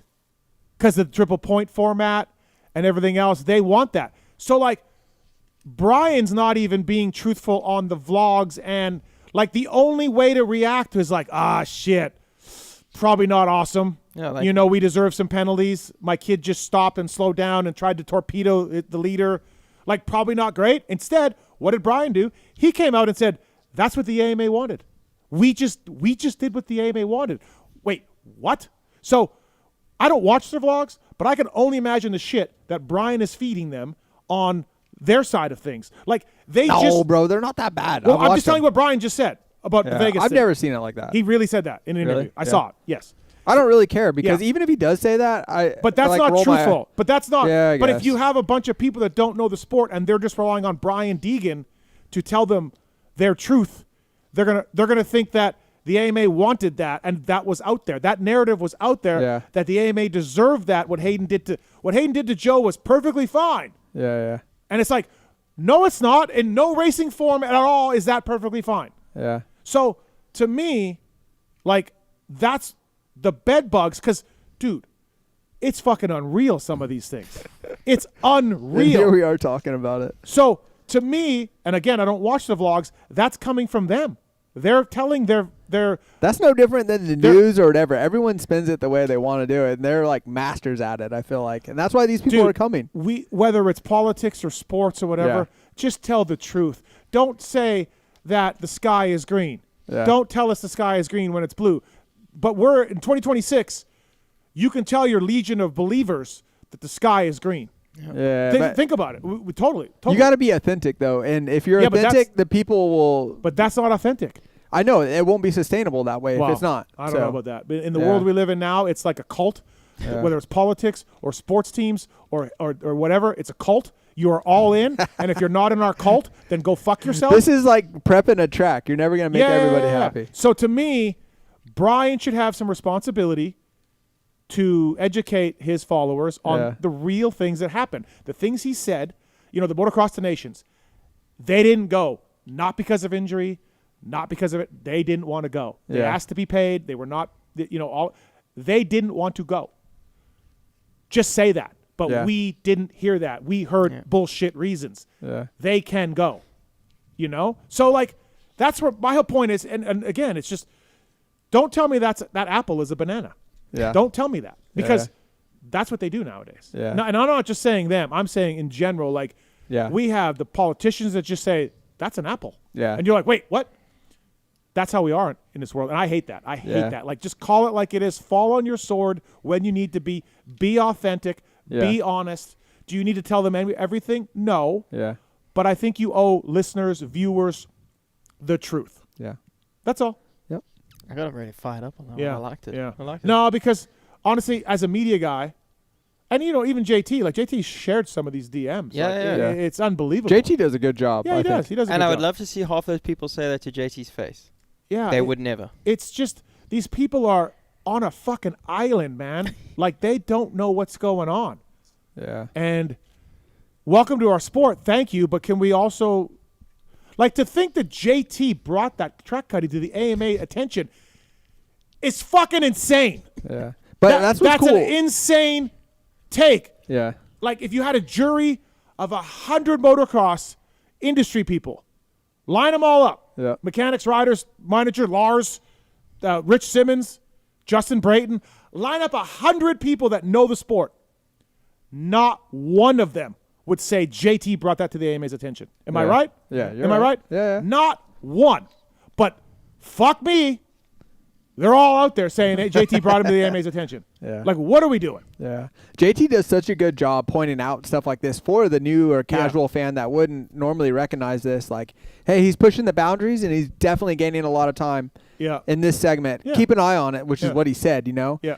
And it's cool to have somebody like that. And he did it where it's relatable, where somebody that's not highly educated on dirt bikes could be like, oh, yeah, I can visually see that, the difference. Yeah, So no, he does a good job. he does for sure. a really good job between bridging the gap between people who are real racers that know what's going on and just the new person who casually turned the TV on and is checking it out. He does a great job. Absolutely. But keep sending him those death threats, everybody. Firepowerparts.com and at firepower.global to learn more about them. PulpMX. That's a race tech rant, by the way. Thanks, Brad. Thanks for bringing that up. Yeah, way to get him fired Way up. to go, Brad. Fired up. Racetech.com for more information on their seminars as well. And Triumph Pivot Performance Kits are available now at FCP Racing. Are you using FCP mounts or anything for your Loretta's attacks? God, Hudson's bike would handle so much better. Yeah, I've already lit that money on fire. Okay. Factory Chassis Parts offers works level chassis, full parts. They got race cups as well that back in the day, Shorty could change his races on his Honda. Couldn't do it if you were the average This Joe. will come up on the 09 Honda talk. Oh, yeah. So please check these out. And they got the race cups. They also got the engine mounts as well, which improve traction, handling, and feel. Pulp-FCP26 code to save with factory chassis parts. Thank you to those guys for coming on board. 702-586-PULP. Got a question for Andrew Short or Brad Cox. So, yeah, let's get into that a little bit, Shorty. So we were talking about Chase and this Cowie thing and, the negativity, and Garrett's trying to do that, and Chase and Keir are not happy, and obviously he's not riding like he can, so there's something going on. And I was talking to Lars about that, and he was like, he just, out of the blue, Lars is like, dude, Shorty loved that 2009. And Millsaps and Tedesco were so mad at him because they would tell us the bike was no good. And Andrew's like, I think it's great. I think it's awesome. Yep. And, of course, the 09 was all new bike for Honda. JT's said many times publicly how bad it was. But so were you really genuinely happy with the bike, or were you just being like, look, I can't be negative about this. Like nothing. Like I got to ride this thing. I got to do my best. Mental attitude, mental strength, right? Positive attitude, all of that. Where were you at on that bike? Yeah, I really truly believe it was pretty good. It's funny how the 2012 bike that Reedy could rave on about, like he really liked that bike, and he chose that bike. I think he had to buy it right at some point. Yeah, and that's what he did. Yeah. But this bike was considered to be a good bike. Nothing changed from 09 to 12 except for stiffer fork springs and a different linkage. And we had Dave Arnold. You know who Dave Arnold is, and if you don't, you should listen to one of Steve's podcasts about this guy. When that 09 bike came out, there were some issues at first. This is clear. But if you're going to complain about the bike, the team isn't going to want to help you. And if you have a negative mindset and you're saying the thing's a jackhammer and unrideable, the team's not going to keep pushing for you or work for you. They're just going to close down. So I tried to stay as positive as possible, tried to work with them, tried to understand the bike, and to use it for my strength, especially when I had two teammates that I was really close with in speed, and I needed every advantage I could get. Mm-hmm. So I really tried to work with it. But Dave Arnold had that thing figured out midway through Supercross. We had an 08 swing arm, races, clamps, basically just weight bias, you know. Mm-hmm. You say weight bias to Gothic J, and he'll, you know Gothic J. Yeah. So it was, at that point, that bike was really good, in my opinion, and I truly did like it. But I wasn't going to tell my teammates that it was right. Not, well, they were mad at you. Lars said they were mad. Yeah, sure. Yeah. And I understand why. Yeah. And there's a reason why I said it was good and why I got reset resources and I was able to test things. And who would get that part first, right? If you're testing. Yeah. This is part of racing and communication and awareness of who you're working with and understanding your position. Yeah. And I wanted to do good. I wanted to work with them. I really valued those technicians and the people that were there, and I wanted to make it as the best that I could. And I think it's like I said this earlier, it's like cancer. It takes over a whole team. If you think the bike is bad, pretty soon you start doubting yourself. This is why I asked Garrett also. I'm like, I'm sure you hear the noise. Oh, yeah. Like, how do you... He played that off pretty good. Yeah, but do you understand why I asked? Oh, yeah. Because I've felt this before, and it's not fun. And also you start thinking for your future, like, you know, where's this going to put me? Like, are they not going to want to deal with this anymore? Am I too much of a headache? And so there's a lot going on. It's not just saying that the bike is unrideable. Yeah. And then where did they go, and how did you solve that? It's like it's no-win situation. I said this in the review show. I had a competing team manager to Garrett. He got a guy out there with racing Garrett. He was so happy for Garrett. Yeah. Doing well because of what's going on with Chase and those team guys, the members of the team that have been they'll die for you, man. Thrown under a bus. Yeah. And this guy was like, Garrett was beating his rider. He was happy for Garrett though. Yep. You know, for that reason. He knows what it's like. Yeah. You know? So. And you know me, I love racing. Like, racing is everything to me. And so those people, like, I was, like, I wasn't going to do anything. Yeah. Like, I would do whatever for them, and I knew they would do whatever for me. So. I had a guy tell me that he chose to fly to Texas to test with you over going 40 minutes to Comp Edge with Davey. Because the guy's like, I could drive 40 minutes and test, and I'm not going to get anything out of Davey. He hates the bike. He's going to complain. I'll fly halfway across the country to go work with a guy because I know he's going to appreciate it, and we will improve, and we'll work on it. We'll work on it. Yeah. And then bring that to race day. Right.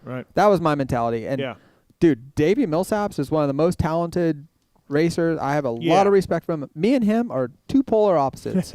And it's funny. He's changed, though, now. Have you talked to him much lately? Yeah, every once in a while. He's a different guy. Yeah. Yeah.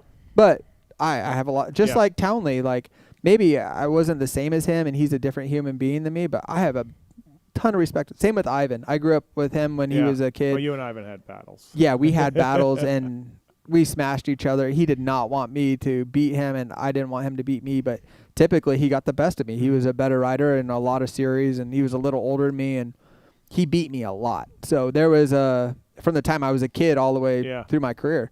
So deep down inside, I had that motivation where I wanted to beat him. I wanted every resource I could to to get to that point. So I that was my mentality, and I understand what it's like. But this is racing, and this is politics, and also this is part of like what you just said, being authentic and knowing like that you gave it your all and you have no regrets. By saying that it's unrideable and this isn't going to get you anywhere. So. Well, the worst part is like you can see from the Cowie guys' point of view, they're changing everything. Yeah. They have an open mind with this thing. And so to me, props to those guys. Yeah. And I think if you're Kier and Chase, you got to be like, dude, these guys are doing anything. Yeah. They got Jamie from Twisted. They got different wheels from W. They got everything going on. They got a pro circuit. They call him Mitch. Yeah. For shit. Like, were you testing in 09 as much as, say, Cowie was doing with Prado last year or Cowie's doing with Dude, if you Chase ride for this factory year? Honda, you test all the time. And if you want to try up 5, back 5, down 5, anything. The world's your oyster. Yeah. No, it's well said. That's funny that Lars brought that story up, though. About the 09. Oh, he lived it. Yeah, and those guys not liking you. And yeah. And I think it's also cool for Garrett, like you say, you whatever you want, and you can get so lost. I mean, I went through the similar thing. I was a private, I had factory support at KTM when I was in the private KTM team for rally, but I sort of got 3 settings, and that's the 3 I had to choose, and like I didn't have much, to choose.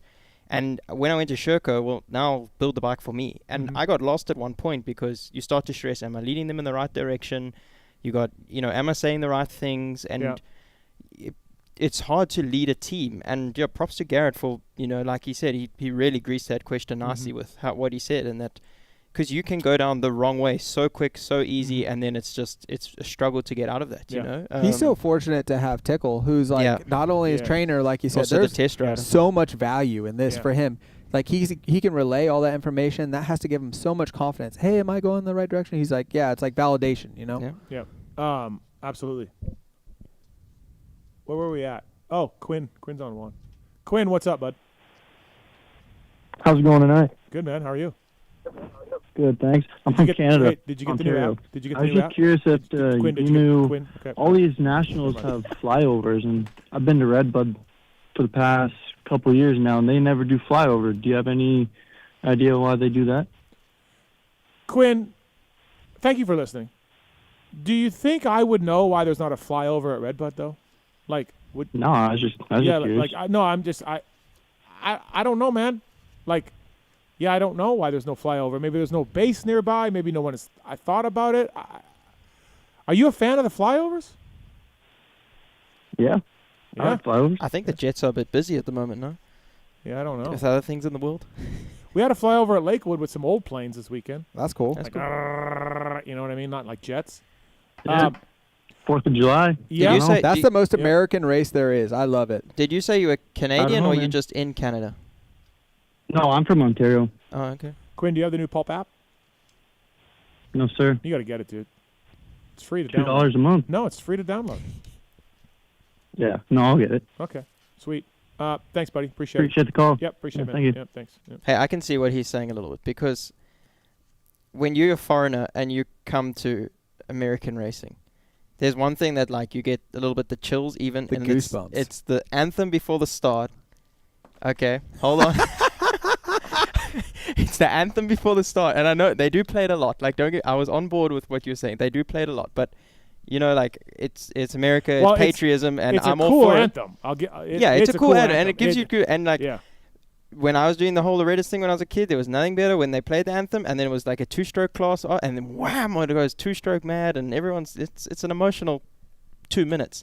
So maybe that's what he misses the goosebumps. I don't know why Quinn thinks that I know why there's no flyover at Redbud. How would I know that? JT told about Deegs, and you plugged in, and dude, I don't know why there's no flyover at Redbud. No idea. Never really thought about it. I did hear a story once though, for Vegas, because we had the Jets, right? Yeah. They came from San Diego. Prater told me this story one time. I don't think they came from the Vegas base. From Nellis? Yeah. They came from San Diego, and they needed literally a 30-second warning or something, because that's how fast they are. Yeah. We just need we'll be in San Diego. We need we're up in the air, But we're way down fucking California. We just need 30 seconds, man, and we will fucking be there. That's crazy. It was That's something dumb like that where you're like, wait, what? No, they are fast. But how awesome was that stadium with the flyover with the Jets? You don't think that was cool? Bro, People are gonna you're get, a 5. He's a 5. Dude. He's a 5. Yeah, cool, man. I don't know. Like, a bunch of Jets. Like. Okay, when you fired up your first race bike, like when you were working at Yamaha and you're like, you know, you spent all that time like dialing it in, you started it up. Yeah. Did that give you goosebumps? No. What's the matter with you? He's a 5. You know what I don't get goosebumps? I get goosebumps at concerts. Oh my god. Concerts, like good like my favorite songs or bands or whatever. That I get emotional for that. Huh. Okay. But tugs on the heartstrings. Yeah. First breakups, first kiss, everything. All right. Hey, let's get into some let's do the race tech. No, let's do the X Brand goggle tear-offs. Let's do that. All right. Let's pull some tear-offs. X Brand goggle tear-offs. Let's do this. It's the X Brand tear-off segment. 15-second rapid-fire Q&A. EKSbrand.com. Pulp Show 26 code to save with X Brand goggles. The Lucid goggle is on board and doing great things. Henry Miller, Derek Kelly, a lot of racers are. I think forget who else is wearing them, but they're doing well. Privateers out there. New colors, new straps. Great foam as well. Pulp Show 26 code to save with EKSbrand.com. So we got a guest submitter this tonight. Jason Thomas submits these questions. Oh, wow. Yes, the Jason Thomas from Fly Racing. Again, I guess I don't know what that Moser guy's doing. I just know he's super rich and traveling the world. He's got a horse and a plane. This guy must be awesome. Yes. This guy Moser, he just must be amazing. He sounds like he's forgotten about the little people in life. So this is Jason Thomas, 30 seconds on the clock for Brad Cox and Andrew Short. All right, Shorty. More nervous at A1 watching Hudson race or navigating rally? Oh, this is tough. Navigating rally. Dude, no, Hudson for you. No, Like I a got faith basket in him. case. I don't want to let other people down. All right. All right, Brad. With your family heritage in rally, did it ever feel like fate was dragging you back there after moto and enduro? I guess it kind of like was like, okay, well, this what I'm gonna do. Right. His dad is like a legend in rally. Really? Like, yeah, you know when you think of like Jimmy Hawley, like legend style, Yeah. his dad is like a little slice of Jimmy Hawley. Oh. But a little more like legend for like racing. Good results. Right, yeah, good results. Yeah. Yeah. I mean Jimmy was good, but No, you know what I'm saying? Yeah. I got Like it. and Alf's the man. Alfie is still like like he comes to the bivouac at the rally and everyone's like Alfie, and dude, he's got stories for and they're You they're know not what? the stories from like I know the name Alfie Cox from rally stuff. that's his dad, That's bro. your dad. Yes. I just. Why do you think You that just that clicked. question just came Yeah, up? like no, I didn't know his name was Alfie. I don't know. This like, is why he's always like KTM and stuff like that. He's buddies with like Kenny and all. Yeah. Like his dad is like KTM, you know. yeah, And, like, Alfie Cox. Yeah. Yes. Yeah, and he did all kinds of races. And dude, Like, my not dad just is rally. like he's he comes to DeCAL. So typically, when I was privateer, he came with me. Yeah. Now he comes as a guest for like a week or so. Okay.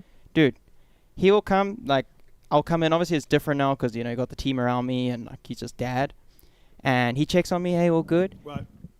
He's gone. Yeah. I text him like, hey, I'm going to the physio now and I'm having dinner at 6. He's Yeah. like, all right, cool. I'll see you at dinner. Yeah. Like 6:15, he comes like, he said, I was in with the Defender, Penny Hansel, and then I was with NASA and Yeah. Darcy. His He's just dad's he's like Jimmy everywhere. Royalty, bro. Yeah, And he's like, yeah. and I got an interview at 8 with Eurosport, Oh, and yeah, dude, they yeah. just love Oh, Alfie. okay. He's the man. He's a legend. There was a hockey player growing up named Alfie Turcotte. He's a good player, but it's the only other Alfie I've ever. It's a good heard question. of. My dad's real Yeah. name's not Alfie. Oh. It's actually Andrew. Oh, Really? Yeah. Okay. Must be a good guy. It's been a nickname since he was 13. all right. Think I could pull off Alfie? My name's Andrew. If you grew a mustache, like Yeah. Jett. All right, Shorty, do you think you have the biggest contrast of any racer ever between when you have your helmet off and helmet on? Stone cold killer with it on, humanitarian of the year with it off. Okay, yes. You know what's funny? Is I smashed JT, who came up with these questions, right? At Thunder Valley on free practice on a Friday. He went and confronted you. No, I went and apologized okay. to him at the riders All meeting right, the next that's day. it. This describes this question perfectly because I literally went to kill him because I was so mad. I was eating his roost. I was on 250F. He was on 450. And it's where Stu and like Tomac crash coming down the hill. You turn right in the tabletop. Yeah. It's the same, Yeah, the make it track, left, yeah. and you go left. Well, when it goes left, I went straight, and I didn't let off the gas until I hit JT. I was so mad at him. For no reason. For no reason besides I was eating at his roost and I couldn't get by him. Right. And he was, you know, In whatever. free practice. In free practice on a Friday or a Saturday. You know, Why the didn't you day just slow before. down and do the next lap fast? Poor JT. So you did go up, I remember. So the next day at the riders meeting, But you know I had what? to go up to him. You and know I what? said, It made him tough for the Deeks bed bugs now Yeah. with him. Yeah, See, he's there got you go. broad shoulders from this. I felt really bad. Brad, what's the sketchiest situation you've been in during Dakar? Probably when you lost. Well, and I've been lost. And like my first ever rally was in Morocco, and I did super well in the prologue. And I went out. I had no idea what I was doing. Anyway, and I got super lost in a sandstorm. And I honestly rode up on like this little bit of like, it was in a wash, and I rode up on the bank. And I looked around and I was like, I think I'm never coming home. Like, Really? I didn't know where they were. There was no tracks. Yeah. There was no bikes. I took my helmet off, took the earplugs out. I was looking around. I was like, I am never coming home, never seeing my mom again. Wow. And then Toby Price just came from the other direction up a bank. And he was like, are you lost? I'm like, yeah. He's like, yeah, me too. I'm like, so now what? He's like, I don't know. Where did you come from? I'm like, down there. He's like, okay, let's go that way. I was like, put my helmet on, left my earplugs, following Toby. So you didn't go his direction or your direction. You went the other way. I just followed Toby. Yeah, He was two-time Dakar champ. I was like, take the wheel. Yeah. Take the wheel. But yeah, when you lost, you can't find, like, you don't find the reference you had, you hit a panic. I've had the same thing, but with the gas light on. Oh, yeah. Oh, yeah. And you're just like, oh, boy. Yeah. Oh, yeah. I mean, you I'll have never GPS forget it. transponders for them to find you? Yeah. If you hit that button, you're out. It's a red button. Yeah. The helicopter will come get you. Yeah. But you're done. You're done. Yeah. But you won't die out there. They'll come get you. No, like I said to you on the mountain bike, you can have a big crash. 10 minutes, that helicopter's there. Right. In a rally, your bike's going to break at least once during Dakar. You're going to crash once really bad. And you're going to be lost once really bad. This is all like the minimum. Yeah. You know? Sounds great. Sign me up. Yeah, Tenere experience. You coming? Yeah, Tenere. Shorty, how could you possibly think the 2009 Honda 450 was good? Poor JT. It makes because me he had think you're a psychopath, honestly. Yes. He was on the production version. And the worst part is I did a lot of pre-production testing. And it was at it was like where the Red Bull compound was. And I really, truly believe that bike was good. Once we started racing it, we got the actual bikes. Mhm. I realized that maybe we missed the mark. Dan Bentley told me in the off season of before 2010, McGrath helped them a lot on that bike with Dyno. Me and Jeremy had really similar feels about everything. Right. And this is where I say Dave Arnold was a huge asset, and Jeremy did a lot of that work. He's the one who fixed it, you know? Yep. So, but me and him had a similar feel where the other guys didn't, they weren't comparable. Right. All right, last one, Brad. If you could go back and determine your future, would you be racing MXGP now or rally? I think MXGP. I love it. Like, and I get to live it now a little bit because through my brother. Like, I'm sure we'll get to it, but he's in the EMX system and everything now. So, and I a little bit prefer, to be honest, I kind of like it because I'm being there, done that, the eyes, looking in. Mm-hmm. And dude, sometimes the tracks they need to ride, and like, he'll come off from a moto, and like the other day he was in the top 10, big crash, 2 laps to go, like. And he's like crying, and I was like, dude, to be honest, you're a badass because I do not want anything with that track. I don't want to be riding it. Yeah. So I think moto is, it's the pinnacle. There's nothing better than the suffer of moto. I think it's, rally's super cool, and I'm so grateful for my life, and I love it. But I'd say my first love is, and honestly, it's what I do more because you can't really train rally too much. 52 seconds. Going on a bit. Yep. Yeah. Moto. All right, moto. X-Brand goggles. Pulp Show 26, code to save with EKSbrand.com. Please check it out. Great colors and privateer proven out there, of course. Thank you to the folks at Twisted Tea. We got some tickets to give away for High Point this weekend. Contest at PulpMXshow.com. Email us, contest at PulpMXshow.com. We'll give away some tickets courtesy of the Twisted Tea guys. Thank you to Twisted Tea for doing it. It's a brewed tea with 5% kick of alcohol, smooth, refreshing, and perfect day for day drinking. Twisted Tea, hard iced tea. Keep it twisted. Also, 5 years they've sponsored the Pipes team. Twisted Tea guys have. Nice. Going on 5 years now, yeah. So thanks to the folks at Twisted Tea. We're giving away some tickets for High Point. contest at PulpMXShow.com to learn more about that. Fox Factory Vehicles as well. Drive your dream vehicle today. Visit Fox Factory Vehicles to find your next custom vehicle. All covered by the OEM manufacturer's warranty, and they partner with top OEMs to learn more about how to get a cool, badass truck. FoxFactoryVehicles.com. All right, Shorty. I still got the motosport.com tweet at Tallon segment coming up. But, Shorty, you have stepped away from rally bikes for now for a couple of years. You are now co-driving or navigating, I guess, right, in the cars. You told me, you're like, look, rally's just dangerous, and it's not a question of if you're going to have a big one, it's when, like you just mentioned, right? Any regrets? Any, or do you get your thrill what you're doing now, navigating? Yeah, it's super fun. I love racing.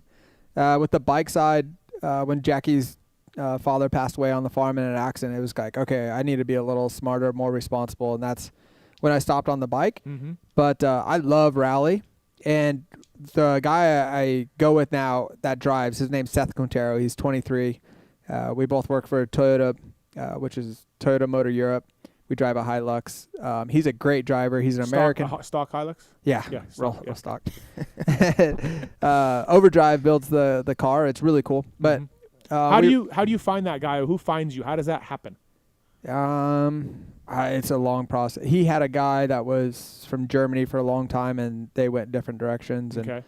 He's a moto kid from San Diego. Oh, and okay. I did a couple side-by-sides. I knew him forever from the bike stuff. In the bivouac, like everyone hangs out and talks, especially if you're an American, you speak English, you're like, hey, what's up, you know? Right. And everyone loves to talk about motor. That's why I'm here, is because of Brad, right? Right. Yeah, he's like, hey, you here basically, yeah. Hey, my God. What about Pulp this and Supercross and who's going to be top 5? And they love to talk about this. And a lot of people that do rally, even the car people, are into moto. They trail ride, whatever. Right. But so now, I navigate. And when you say navigate, people think of like Baja 1000 or 500, and That's you're the what I think about. You're like, oh, rock left, and you Right. pre-run, and you know this. Yeah. No, what I'm doing is basically it's the self-talk of what I do on a bike with navigating. And so we have a road book. There's all these rules. It's crazy complicated, and it would take me forever to learn, but I did this for 5 years on a bike. So I know how to do it really well. I don't know the car side very good. I've learned a lot there in terms of fixing it and stuff. But so basically I tell this kid who's going Mach Jesus so fast, and theoretically it should be safer because you have a cage around you. But, man, sometimes I just put my head down because – Really? Oh, dude, it's so scary. Yeah, He's so good. Yeah. When I go with the side-by-side guys, no offense to them, I feel like I can do what they do. Yeah. When I'm and sure they're better than me. That's just me but being you're on the dumb. level or whatever. Yeah. I can read terrain. I know the desert. This kid, when I'm with him, this car is so fast, and he is going so fast that I'm like, oh, man. So I just put my head down. But it's basically self-talk. So I have to read this road book. It's really complicated, and I just do it with the timing. And it's about the same timing as what you do on a bike. You can look at it a little longer because on a bike, you're either riding or navigating. You have to look down. And when you look down on a bike, obviously, you're riding blind, and this is when you crash and do dumb things. So this is what I do now. It's super fun because I'm around high-level people that want to win. There's a lot of pressure, I guess, in some sense, because if we're going the wrong way, it's not good. And these guys this is what they live for. And this race, if you're not familiar with Dakar or rally, it's the same promoter as the Tour de France. They do the Tour de France in the summer. They do Dakar in the winter. It's massive. It's huge in Europe and worldwide. And all these guys, they live for this race. So it's a little bit weird here in the U.S. because not a lot of people know about it. It's big, but it's not like... So, okay, correct me if I'm... How many classes are there for trucks and cars in the So we rally? do T1, which is like the 450 class. Okay, yeah. And then they have a T3, which would be like 250F. But T3, T4 is side-by-sides or challengers, like hybrid cars. And that's basically the two classes. And then they have a stock class, which is new. This is Defender or Land Rover. So Sarah Price is actually an American that drives for this. A little bit of a strange class. I think it's going to get more momentum and get bigger. And then they have the trash truck class, which I don't know. That's T5, I guess. I don't know much about that. The ones class. that carry the big, huge ones, yeah, you know? Yeah, right. Yeah, this is wild. It used to be all just Russian mafia people, but now it's like Eastern European. Yeah, it's like a lot of like Czech, Dutch. The Dutch are big with the trucks. They like the trash trucks. Yeah, dude, and they are so fast. Like, they hold. I know. I've seen videos. Yeah. It's wild. I don't know what they're. I don't know that much about it, but the class I'm in is like the fast premier class. So who finishes on top? Who's the fastest? Is that your T1 or is there trucks that are faster? No, T1. No, T1. T1. Yeah, T1. So dude, these guys are going, like I said, they're going mock Jesus, man. These people go so fast. We're competing against, Carlos Sainz, the F1 driver, Junior. Yeah. So his dad, who's a rally legend, we compete against him. Yep. Sebastian Loeb. I mean, these guys are like world class, like super famous. Like if you go anywhere in the world, people know who they are. Yeah. So it makes like motocross, supercross sometimes look small, or like the people, like the level and the money that they spend it's a whole different world. How'd you guys do? The last race we did really good. We won. Yeah. So it was really cool. So this kid's he's 23, you said, so he's got a good future. He's like Red Bull Wonder Kid, drives for Toyota. He started doing ARA, which is the stage rally stuff. This has really helped him for the desert stuff. But yeah, so he gets paid more than you, like navigate, obviously. He should. I mean, the top level car guys get paid a lot of money. Him being young, I think he's like investing in himself, I guess. But dude, after winning the last race, he beat this guy Nasser, who's won Dakar like 8 times, and he's on a good level. So me and him, we work well together. Can you take the same lines as the bikes or no? We're cutting so much and. So the bikes start first. Yeah. So we essentially open the road book, and then they start behind the last bike half an hour. Yeah. And I mean, so when you start Dakar, there's 140 bikes. The first 10 are separated 3 minutes every day. Then it's from 11 to 22 minutes. Then 21 to 30 is 1 minute, and from there back 30 seconds. Yeah. So if you where am I going with this? Is the first 5 to 10 cars are catching up to 30th place on the bike. 30th place on the bike, he's no slouch. Like he can ride a rally bike well. And they catching up to there. So they are hauling ass. Okay, they don't have to stop for fuel. We stop for 20 minutes to put fuel.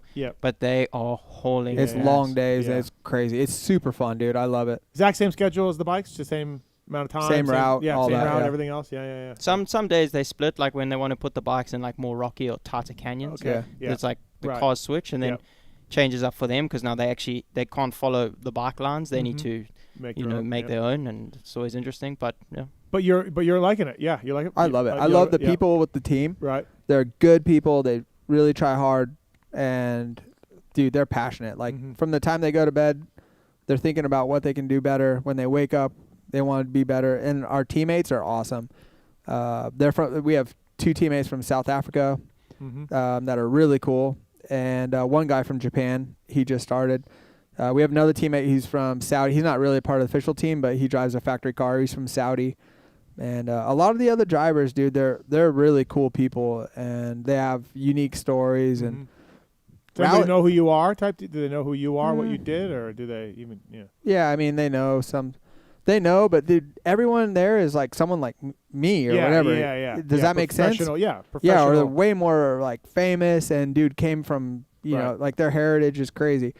And then that's what's cool about rally, dude. You'll be around people like that, or like for instance the owner of Red Bull. You know, he's there racing under a fake name, and you're there at the marathon stage camping in a tent right next to him. You're like, oh hey, what do you do? Right. Oh, you know, yeah. And he just says, I'm doing this. Or you're next to some other guy that's a plumber or whatever, and he saved up for 10 years, and this was his dream to be here and do this race. And no one's separated by anything. It's the coolest atmosphere, and it's just driven by passion. It's really cool. I don't know. Some of those stories you told me don't sound that cool, man. Like out in the middle. Okay, of this I told you this earlier. Yeah, if you combine motocross, supercross with Everest with MotoGP, this is rally. Right. You know, it's like there's some of that adventure aspect. There's some of the MotoGP, like the technology and the money and the paddock and all this stuff. And then motocross, supercross, it's like the technique, riding, and skill. You have to be a real racer. And this is why I wish I would have discovered it earlier, because I was a little old by the time I started, and it was too late, I think. But the top guys, especially on the bikes, dude, if people knew how fast and how talented they were, they'd be mind blown. Yeah, I'm sure. Yeah, no, I bet. We've had Braybeck on the show before. Kiefer's brought him up. Yep. All that, Ricky. He's won a couple times before, so whatever. He's already kind of a legend in rally stuff. But so he had this thing won, clinched, done. No one was going to beat him. Dude, it's never done. And over to the it ain't over. Okay. But imagine riding from like here to Alaska, right? Yeah. And then losing by 2 seconds because one mistake when you can see the finish. So he went the wrong way to start the stage? No. It's the very end. Very end. Yeah. Literally 2 miles from the finish. And then like it was a shocking mistake, right? No, so he was opening because he won the day Yeah. before. Mm-hmm. He came, so we were basically like next to the sea where we finished. The Red Sea. Yeah, the Red Sea, like on the literally like a big road.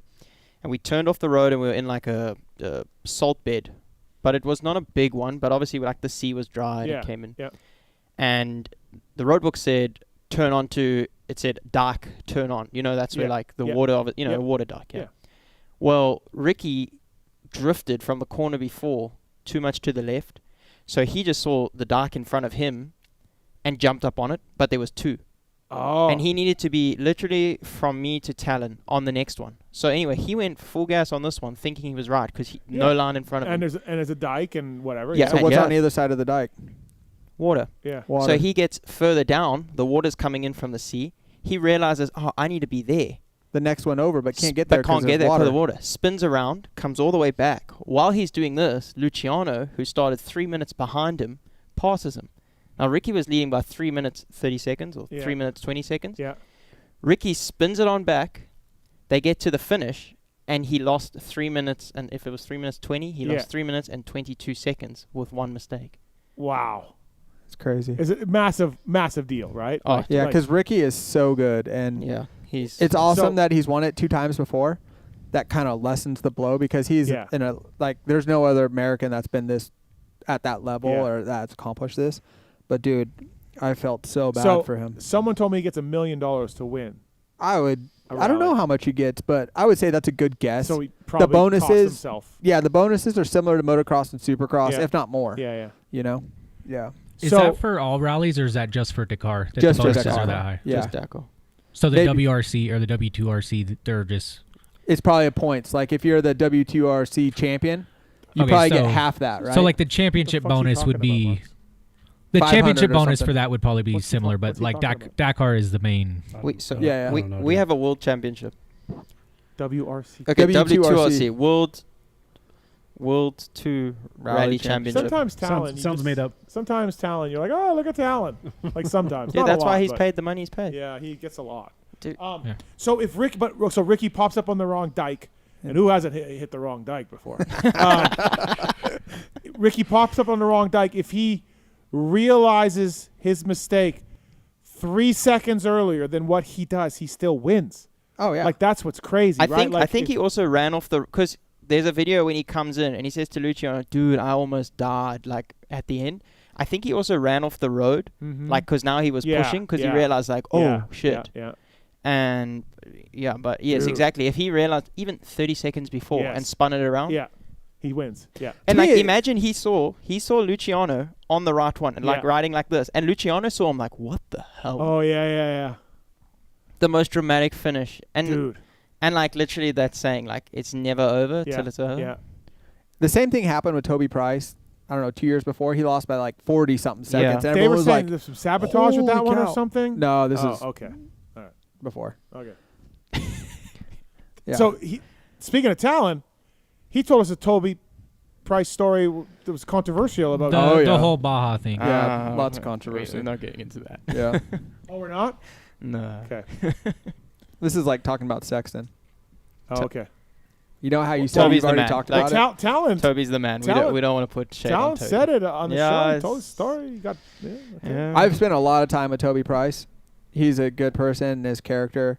I think if that is true, which it sounds like it is true, he made a mistake. I don't know, but who am I to judge? But I've spent a lot of time with Toby. I've met Toby before too, and he's an awesome guy. But like that whole, I don't know what happened, but everything is pointing that it. Yeah, I agree with you, but I don't. I still consider Toby my friend and a good person. Yeah. Okay. Still got the motosport.com. Brad, we talked about doing GNCC earlier because you were going to come over here and do that, and then COVID hit, and you had to leave. You went to early on. You were living with Prado. No, we lived nearby. Okay, super. And we trained. Harry Evans was the trainer. Yeah, you were on this Red Bull. So I was on. I was on the program. Right. With Nazi. Natsuki? Yeah, so Oh. they were full factory. Yeah. I just had like my own Red Bull deal, Yeah. and then I had KTM support. Doing EMX stuff. Doing EMX. So Yeah. I moved to Europe by myself when I was end of my I was like Yeah. turning 16. Said bye-bye to mom and dad because that was the path to make it. Uh-huh. You know, Rattray had done it, Yeah. Langston had done it, Calvin Flandern had done it, everyone, and Swanee, all of them. So it was like, okay, it's sort of the same thing as the Lawrence, you know? Right. And I did super well as a junior on 85s and junior worlds, and I got this opportunity. And I raced EMX for 4 years. I did 2 years 125, 2 years 250. And like sort of in my second 125 year, I should have like been a top 5 guy. Uh-huh. And I did like super well at the preseason races. And I was testing my race bike before the first European, and something went wrong and the bike locked up, sort of like Chase, similar crash, but I blew out my shoulder and broke my arm where it joins, and I was out for 6 months. So it sort of put a bit of a damper on that year. Mm-hmm. And then but I was in the system we trained with Harry Everts, and so that's why I always give Shorty a hard time. I'm such a Prado believer, just because he loves Prado. Yeah, I grew up watching this wonder kid. We were like, and Natsuki, we were the same age. We were like 16, 17. Mm-hmm. He was 14 and absolutely waxing us Yeah. on days. And the scarier thing is Conrad Muse was in the same program. Yeah. And we would have days where Prado would wax us 2-3 seconds, and Muse would wax Prado 2-3 seconds. Yeah. It was. Muse is sort of like a mystery guy. Yeah, why he never made it. Yeah, right? and also and then when KTM, they changed their junior program, and it all Muse went to Husk. They started placing them, took them away, but they kept Prado and Natsuki. Mm-hmm. And I was just in the training program with them, sort of thing. And in my last year, I wasn't too good. 125, I was not bad. 250, I had some okay results, and I found out I wasn't getting any contracts for the 18 season. Mm-hmm. And in the last race, I had a really shitty season, and then in the last race I ended up getting I think I got 11th, and then I was like, oh well, at least I went out a little bit decent, you know. And I went home to race moto and started doing a bit more off-road because it's bigger in South Africa. Okay. And I saw your dad's already a rally. and my dad also he's he own a dealership. Yeah, there. he has a KTM dealership, so I had KTM support back home and started racing off-road, and then realized, okay, I've got a little bit of a niche for this. Yeah. And Mark Hyde had come on a tour. He used to run the demo program for KTM in America. Came on a tour with my dad, and I did the Loretta's thing once, and Mark helped me with that. He was like, and I called him out of the blue. I said, hey, can I come try GNCC? Sort of decent in the forest, and I was winning at home. Yeah. And he was like, yeah, sure, come on over. And I arrived, and we went to Paolo Park. Yeah. And I got 5th or 6th in XC2, straight out the bat. Yeah. And everyone was like, hey, that's not bad. Pretty good, yeah. And it was cool. I pitted out the factory semi. I was I was around Caleb, and Fad was at Husky, and I was like, oh, wow, these guys are the real deal. And sort of was like, all right, cool, this is going to be my new career. Sort of backed off the moto stuff at home and came back in 19 for a few things. Got a bit more help from Ross from Trail Jesters, helped me with bikes, and was like, cool, 2020, I'm going to come over full time. And COVID, I ended it all. I couldn't get to America. And then, sort of the what do you do? I was a bit lost, go work full time for my dad, or kind of thought the dream was over.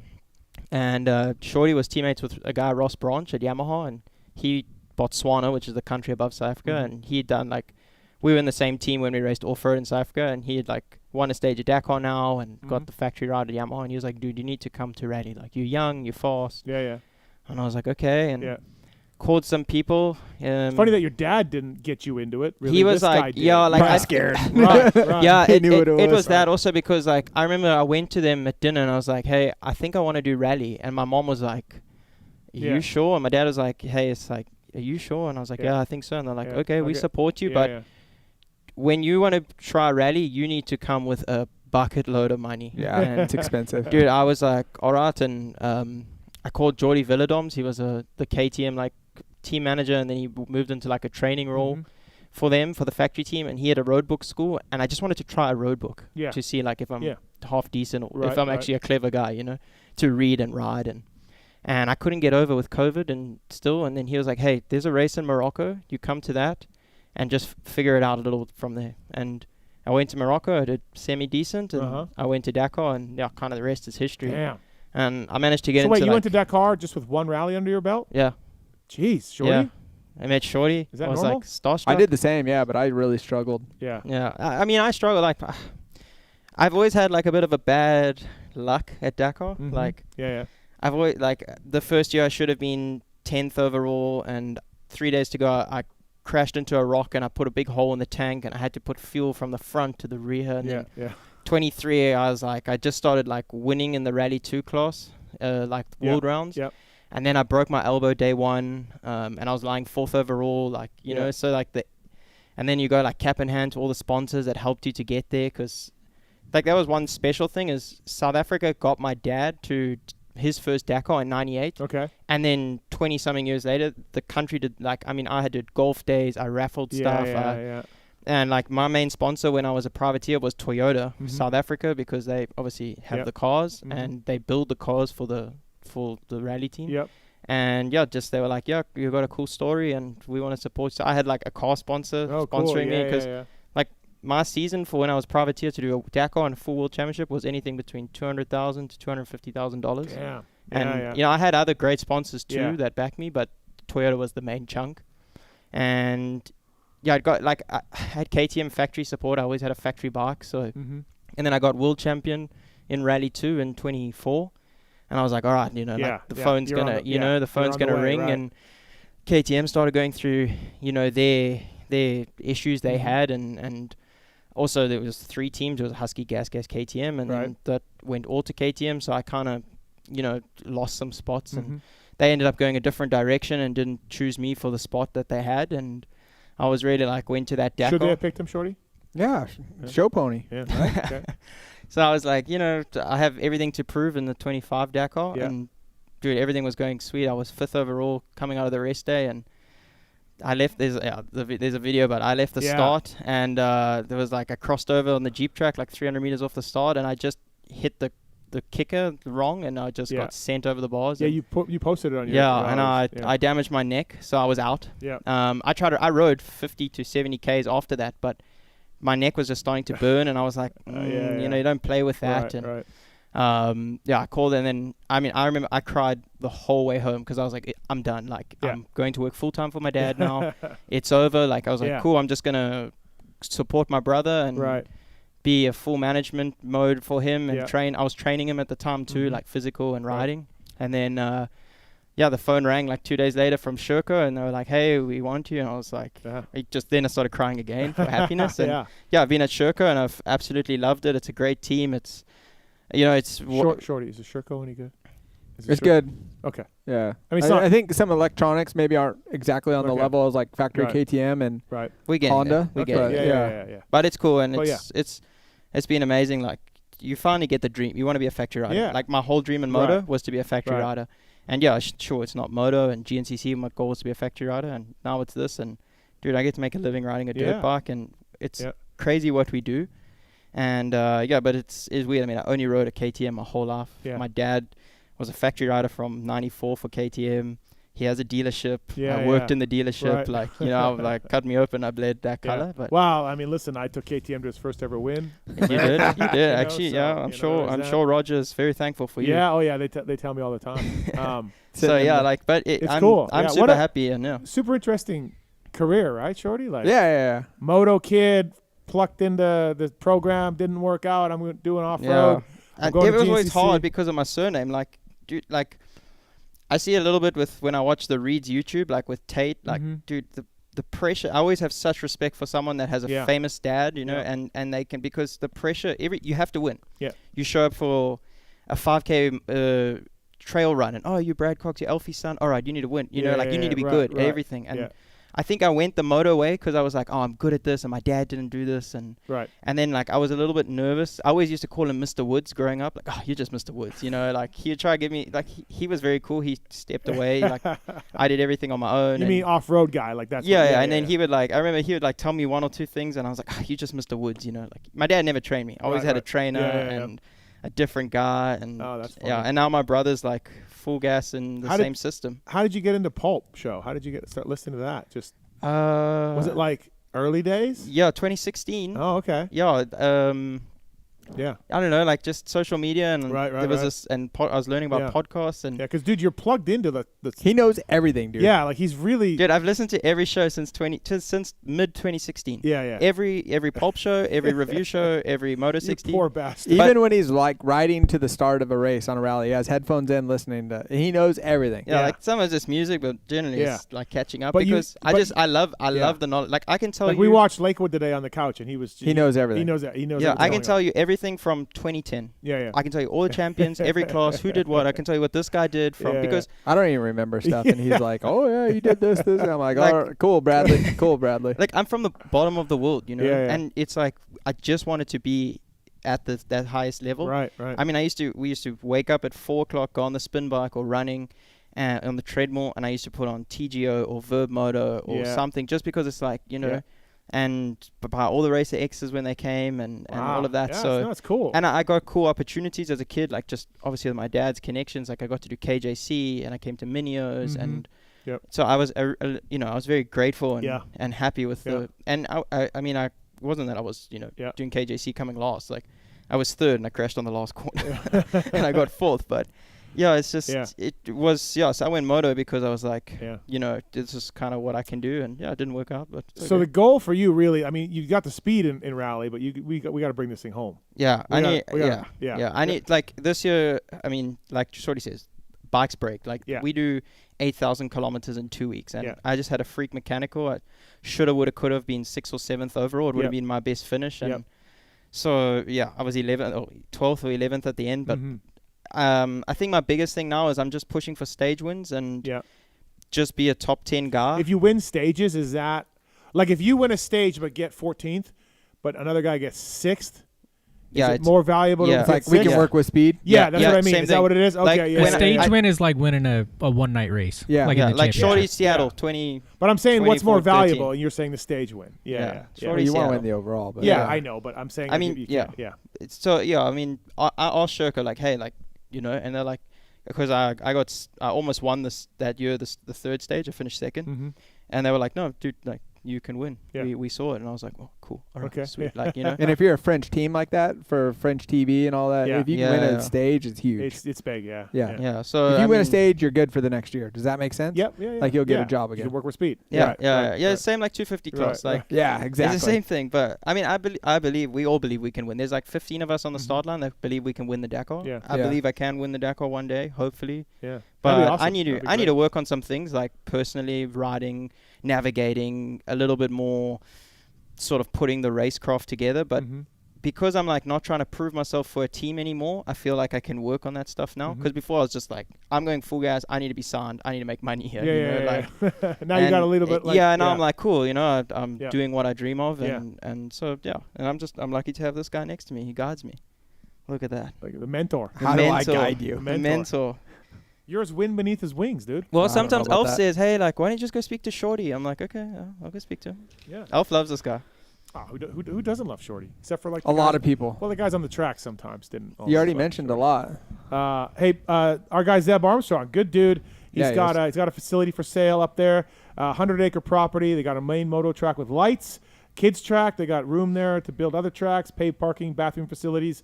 This is your chance to own and operate your own motocross track. Give the kids a chance at running their own business. The turnkey profitable opportunity for you. Email repracingmx@yahoo.com. Good guy, Zep. Northern California and Nevada. He operates 3 tracks, but he's trying to get rid of one of them. It's your chance. repracingmx.yahoo.com. Thank you to Zeb for doing that. MotorcycleIndustryJobs.com. Job of the week. Dealer network specialist for Kawasaki, Southern Region. Salary range $76,000 to $82,000 a year. Not so bad. Not so bad. Can work on the new bike. Yep. You got 370 coming or 270 coming out. Wait. 327. What the fuck's wrong with me? Dude, you know the best story I heard this week was What? Buddy and I saw those pants. I was laughing. What about? He went and rode with my buddy Cole Kirkpatrick. They're Okay. off-road people, and he's like, "Yeah, buddy," because he's riding some old KX 450. That's all he had. He's West Texas, where you think that Dark lives. Yep. This is where Buddy lives. Okay. And they're riding some sand track. He's like, "Yeah, dude, you should get like that new 2-stroke." He's like, "Cowie has a 2-stroke?" Like Budman has no social. You know, like for a week, you couldn't go anywhere without seeing a picture of that bike. Dude, Budman had no idea. Even as like last week, he was like, they have a 2-stroke. And he's like, a 320. No way. I'm like, how does somebody live like this and not know? I feel like Budman has social media. I see him post, but maybe not really. I don't know, man. When I heard this, I was like, hey, but why do you think they didn't make a 125? I don't know, man. Like, do you think they're going to sell more 327s than 125s? I don't know. I thought one was coming. I heard 2 new models, but it was the off-road model. And we need to ask RV. He's plugged in. Dude, he's more deep in moto than you with the kids. This roll covers Southern region, and you can be located in Alabama, Arkansas, Florida, Georgia, Kentucky, Mississippi, North Carolina, and more. So this is basically like a regional sales guy driving around for Kawasaki, dealer network specialist, full-time job. Check it out, motorcycleindustryjobs.com. Job of the week. Upload your resume for free today on there. And if you want to get started in the industry, it's a great spot to do that with the guys at motorcycleindustryjobs.com. And we thank them for coming on board. All right, motorsport.com. Tweet at Tallon. No, that's my mom. It's the motosport.com tweets at Tallon segment. Motorsport.com. They got a quad lock Honda giveaway going on right now. The bike is in the pits, and you can check it out. Motorsport.com/win. The ultimate quad lock Honda race bike sweepstakes. They got weekly prizes as well. OEM and aftermarket parts. When Shorty's buying parts for Hudson, he's going to motorsport.com and just burning money, lighting money on fire for his aftermarket and OEM parts. Thank you to the folks at motorsport.com. Go through the banner to help us out if you can do that. These questions submitted at PulpMX Show. And Tallon reads the best ones, just the best ones, Tallon. I think I'm just going to ask Shorty a bunch of questions that I have instead of going through the tweets tonight. Okay. Does that work? Yeah. Shorty, did you ever ride the Honda HRC rally? That's how I got into rally. But you never raced it. No, I never raced it. He was weird serious, thing. Folks. He was serious. He was going to do that. Yeah. I'm just going to start off with you ended rally talk too early. This is how I got hooked. Rally corner. Dude, I was doing Supercross testing. This is what I was doing, brand ambassador testing for Honda. And went up with the Japanese because I was just sitting in the hotel. And they're like, hey, yeah, we're doing durability up in the high desert. I'm like, sure, yeah, I'll go. And Gothic J was with us. I rode that bike, and it looks super, I thought of like a Honda rally bike as like the T7. I thought it was like an adventure bike. And I got on it. I'm like, holy cow, this thing's a weapon. And it was so much fun. And that was before the new bike, right? Yeah. And it looks like 2016. Looks like a spaceship with 17. buttons. Yeah. So but it was so much fun. Comparing that to the KTM, because it seemed like KTM had the better bike forever until recently when Honda came out with their new bike. And then it seemed like Honda might have had the advantage, and then KTM released this new rally bike, and it seems like maybe they have the advantage again. Yeah. Compare those two. What makes them better than, why couldn't Yamaha necessarily? Why did they struggle? Why do these other manufacturers struggle? Racing is money, right? And the resources that you have. So the KTM, that's really good. I did some testing with that guy Jordy Villadomes out here in the desert. Flew in here to Vegas quite often, go up to Tonopah, Barstow, all these places. But that bike, that new KTM is really good in the rocks. You can go over that thing, and even with 9 gallons of fuel, that thing's stable, can go. And that rider, Chucky, Daniel Sanders, is super fast. He's a good enduro rider, has good moto speed, and he sends it in the desert. So the combination of this bike being really good in the rocks, it has a really good electronics, the Moto Morelli or whatever, the MotoGP style stuff. So it sits at the top speed, and it's like perfect. They've done their homework on all this. So I think the Honda is really good as well with the electronics. This is where all the MotoGP stuff comes in, and I would assume the Honda is coming out with a new bike sooner than later just to respond to the KTM stuff. Not for sure on that. That's just me guessing. But these bikes, dude, they spend a ton of money. I don't understand how they justify spending the money and the budget that they do on this style of racing, but they spend a lot. Yeah, Skyler told me, I can't remember if it was when he was with Husky or Honda, or probably both, but he said they literally had like they had a bike and they had clay that's KTM. Yeah, all the way around, and they would shave like exactly how he wanted it and everything. Like it was, and wind tunnel test it and all this stuff. Yeah, crazy dude, stuff. Honda right now at the last race, their staff was massive. It makes motocross and supercross look itty bitty. Tiny. Yeah. This is where all their resources and development's going. It's crazy to think that some race in the middle of the desert that no one's really watching and gets all this money and attention from the Japanese, but right now Honda is pushing the rally project, and a lot of resources are going there. Awesome. All right, first one Welcome from to Tallon's Rally Corner. Tallon's My guy's plugged in. I Rally like it. show. No, yeah, I like yeah, it. you like it? Yeah, Yeah, okay. Yeah, see? We haven't seen this kind of passion from him in years. Marks? Well, I mean, I'm not gonna ask if it's Supercross. Like you have more knowledge than me, but like if we're talking about rally, I like how he says I probably, you probably have more knowledge. I mean, you probably have been to a few more Supercross races. than me, but- I know he's a big beta guy. Oh, there yeah, was he's a talk huge that beta. beta's coming. Oh, to yeah? rally. To rally. But I think it's a bit slow. But there is talk. If they need a slow guy to test it, I'm in. FMIP 222. With Shorty and Filthy Phil both currently using number 29, who will get to run it at that big race in August that Kiefer and Darkside qualified for? Phil said deny. He's going to give it to Shorty. Did you like the little jab at the end? Kiefer and Darkside qualified for? Oh, yeah. Whatever. Randy's a good guy. Oh, I love Just Randy. give me the It's fucking my guy. Tenere tire. Yeah. He's your go-to for that. Moto Fan 254. Steve, how much has your diet changed since your fitness journey, and do you care to tell us what you eat? Great job. Keep up the good work. JT will tell you, I still don't eat great. I just eat way less. I found myself when I was fatter eating lunch for no reason. Like, I get up in the morning, have a bagel or maybe a banana or, something small in the morning, and then I would do nothing and go for a big lunch. Like, why? Wait, what? Because I just wanted to go eat. Yeah. And then, so I've basically cut lunches out. Like, something small in the morning and a dinner at night, and that's it. And then some snacking here and there. But, like, I don't eat great. I just eat way less. I just don't need to. I've noticed when, like, with American food, everything's so big, like, Yeah. big and better, Yeah. But you're so full in the moment, and then, like, 1 hour later, I literally, like, I haven't eaten all day. Like, I found that Yeah. so weird Yeah. just being here. I mean, Yeah. I definitely feel like I don't drink as much soda as I used to. I still drink some, and I definitely feel like I maybe don't gorge myself anymore. Where sometimes I remember being so full, it was so good to eat. I don't do that so much, but more than anything, I cut out the lunch. And then I bicycle a lot, so then I'm burning calories as I. Yeah, you're more active. Yeah, And you're running Right. Vaporflies. I'm running. Got Vaporflies. Yeah. Have you heard this? No, I've heard this. What? What's wrong with my Vaporflies? Full carbon plate for Yeah, 3 man. miles. Yeah, man. I need the best. I got up to 6 miles, okay? Bradley. That's impressive. Yeah. We need Bradley in more. We're working on a deal. Might not be in the pulp. SA to Vegas. Yeah. From Thirsty, is this the week life swap happens? Kiefer was being sus on yesterday's pod about missing next weekend and solo all week. Yeah. No, not live swap week, but we're locked in and it's happening. Yep. Do you want to say why Kiefer is sad? Well, Heather is back east with Aiden, and but I don't.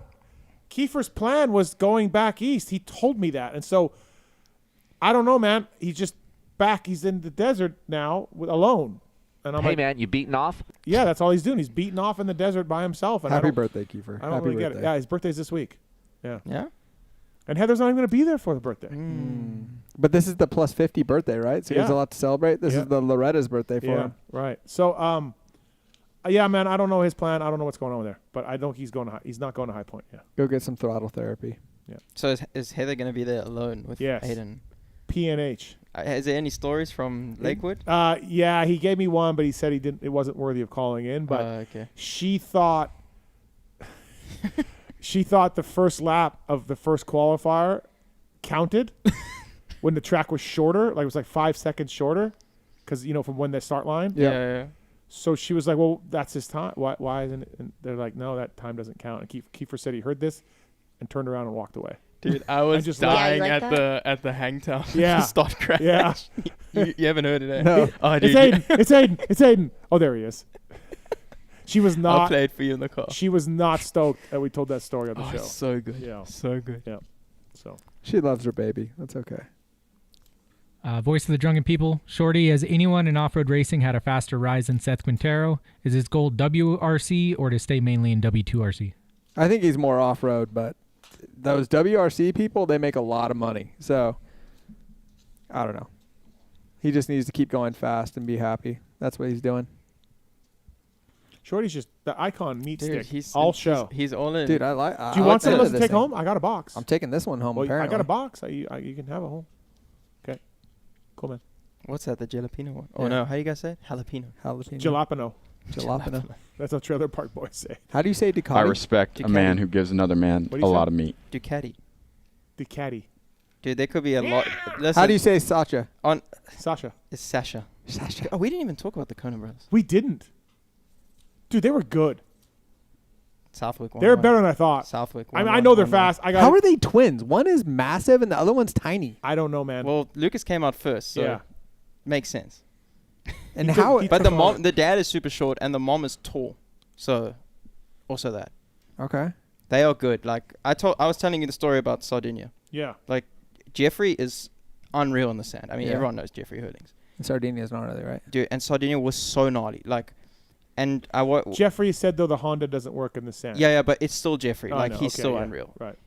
Lucas was 15 seconds ahead of Jeffrey. I thought Lucas had crashed in the start and that they were, he was playing catch up. And then I realized Jeffrey was second, and then like 10 seconds later after Jeffrey was VL, Renault, Febra, just everyone together. Yeah. And then Sasha, first 3 laps. Like when you teach your kid, hey, sprint the first 3 laps and then get into a rhythm, go watch Sasha Kuden because that kid is unreal at the first 3 laps. 8 seconds on Langenfelder and then absolutely ate shit. Yeah. Yeah. Like when you're like, oh, and he just bounces up, runs to his bike like Gaza does. Yeah. Runs to his bike. Okay, so now what's going to happen at Southwick? That's their next race, right? 1-1. They Euro might win, fever. dude. Believe They the might hype. win. I thought that them winning Southwick was because you look at the flight and the adjustment to the track and one day. They're coming from format. South Africa, right? Yeah, they're coming from SA for it. Okay. But in all honesty, they can leave Sunday night. The flight's at 9 o'clock to America in the evening. They can go Johannesburg because that's where the race is. Yep. So no internal flight. Straight to JFK, and then do you drive from JFK to South? Because No, it's you do up not. there, no? No, you don't. You don't do that. Where's it's in Connecticut, no? Yeah, you go to Hartford. Okay, so then they got 1 internal flight. So maybe not so bad. Yeah. But the thing is, okay. So they're beating Jett there. No, Lucas has a big task. I mean, Jett is an animal and Hunt is an animal, but and let's not forget Deeks. But Sasha for sure. Yeah. Wow. Yeah, I didn't. I just thought one day format I mean, they did get 2 practices on Friday, which is not normal. But do you think this makes a big difference? I've heard it does. Some other racers who come over. And so Jorge didn't do it? No, he didn't do it.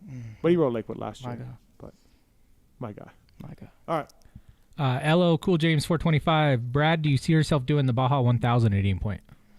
Oof.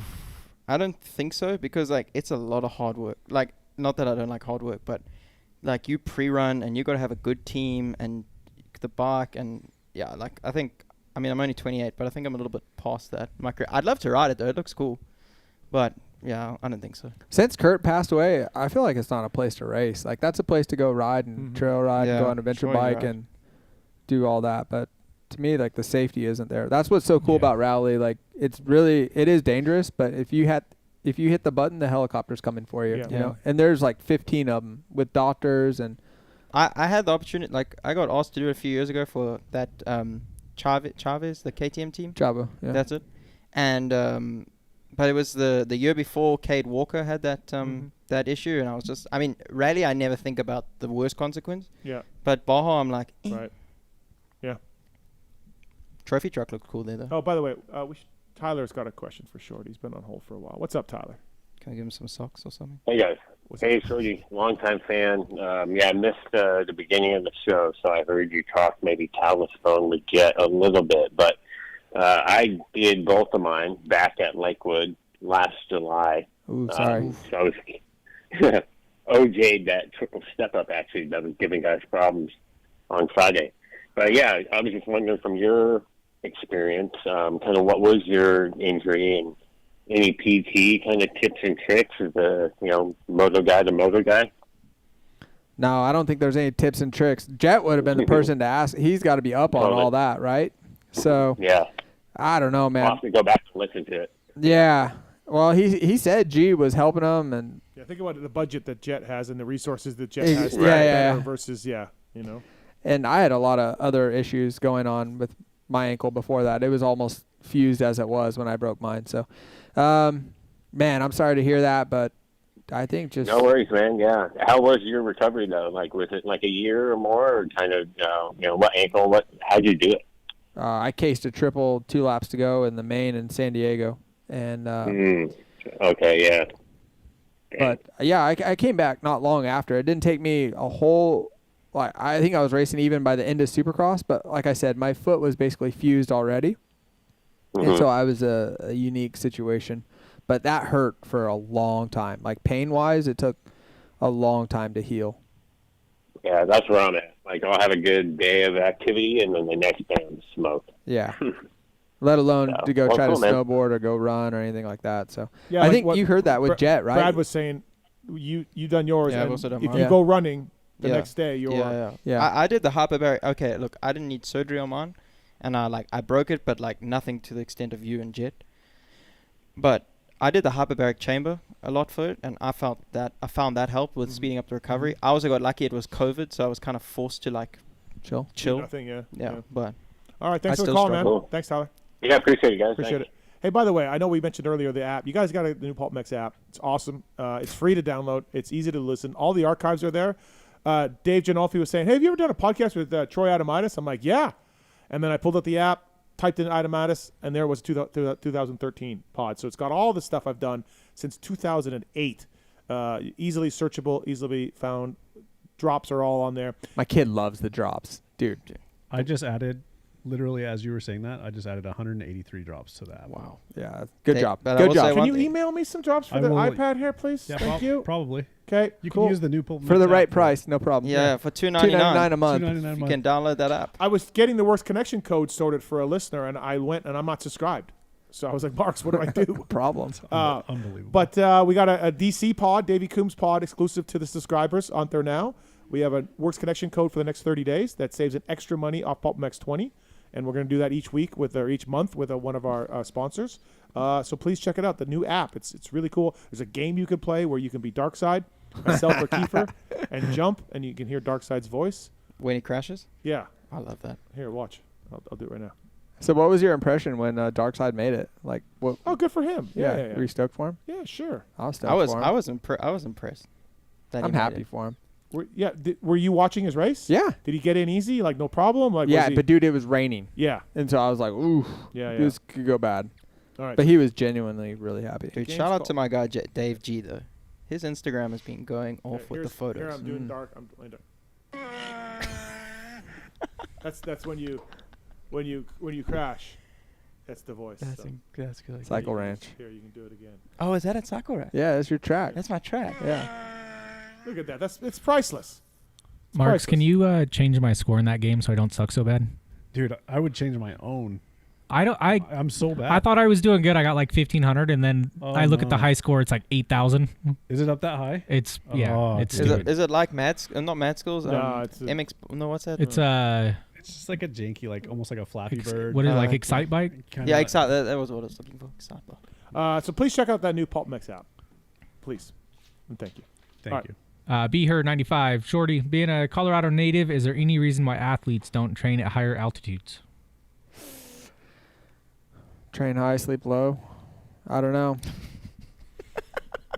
I think Tomac is a testament to this, right? Yeah, I And agree. I think certain kids, but Tomac's unique in every way possible. Just the way he grew up, how he performed. Like, I don't think you could plug somebody in. Like, you couldn't take one person from this top 10 and put them in the Eli Tomac training or routine and have the same results as him. I think he's a unique character, and that works for him. And I don't think he's there all the time at altitude anymore. Huh? No, he he's spends in a lot of Arizona time now, in yeah. Arizona, yeah. Yep. So, Lax defense coach Shorty, if there's one person in the industry you would pick as a mediator between Sexton and Cowie, who would it be to try and get the train back on the tracks? man. You know who was someone good back in the day was Jeff Spencer. He was a little bit different. That's a polite way of putting it. But he could make you believe anything. And I think this really benefited Chad at some point. Mm-hmm. It made him really mentally strong. And even like I worked with him. I know Trey Kennard did, Kevin Windham. He taught me a lot in this aspect. But somebody that's mentally strong like that would be good. A lot of people, I know some people don't like that his dad has so much influence on him and the direction that he's going and stuff. But his dad really cares about Chase, I believe. You know, he has his best interest in mind. Maybe he doesn't communicate in the right ways. And this is coming from the outside, so I don't really know what's going on. But he needs one person that he can trust and that truly has his best interest. So I hope that's his dad. Maybe it's getting a little sideways. I'm not sure because I'm on the outside. And also, hopefully his agent and the people that he has surrounded around him are helping him guide this. But, man, it doesn't look good from the outside. I hope he's happy and can get it figured out. Do we think we need to get rid of Lewis? Steve's the captain now, as of last week. I was the captain. Yeah, I don't know what happened.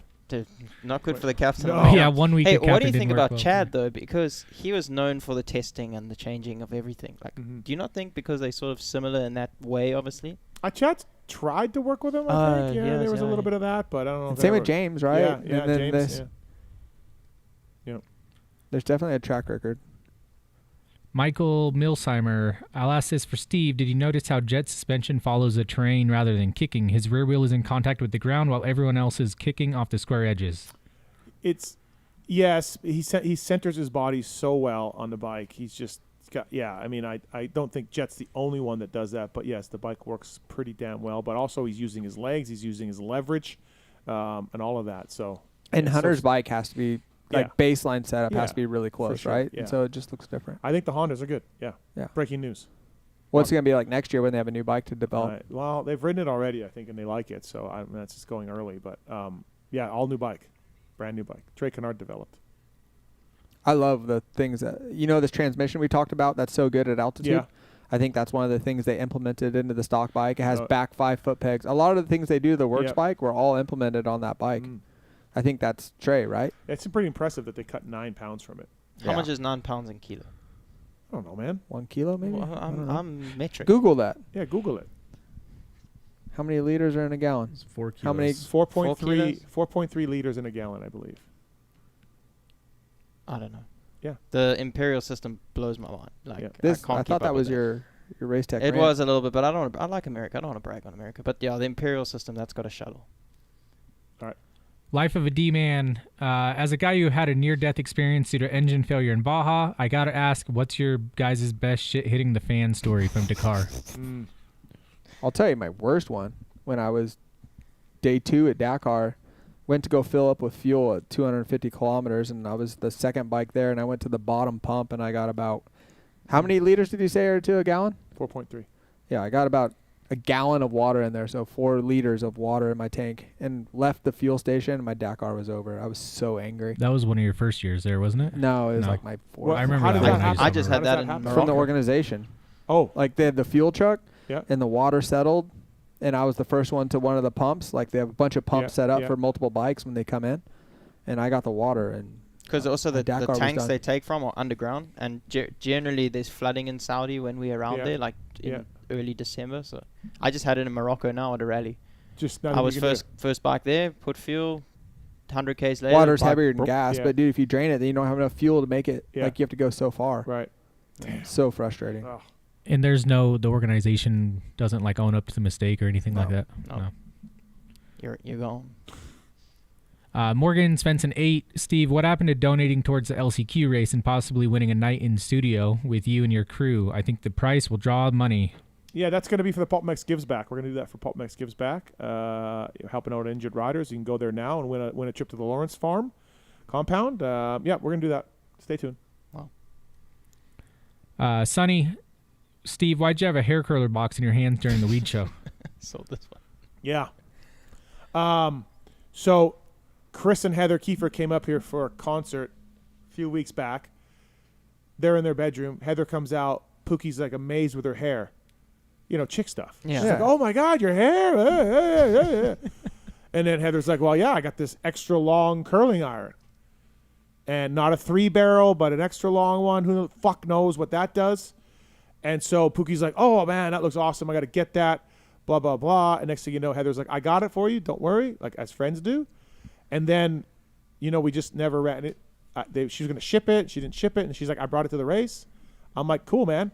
But then I didn't fit in my backpack because it's an extra long curling iron. Is it one of those Dyson? Likes the extra long. Is it like the Dyson Airwrap or whatever? I don't know. You wouldn't know. Okay. So I walked out like again, it wouldn't fit in my backpack.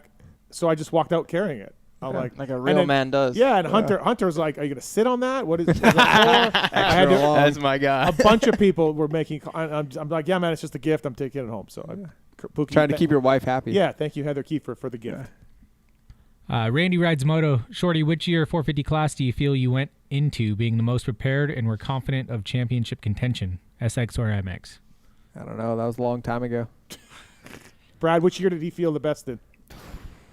How many years did you get second? I mean, I only got second once. I finished third from from 2005 to 2010, I think. Every year in there, I finished top 3 in points or better if I finished the series. I missed 2 of those series, I think. Yeah. With injury with my knee and my tailus 2010 in Supercross, but I still finished second in outdoors, I think, that year in points behind Stu, maybe. I would think your best year where you should have won was 07. That was my rookie year. We were talking about this earlier with Timmy, but Langston stepped up. Yeah, that's when I said, and obviously 05 250 you. Timmy and Shorty let that one go for sure. They no good. 2005 250. Yeah. Do you think the 05 season is sort of like what the 250 season is now, with just, or was Tedesco just super consistent? Yeah, Tedesco didn't win a lot of races that year. Who won the most races that year? Dude, I don't know. 05. Maybe Alessi at the beginning? Yeah. Tedesco won 2, I think. 2 motos or 2 2 overalls? Oh, okay. 2 overalls. And he won the title. That was so long ago, bro. How many you win? 05. I don't know. Millville. I won Millville that year. Maybe Southwick. There we go. Number 51. Yeah. Cut sleeves. All right. Yeah. All right, last one from Desk Demos. MX Sports and Feld are chuffed that all the Euro stars are coming over. Great for the series, makes them look awesome. However, do American fans love their guys being beat down repeatedly in their own backyard? Could end up only winning one of the national championships available. I'm the wrong guy. First of all, I found out chuffed means happy. Yeah, I did find that chuffed. Out. I don't think look, I'm a foreigner, so I've lived here for longer than I did in Canada, but I don't think to me it doesn't matter. I don't care where the guy's from. I think it's awesome and it's cool and they're all good people and I don't care where they're from, but I'm sure there's a segment of fans that are like, we want an American to win. But this weekend, the diversity is awesome. This weekend, is like the brands. Same thing. Yeah. Like Australia, Belgium, Australia. Garrett Marchbanks from Colville, Utah. That had to help at altitude, right? This weekend. Yeah, I don't know. He hasn't. We should have asked that. Okay, but he was Prado from Spain. Hayden Deegan, California. Plessinger, Ohio. Hampshire, Florida. Ferrandis, France. Mikkel Harrop, Denmark. Tondol from Norway. Geode, Switzerland. That's awesome. Freddie Noren, they're saying, from Sweden. What do you mean they're saying? He's from Sweden. I know, but, you know. Wait, but do you think... Okay, so... The Crucio is from Venezuela? Yeah, but he's lived here. Do you know Noren is going to be the all-time... I believe it, bro. I raced him. Starts. Yeah, so there's a guy. Barsha Noren. You race those two. It's just good for Freddie. I just didn't think of him as an all-time... He's on Gizmo, hey? Yeah. Do you know what I also found out today? Stefan Rubini. Yeah. You remember the name? Yeah. He did his Achilles also. Oh. Dude, it's like it's the new thing. Yeah, he did it. Taylor's bone and Achilles. Yeah. Hey, but okay, so we were talking about this today. What? I said it to you that there's going to be a big gap in Europe for all these EMX 250 kids to start making money because everyone wants to go to America. Do you think American kids are going to start looking? Okay, I know Supercross is the be all and end all, and you make more money. But for instance, and not doubting on them, but like a Mumford, a Schwartz, a Turner, when he's do you think he's like, oh, I'm good in moto, I can make 300-400 grand racing GPs? No, I do not think so. Look, the age rule also is a big problem. Yeah. No, I don't think so, man. I think it's too tough. You think Carson Mumford would turn down 300 grand? He ain't getting 300 grand sight unseen. There's no way. Well, if factory KTM are running out of guys, or factory Yamaha, Mumford. No offense to Carson. Yeah, they've got better. I mean, in the EMX system, there's some fast kids. That's what I mean. He's not. But everyone wants to go to America from Europe. Yeah. No, you're right. Lux Turner or somebody like that could go over there and be good. Like Kamiya Yamaha. Oh, it's not Kamiya. It's no. Dude. Whichever Yamaha 250, they got the brothers. That's a gritty life right there. Dude, it's. Yeah, but that's what Bobby Moore did, or Jimmy Button, or so many people have done Tony this. Schmidt, If you're a young kid, that'd be a great experience. When I went and I left on the 4th of January. It was 100 degrees in South Africa, Fahrenheit. I was in shorts and a thin long sleeve, and I arrived in Germany, in Frankfurt. It was snowing, and my shoes got wet as I walked out of it, and I was like, what am I doing? I had 2 OGIO bags, and I was like, let's go, baby. Yeah. Speaking of OGIO Power Sports, Pulp 15, code to save with OGIO. backpacks, gear bags, all of it, and great backpacks, man. A lot of traveling with that. A lot of pockets, a lot of places to put stuff. Pulp 15 code to save with OGIO Power Sports. All right, we're done. No, that's horrible. Motosport.com. Brian Stone, he can help you work towards your financial goals. Call him, 816-761-4066. He raced with Andrew Short back in the day. Brian Stone, working together, you can look at the big picture and make a strategy to help you reach your goals, because you can't prepare for the unexpected if you don't know where you're headed.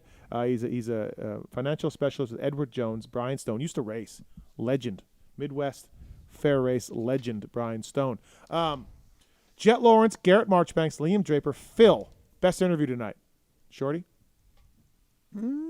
I like them all. That sounds bad, but I'll go Garrett. All right. Brad? Liam.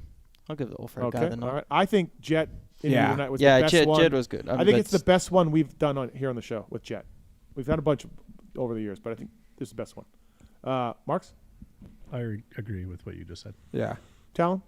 I'll go Phil because he was on for like 2 hours. Yeah, he was on long. Also, did he have to pay for the call? Phil's on the payroll. Phil's on the payroll. I don't want to hear it. YouTube would like to let you know How many times that today did we hear about who's on the pulp? liters in a gallon is 3.7, not 4.3. 3.7. There you go. I think it's like the Yeti I ordered. I Googled it, so the carrot in the ears guys are right on this one. I think there's different ways of calculating. No, I don't think so. No? No, there's only one way. Yeah. Calm down, Donnie. No, what am I thinking? What am I? You're not. Hey, but you must know when you go into, Jimmy John's Subway, and then the guy looks at you, and he's like, do you want a foot long or a 6-inch? And I look at him like, what the hell's a foot long? Like, is it a foot? Because I got a size 9 shoe. Is it my buddy's size 12 shoe? Like, show me. And he picks up the bread this long. I'm like, okay. Amazing. Yeah, this one says 4 liters is slightly more than a U.S. gallon. Slightly more. Yes. Okay. About 0.3 more. Let's call it 4. Oh, gosh. Till you run out of gas. We got to go. Yep. Contest at PulpMX.com to win some tickets to High Point, courtesy of the folks at Twisted Tea also. So please get on board with that. Thank you. Ando coming back? Anderson? Yeah. No, not for outdoors at all. No. Oh, okay. I saw him riding, so I was like, he's on a Supercross only deal anyways, no matter what. Oh, okay. He wasn't doing outdoors, yeah. I got all amped. I thought he was coming back. That team's not. They're done. They raced the first 2. Okay, cool. And they're done. So yeah, because I saw Colt was riding DRZ 400. Yeah, he was on a Kenny dual sport ride or something. Hey, don't forget, use the codes PulpMX20 at Works Connection, PulpMX26 at Athena USA to save. Call WUSA as well for wheel needs and all of that. Thank you to those guys.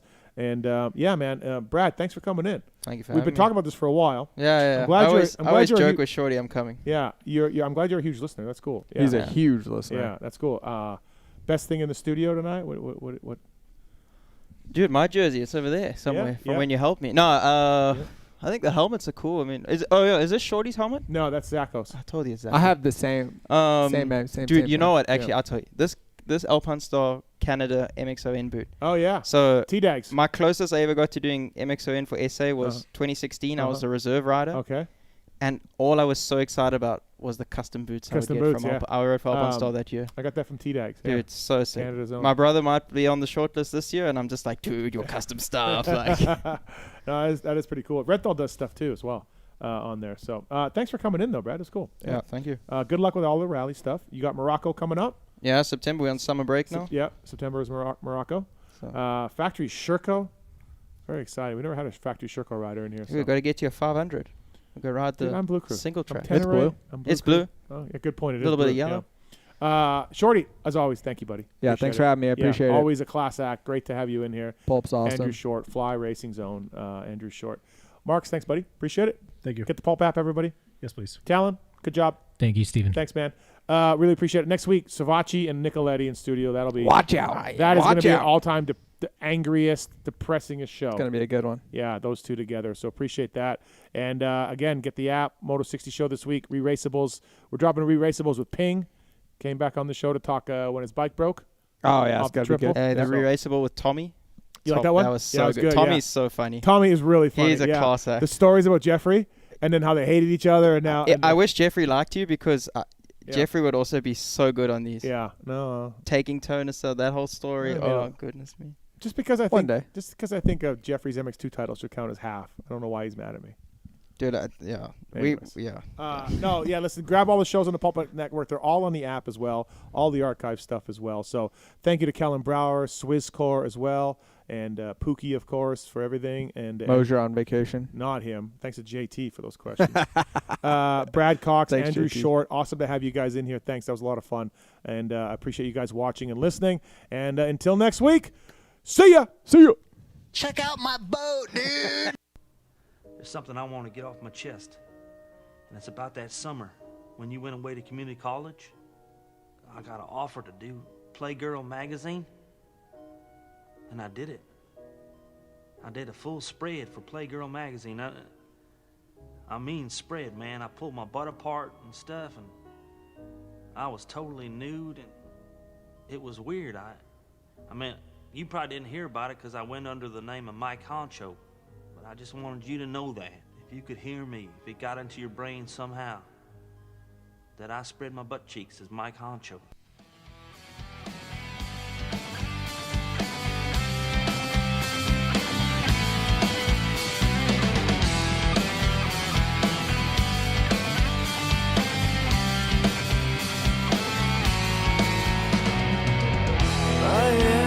Sword inside your flame, I will burn.